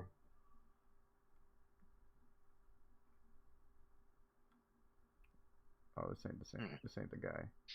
Yeah. Nah, yeah, right there, yeah. That last paragraph highlighted it. As a playmaker, Wheatley is more consistent working top down as an interception threat than he is as a deflection producer, and he maxes out in space over longer stretches. But as a split field strong safety, Wheatley has the size, explosion, processing, half field range, and support utility to be a quality starter. If you want to check, I know Mr. Polk wants to check out the comparison, so we're gonna go do that. Oh, I recognize that name. All right, so that's Wheatley, which is BPA, which is not a bad pick for us because we still need safeties, right? We still need safeties. We grabbed one, but like it's one of the positions. But Kilgore's kind of like a hybrid. He's like a safety / corner. Right. So What he's not about like a this true Charlie- safety. Yeah, this Charlie Demons guy. Wheatley's like your traditional strong safety. He's your box safety. I'm like saying about Wheatley. it. Time. Ooh, Kyle Lewis. Yo, when's your next pick? 130. Evan Moore is still there too. 130? Oh man, if Kyle Lewis or Devin Moore is there, bro. Oh my God. So let's go get Wheatley. Yeah, we can get Wheatley, and then we still maybe can get Demings or Devin Moore or Kyle Lewis, one of those three, if they're still there. Because it's 8. Oh, It's man, going to be Kyle 7 Lewis is picks. a stud, bro. It's going to be 7 picks to our next pick. So there's a chance that any of those 3 players could still be there. So Wheatley. we're going Wheatley here. That's 4 votes so far. That's the panel.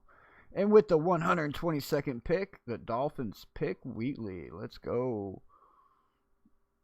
Kyle Lewis just went to the Patriots. I got. Oh, Kyle Lewis got taken, huh? Yeah, he went to the Patriots. He went to the Patriots. Because I was gonna say, bro, you could have. Because I was gonna say, if he was there, you could do some real. Jeff Hafley would have a field day if he had Kilgore and Kyle Lewis on the same roster. He would do some freaky deaky stuff. Because now that you just drafted Wheatley, right? If you drafted Kyle Lewis, you could move him to your slot corner, and then you could play Kilgore at free safety. So now you have Kilgore and Wheatley back there. and now you're chilling with your safeties. You got two really high potential safeties back there. Hey, Kyle Lewis is like a hybrid. He's like a nickel corner / will linebacker. Can you scroll up for a minute? Rich wants to know what position Wheatley is in. He was a safety. He was a safety. All right, so Okay, now somebody mentioned Demings and Devin Moore are the two BPA players on the board right now. We need another cornerback, in my opinion.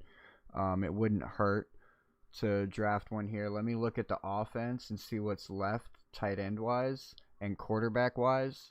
Right? Maybe we pick our quarterback here. You know, we still got Taylor Green on the board. Our next pick is until 151. We got Drew Aller on the board. We could probably wait till 151 to get him. Let's check out the tight ends. We got that Sam Roush. He's going to be the next one off the board as far as tight ends go. Yeah. At one. I want to go Taylor Green. It's up to y'all.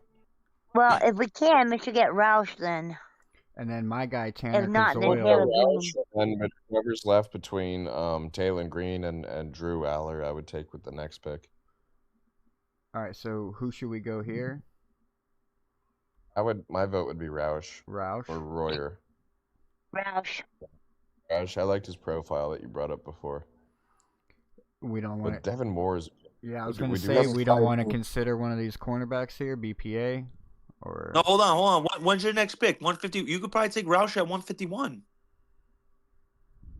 I don't think so. You could take that gamble. He's 160 on the big board. Have we taken any corners yet, or just the safety? We took Tag Davis. No, we took Tag Davis. Okay. Your secondary's looking all right because you have Tag Davis, you have Kilgore, and you got Wheatley. So your secondary's all right. I don't think Roush is going to be there at 151. I don't either. I got a vote from the chat saying Roush. Take him. Agree. All right. Take him. Take him. Let's run it. Yeah, he 160 with that. We should have waited. That's 30 spots below. Yeah, we're probably going to get a bad grade for this, but who cares? Hold on, let me see. This is an incredible draft so far. Because it's 130, 151. Like, these next two picks are our money picks, and then the last two are just basically, like... All right, hold on. Show the board again. Whatever's left over. Maybe we are rushing the Roush pick. I think so, too. Yeah, he is. I think so, too. Because Yeah, I'm really confident. I'm honestly really confident with Greg Dulcich and Ben Sims, the other tight end that we have, and we do still have Conyers as well. Same here. So it's like I don't feel like getting a guy that's not a generational tight end right now is gonna break the bank as far as this draft. I think you're making a mistake. Check the O lineman, Cat. Check the O lineman for me real quick. Both, like interior and tackles. Hey, man, it sounds like Taylor Green is the pick right now. See, Bo Stevens is there. Bo Stevens is right there, Cat. We could take Bo Stevens. He's not going to be there at 151. Oh, yeah. I like him too. Say what? My vote is Devin Moore.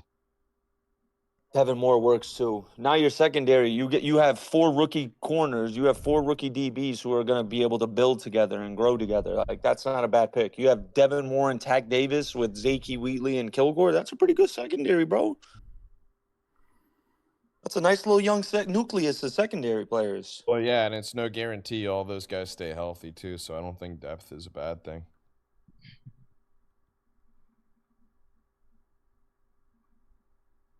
That would be on value. I would go. I don't know enough about Jalen Farmer. I like this Bo Stevens guy. I know Bo Stevens is solid. He's got my vote. Bo Stevens has my vote here. He's the guy I was talking about earlier that we can get later in the draft, who's a versatile guy who could swing between center and guard. 6'5", 315. Okay. Like, he definitely fits the mold for the Miami Dolphins for sure, especially where the versatility goes and the ability to have depth at the O-line, he's got my pick here. Whether he'll be a starter or not, he may not be a starter, but this isn't a guy we're bringing in to be a starter day one. This is a developmental guy we're bringing in for versatility and depth at the position. So next, Liam Eichenberg. See that? Hey, listen to this. Listen to this, y'all. This He's is a our funny next stat. This will Liam make everyone laugh. Eichenberg. He could be. Ready? Hey, listen to this, y'all. Georgia football in the last 3 years. 30 arrests, 31 draft picks. You talking about Goddamn. Bulldog? Goddamn. What they doing up there in Georgia? I don't know. It's got to be something in the water. All right. Athens, it sounds like a good time. All right, so right now we got 1 vote for Sam Roush. We got 1 vote for Devin Moore, 1 vote for Bo Stevens. I'd vote Stevens too. Beef up that O-line. All right, 2 for Stevens. Roush. Yeah, I already got your vote, Liz. You're Roush. Cap, Kenna, Chat.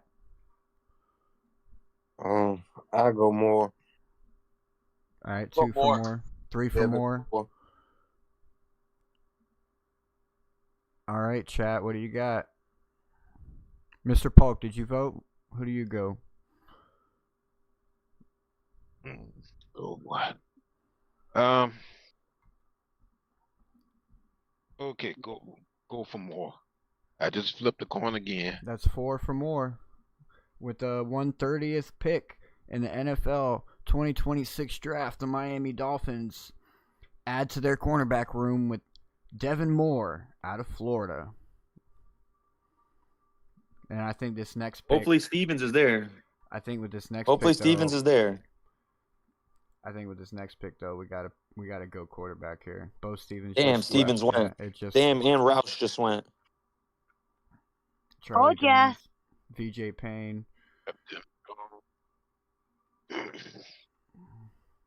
Well, our quarterback's going to be on the board. I think we're going to have option at whichever quarterback we want. Taylon Green. My personal favorite is Taylon Green. I like his build. In my opinion, he reminds me. He's a better fit if we're going with Malik too, because I'm assuming Malik's going to be moving, right? He's not just all of a sudden going to be this. Wait, he's 6'6". Passer. Yeah. Bro, he's a freak athlete, bro. He is like a freak. He lit up the combine with his testing, bro. He fucking lit that shit up with his testing, bro. He's a freak athlete. He lit the combine. You could find a way to put him on the field with Malik as well. Yeah, 100%. I think so too. He's had a 30 visit with us. He's one of the guys that came and visited us. So. Well, I'm not flipping no coins. I'm already on Green. Comparison here right now, we got Anthony Richardson, Cam Newton, Andrew Luck. Andrew Luck, what the fuck? What the fuck? I don't understand that one. I don't. Comparison.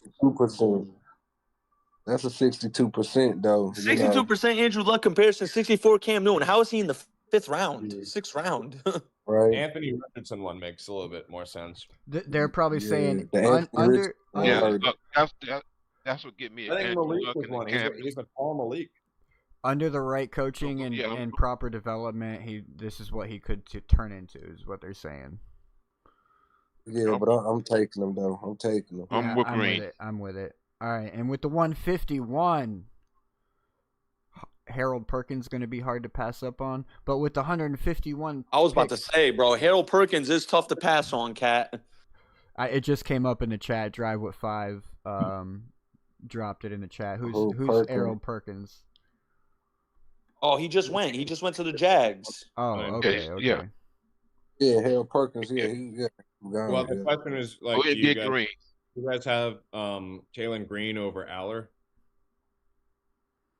I think Aller's the better QB prospect. Taylon Green's super raw. Like, he's just super raw. He's it's like my thing is you can draft Taylon Green, but what if he doesn't even get on the field and then next year you draft your quarterback? Now you just drafted Taylon Green for no reason, realistically. Oh boy, that does create to be the backup essentially for Malik. Yeah. Right. True. If we're moving and grooving it with a mobile QB, having a backup that's also mobile, I think is a great plug and play. True. Drew Well, Aller. You can do some interesting Wildcat stuff with Malik and Taylor Green for sure. Yeah, Drew Aller can move pretty well, but not like Taylor Green. I mean, hell, we could probably wait. We could probably wait till the next pick and just grab Carson Beck. Yeah, I think all three of those guys I'd be happy with picking at this 151 spot. I like Green. I'm hold on Quinn. I don't. What round is this? What round are we in? Fifth round. Fifth round. I'm very happy with this draft. This might be one of my favorites. And the next pick ain't till 227. I know. That's why we need to. That's why we need to be in the war room, Joe. Yeah, you can go grab Green and keep moving. Go get Green for me. That's 3 votes for Are we Green. passing anyone up here by going QB? I don't think so. Yeah, we going Green. Say go for it. Do it. We need it. That's 4 for Green. That's a automatic lock. Green. Bam, bam. Taylor Green is the newest quarterback added to the room for the Miami Dolphins. Now we're going to have a lot of picks go through here. We don't have nothing until 227. So Dane Durant was still there. We're going to watch all of round 6 fly by us. Roush will start over both. Yeah, but picking him at 130, like, I mean, maybe we should have, but the Ravens got Drew Aller.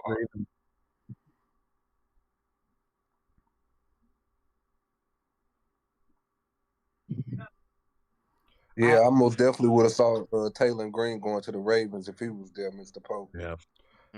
Drive with 5, I can totally understand that too, because Eli Stowers had the same type of situation because Diego Pavia was pretty stingy with the ball over there, and that's why he didn't get as much attention as he should have got until he went to the combine and started lighting up the combine and raised his value there. Because before the combine, nobody was even looking at Eli Stowers. But now it's like I was doing drafts before combine, and I was able to pick up Eli Stowers in round 5 or round 6. Now you got to get him by round like 43. Like we'd have to pick him at 43. And I don't know, man. C.J. Daniels gone. Daniels just left. Okay, so we at 227. We got I got to say I am. Denver offering us 2 picks for 227. It's going to be two extra late round picks. Yeah, they're going to be PFAs. I wouldn't do it. Yeah. Pass. All right. So let's look at BPA here at 227. Carson Beck, like I said, we'd be able to get him at the next pick. I've heard good things about Diego Pounds. Yeah, I have 2. Tyreek Sapp, bro. Tyreek Sapp. I was about to say Tyreek Sapp too. Tyreek Sapp, yep. Hearing about Sapp. I don't know if he's related to Sapp, but I've been hearing about him. Yeah, he's his nephew of Warren Sapp. 6'2", 273 out of South Florida, 4-star rating. Really? He's his nephew? 6'2"? That's a nephew on the paternal side, so he might have the. He might have the genes. He might have the genes. Hey. All right. Hey, so South Florida. Hey, go. So somebody convinced me because that 6'2" is bothering. Can somebody fact check that? Can somebody fact check that if they are related? Oh yeah, I looked it up before. I'm pretty sure he's his nephew. Okay, as long as it's been looked up and confirmed, and we're not just up here blowing smoke and lying to people. All right. 2024. No, he's not related to him. He's not related to him. I'm looking at it right now. No, Tyreek Sapp is not related to Pro Football Hall of Famer Warren Sapp. Despite sharing the same last name and having roots in Florida, they are not family. Who's the nephew then that I looked up? It says that you have Tyreek Sapp's been mentored. It says Tyreek Sapp's been mentored by Jason Taylor. Make sure that you spell the name Tyreek correctly too, because it is spelled different than most people. Yeah, I did. Yeah. That 6'2" was kind of. Hey, drive with 5. I know that you're not liking our mock draft, which is cool. You know, like it's not always gonna end out perfect, but we're gonna run some more mock drafts tomorrow for sure because I have Mondays off, and I'm gonna. This has been fun, but it's taken up a lot of the day. So after this one, we're gonna do some more tomorrow for sure. So hop in that Discord so you can get up here and you can run one for yourself. I'll let people run their own mock drafts and shit. If he was mentored by Jason Taylor, I would take Sap. All right, Diego Pounds, offensive tackle. Do we need more? Like these are depth guys, anyways, right? 6'6", 325.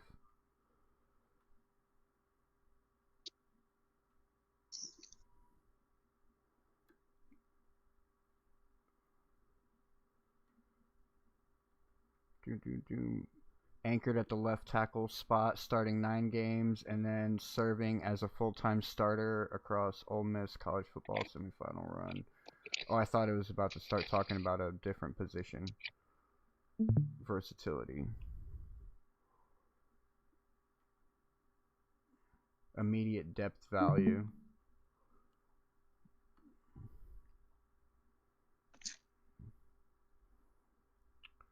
Is that me that's going in and out like that?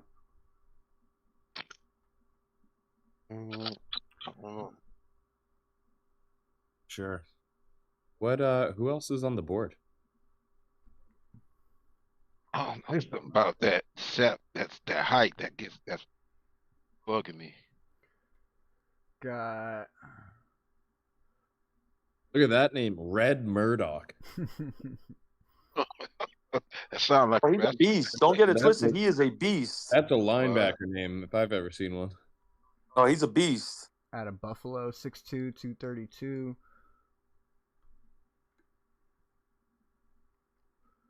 Injuries contributed to Murdoch's interesting fizzling out, and Buffalo was his only FBS offer. He scarcely played in 2022, but started 6 games in 23. Was a full-time starter from that point on. The numbers speak for themselves. Across 3 seasons, he accumulated 358 total tackles, 39.5 tackles for loss, 9 sacks, and 17 forced Whoa. Timeout, Cat. Timeout. So he amassed 358 tackles, but he wasn't even a full-time starter in 2022 and 2023. I mean, I gotta go look at his stats. Yeah, I gotta go check his stats now. This past year, hold on. Nine sacks and 17 forced fumbles. Like that's a big number too. What types of teams are they playing though? Buffalo had a linebacker. I think it was last year or the year before. Sean Dolak that had like stats like that as well. Bro, listen to his last 2 seasons. Okay, in 2024, he had 156 tackles, 2 sacks, 7 forced fumbles, and a pick. And then this year, 142 tackles, 5 sacks, 6 forced fumbles. He is an absolute monster. Are they just running up the gut in the MAC or something? How do you get that many tackles? I'm about to look at his game log, dude. Hold on. He had a game against Eastern. He had a game against Eastern Michigan, 17 tackles, a forced fumble, and a fumble recovery. And then against hold on, what does this say right here? Yeah, against Akron, he had 13 tackles, a sack, 1.5 sacks, and a forced fumble and a fumble recovery. This guy flies. Guy flies all over the place. In 2024, he had a game with 19 tackles. Yeah, these teams have to just be running through the gut. Because I remember 2 years ago, Buffalo, the linebacker, had very similar stats. Sean Dolak, same school. And then a few years before that, Buffalo had a running back that had absolutely ridiculous numbers. Like every few years, they're just like these stat monsters. Uh-oh. It seems something bad. The arm. Oh, hey, Joe, remind me, isn't that where Khalil Mack went? Yeah, I think so. Makes sense. Makes sense. Yeah, it's like a linebacker university.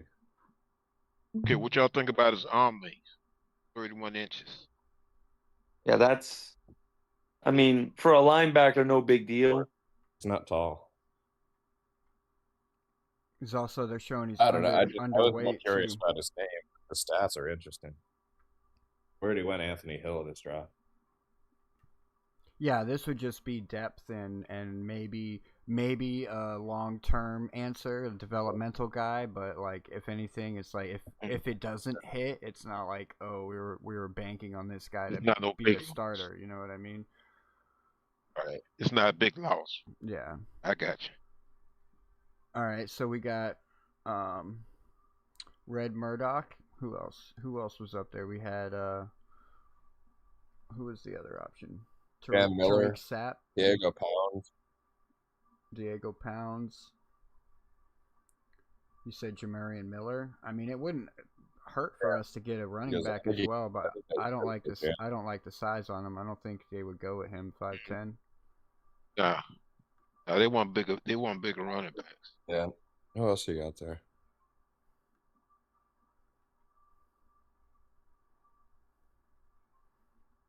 Well, based on our draft, we're rolling. We're not trading Devon Achane this year, and we're rolling with the running backs that we got because we ain't getting a good one out of the draft now.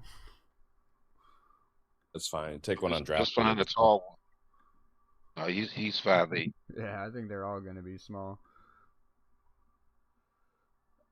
All right, so I would say Pounds would be my vote, but I don't. Who else? If you scroll down a little bit further, who else is there? we do have another pick and 9 picks, so we have 2 picks here in the next 10 picks. So keep that in mind as well. We could end up getting both. Emil Wagner has had meetings with us, the tackle from Notre Dame. And he's a good one, Joe. Interesting stat about him. He had a less than 5% pressure rate his last year in college. A 4-star recruit, 6'6", 306 pounds. Ohio guy. Developmental offensive tackle prospect who could hear his name called on day 3. Could hear his name called on day 3. Doesn't necessarily mean that it's going to happen. Stiff hips. I don't know what the Werfel Award is. What is that? Oh, presence in the community. That's good. We like guys like that. Yes, we need guys like that. Yes, we do. That is a every that's team a needs check, people like that. Facts. That's a check in Stiff the right hips box. and little knee bend is. I think that was one of the things that held Alec Ingold over here for so long was like his Man of the Year award and like his work in the community. A locker room leader with 2 years of starting experience, Wagner will draw NFL interest with his character and intangibles. Those are 2 words that Sully mentioned in the past presser: character and intangibles. Yeah. I think this is my vote now over the other guy, over the other tackle. Me too. I believe the team has met with him. We can find that out right now, bud. It'll tell us right here. It'll tell us right here. Oh, maybe not. Jack Conklin's a good comp. Roderick Jones, there's some good comps there. It didn't list any 30 visits, Joe. I could pull it up though. I've got it. Page up.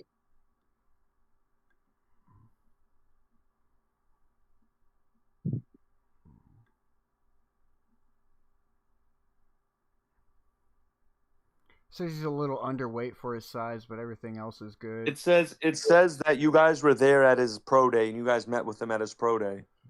That's all I got. I don't see anything about a 30 visit. Yeah, but he can put weight on if he need to. That's the only thing I see concerned about him, but it's not no big concern to me. So we got 5-second 40-yard dash, 9-foot broad jump, a 1.79 10-yard split. Not that that's very important for the offensive tackle, right? The 40-yard dash. I mean, unless you're Penei Sewell and you're trying to keep up with Jahmyr Gibbs down the field blocking for that touchdown. That was so epic watching Penei Sewell run there next to Jahmyr Gibbs. Oh my gosh. And we could have had him, bro. We could have had him. Imagine him running next to Devon Achane to create that blocking, man. Ay, ay, ay.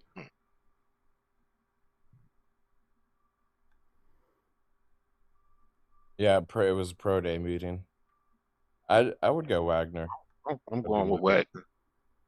Wagner? I'm with Wagner. All right. Yeah, Wagner for me also. We got 2 votes for Wagner. Wagner. 3. We got a vote for Red Murdoch. I'm big on Wagner. All right. So if my Panthers don't get him, I'll be okay with the Dolphins getting him.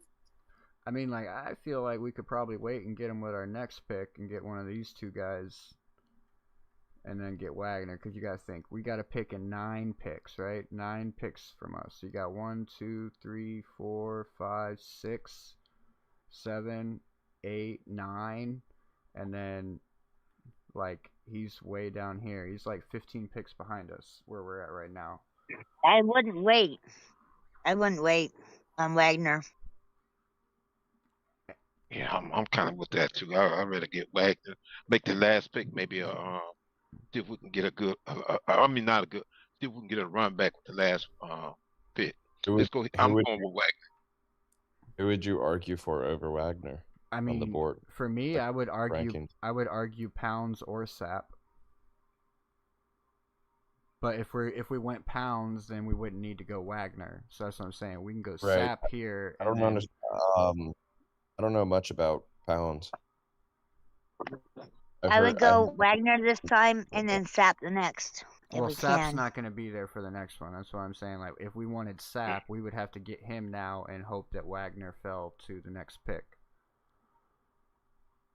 I'm not worried about Sap. You also got that Murdoch guy. Yeah, my vote would be Wagner here. I don't know enough about the other guy, Pounds. What does Pounds' profile say?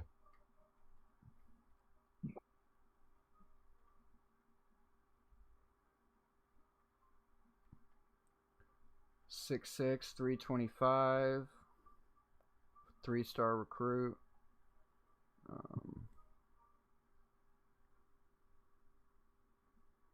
I got to vote for Murdoch. Abundance of experience and scheme-specific upside. He transitioned from defensive line to offensive line as a junior in high school and later joined the North Carolina Tar Heels as a 3-star recruit. He played in 5 games as a true freshman and started 8 games as a sophomore, and then he transferred to Ole Miss.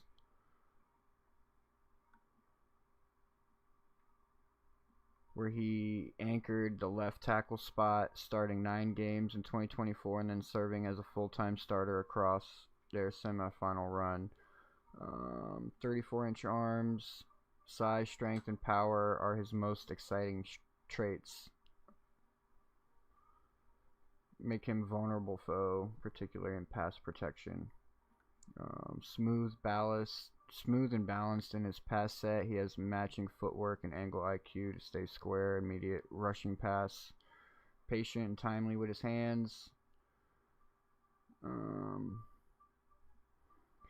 mean, it says versatility, but it's from the defense to the offense. I don't think that means the same as, like, positional-wise on the same side of the ball.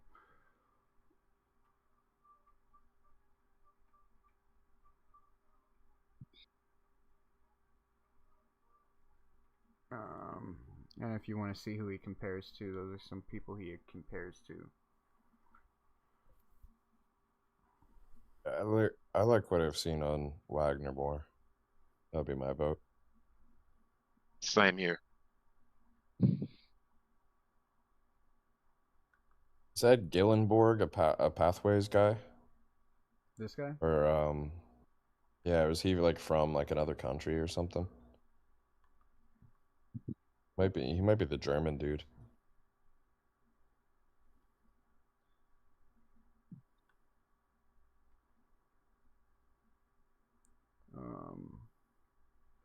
Looking for it. Maybe I'm thinking of someone else. Nah, because it says Wyoming here. Yeah. No, he's from Missouri. Never mind. I'm thinking of someone else. All right, so Joe, you mentioned that. So far, we got a lot of votes for Wagner. Yeah, I'm with Wagner.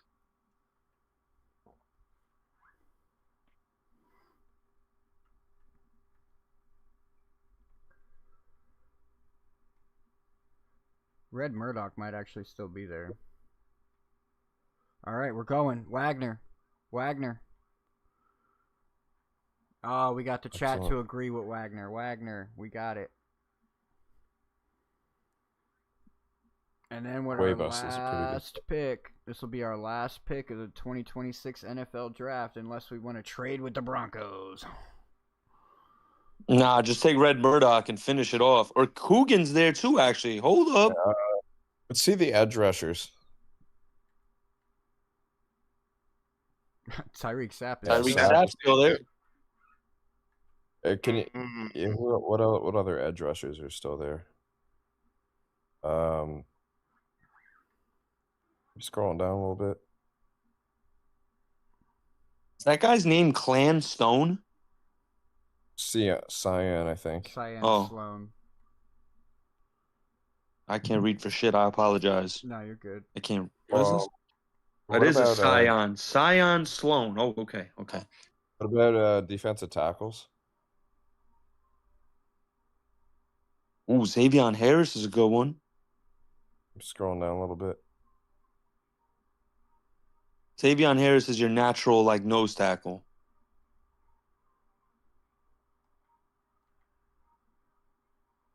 Maybe he already went off the board. I was wondering if they had that Pathways player. From, I forget where he's from. Well, from Germany? Wait a minute, scroll back up a little bit. He's from Africa. What the guy you're talking about, Joe? Oh, you're talking about the dude that's built like Thanos? Yeah, you are Bernard. Oh, no, I don't know about him. Yeah, he's built like a fucking Marvel character, Mr. Pope. Oh, got it. And then this He's like 6'6", 305 with 6% body fat. And his arms hang down to his kneecaps. He's a monster. He's a Bigfoot.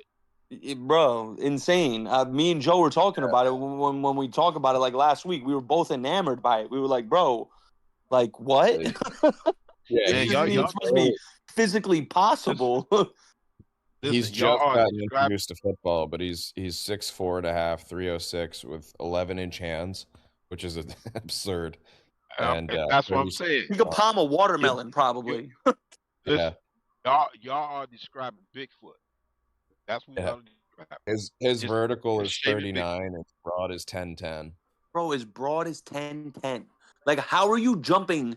How are you broad jumping almost 11 feet at 306? 14 inches more than any other defensive tackle at this year's combine. What, bro? He's a cyborg. He's literally a cyborg.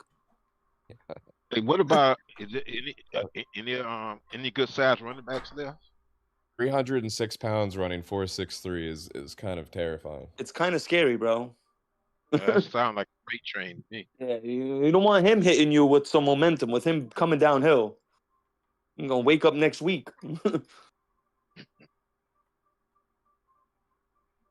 Yeah, I would love to see us take a shot at just getting him as a pass rusher. This is he's new to football, right? So he's not going to be technically sound. But on pure pass rushing scenarios, it could be a problem. Is he even in this database? That's a good question. If you go to the search and put in Bernard, does it pull up a player?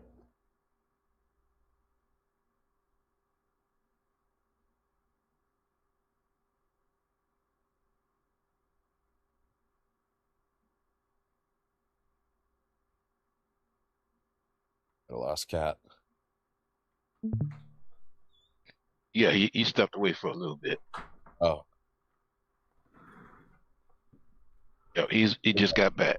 Yeah, I just got back. Mr. Parker. I've had 10 cups of coffee today, so I was sitting here oh god, I gotta use the bathroom. Anyways. All right, so can you search Bernard and see if he pulls up in the system? Bernard. Yeah, his first name's UAR. What position would he be? is either a DT or an edge, if they have him in here. Yeah, there he is. Nigeria. I'm sure they don't have anything on him. Undrafted, yeah. He's met with a lot of teams, so there's a chance that someone would take him at like the end of the 7th, just so they don't have to leave it up to chance.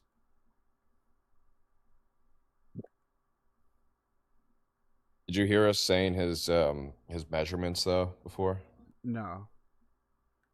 Yeah, he's met with 16. He's like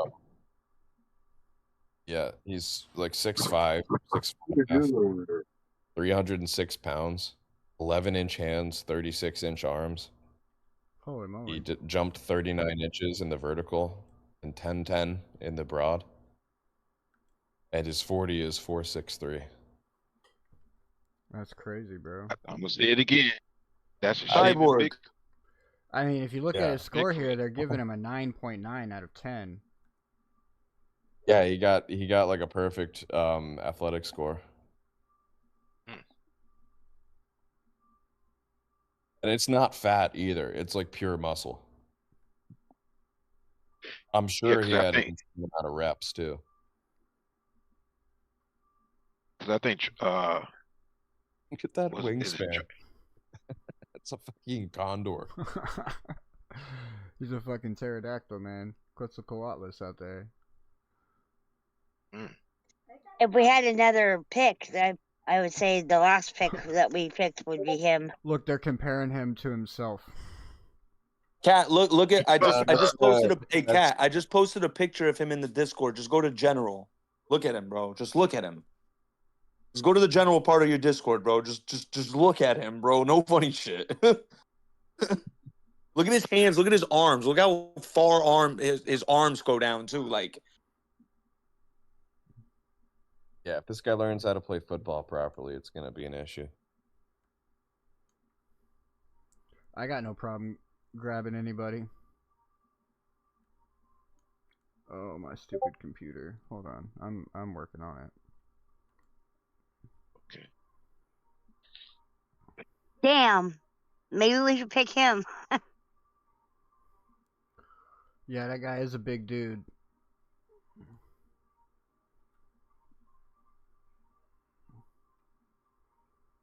I can actually show it. I can show it to the audience. Here, I'll show you. I'll show the audience. Okay. Rich wants to know how fast he is. 4.63 was his 40. 4.63 versus 40. Don't forget to tell him that he's 306 pounds too. Yeah, 306 pounds. Rich says you should pick him.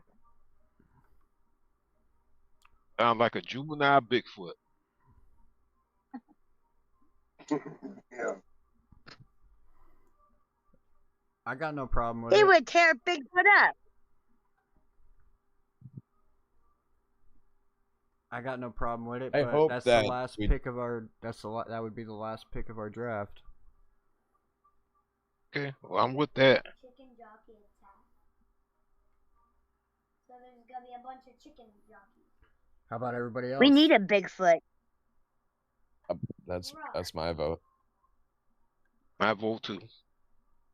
Let's get the Bigfoot. All right, and with the final pick for the Miami Dolphins in the 2026 draft, they're going to go ahead and take a flyer on Uar Bernard, defensive tackle from Nigeria. I hope I said we're gonna that get a right. crap grade for it, but who cares? Yeah. I mean, I'm happy with this draft. This is one of my favorite drafts I've seen. I mean, we took the time This to actually, this draft like, shows the power of trading back.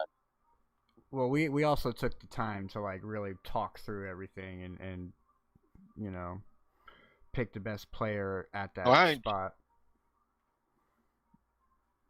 I enjoyed it. Moment of truth. I'm learning a lot from this, so a B. Appreciate all y'all up here. B, okay, Yeah, I knew we'd get a bad grade on the Taylor Green, but I didn't expect Zaki Wheatley and Devin Moore to be C pluses. I mean, look at these first 10 picks. That's 10 players I that think we are did either pretty good. starting or like actually seeing the field. Yeah, no, 100%. Yeah. Yeah, Casey Concepcion, you know he's going to be starting. Zion It's a Young. completely rebuilt defense. Basantis maybe just because of like our offensive line and how it's already built, but still has a good chance of starting over Austin Jackson. Anthony Hill going to be starting. Kilgore starting. Bryce Lance most likely going to be in the rotation. Yeah, no. Like, Yeah, he'd be wide receiver 4 probably. yeah, they gave us a bad I will be grade totally for it, shocked. but honestly, I feel like Maybe it wide was receiver it 5 was at a worst. good draft. I think I those would be, 10 picks are seeing the field, if not starting. I'd be completely shocked if Hatley takes that last guy. I'd be happy, but I'd be shocked. Yeah. I'd be so happy. You know, I'll be. Let's so not. Hey, happy Joe. Start getting Let's not drafted. forget one of the most important things about this too. That second rounder for the Chargers next year too. Major key. Right, because that's gonna be mid-round. It's not like they're guaranteed to be, one of the top 10 teams. I don't know. Yeah. I don't know, Joe. It's in L.A., man. SoFi Stadium. Like it's so in the Broncos. NFL's. Hold on. It's so in the NFL's favor to have a Chargers Rams Super Bowl this year. I'm just saying. Subway Series. I'm kind of thing. just saying. I hear you. That's something that hasn't happened yet in the NFL. You know what I mean? The chips on the shoulders of both Bo Nix and Pat Mahomes this year is going to be hard to compete with. Not to mention those coaches, right? The people are just kind of like writing off the Chiefs, and Bo Nix is probably thinking that was my Super Bowl, and then now you got the Raiders. They've actually seems like they're going to put together a somewhat formidable team. Yeah, they're definitely getting better. And for sure. And the Chargers are going to be trying to make things work with Mike McDaniel, who's not a guarantee. No, I don't think it's a guarantee with Mike McDaniel over there. But I mean, like at the end of the day, like if we got to be honest with ourselves, like the Chargers do have a team that could go be 10 wins. Like they do have a team that could make it into the playoffs, and if the playoffs fall right for them, they could fight through the playoffs and make it. Because like let's be real, like they have weapons on offense. They have a decent enough defense. Like last year, if Justin Herbert didn't have a broken hand, they probably beat the Patriots. See what they're saying about Super Bowl odds. They've got the Seahawks Also, and the Rams. If Jordan Love didn't get hurt, they would have made it a lot farther. If who didn't get hurt? Jordan Love, Green Bay. No. If Jordan Love was just a little bit better, they would have got further. Because there's a lot of people that gave us shit about Jeff Hafley. Like, oh, Jeff Hafley let Chicago put up 30 points on them in the fourth quarter to win the game. Yeah, but at the same time, the offense didn't do anything. All they had to do was score one field goal, and they probably could have stopped that from happening. You know what I mean? So it's like Jordan Love could have done a little bit better. Yeah, I got the odds for us winning the Super Bowl at 20 plus 25,000. So $100 bet nets you what, 250? 250K? I think that's based on a $100 bet, so that would be 25,000. Oh, 25,000. I mean, that's still a lick to waste your money on. Because I'm sorry, I don't think it's this year. It's 25,000 for a reason. Hey, thanks for letting me come up here and what have you. And I enjoyed it. I enjoyed this the mock draft, and I enjoy all you guys guys out there in the chat and up there earlier. I got to jump off of here, though. Hey, no problem. I appreciate you, very Mr. pleased. Mr. Paul. Hopefully you'll swing by tomorrow. We'll be doing a few more mock drafts. And that sounds like a plan to me. And that goes for everybody. It is getting late. I definitely spent a lot more time today than expected, but that's totally okay. I appreciate all of you swinging through and keeping it going, because like I said earlier, had I been just up here talking about it myself, I would have been done an hour after I started. I would have ran through it so quick. So I really do appreciate y'all coming up here and allowing conversations to formulate and happen. So because that's how we learn, right? You know, we all have our own opinions, but our opinions may not always be right, or they may just be a little misconstrued, and they need somebody else's opinion to help put all the pieces together. So I really appreciate every single one of you, everybody that was in the chat. I appreciate all y'all showing the love, hitting the comments and hitting the little emojis and stuff. I appreciate it. This has been one of our best streams in a long time. We're close to the 500 mark. We got that giveaway going on of the Mike Gesicki autograph photo going out to one of our lucky subscribers once we hit 500. So make sure you get out there, share us. Like I said, we'll be live again tomorrow. We'll do some more mock drafts. I'll allow you guys to come up and do your own little mock drafts. We'll just run through it. We'll have fun. You can do whatever you want. Nick, if you want to come up and do a Panthers mock draft, I don't care. But hey, listen, brother. I was just gonna say, bro, I appreciate you having me on. This was a great live, very productive conversations. And you know, we could always do a draft. You could do it with two teams. You could hit Miami and Carolina. We could do it at the same time. Yeah. So let's plan for that tomorrow. Sure. Let's plan for that tomorrow. Hey, we could have some fun with it too. We could make some trades if it makes sense. You know what I mean? Hey, you could be Sullivan. I could be Dan Morgan. I'm totally down for it. But like I said, No doubt, bro. It has run a little bit longer than I wanted it to today, so we're gonna have to push that for tomorrow. I appreciate. No doubt, brother. No doubt. I'm off tomorrow too, so I'll be live. Take care, y'all. All right. Yeah. Everyone else, peace out. Make sure y'all smash that like and subscribe on the way out if you have not already. Also, go check out Only the Real Survive. Kenna, go hit that subscribe button over there as well. And also, Pete's Takes. That's a great place to get some more great takes. So head over to Pete's Takes, hit the subscribe button over there as well, and enjoy the rest of your day. It's been super fun.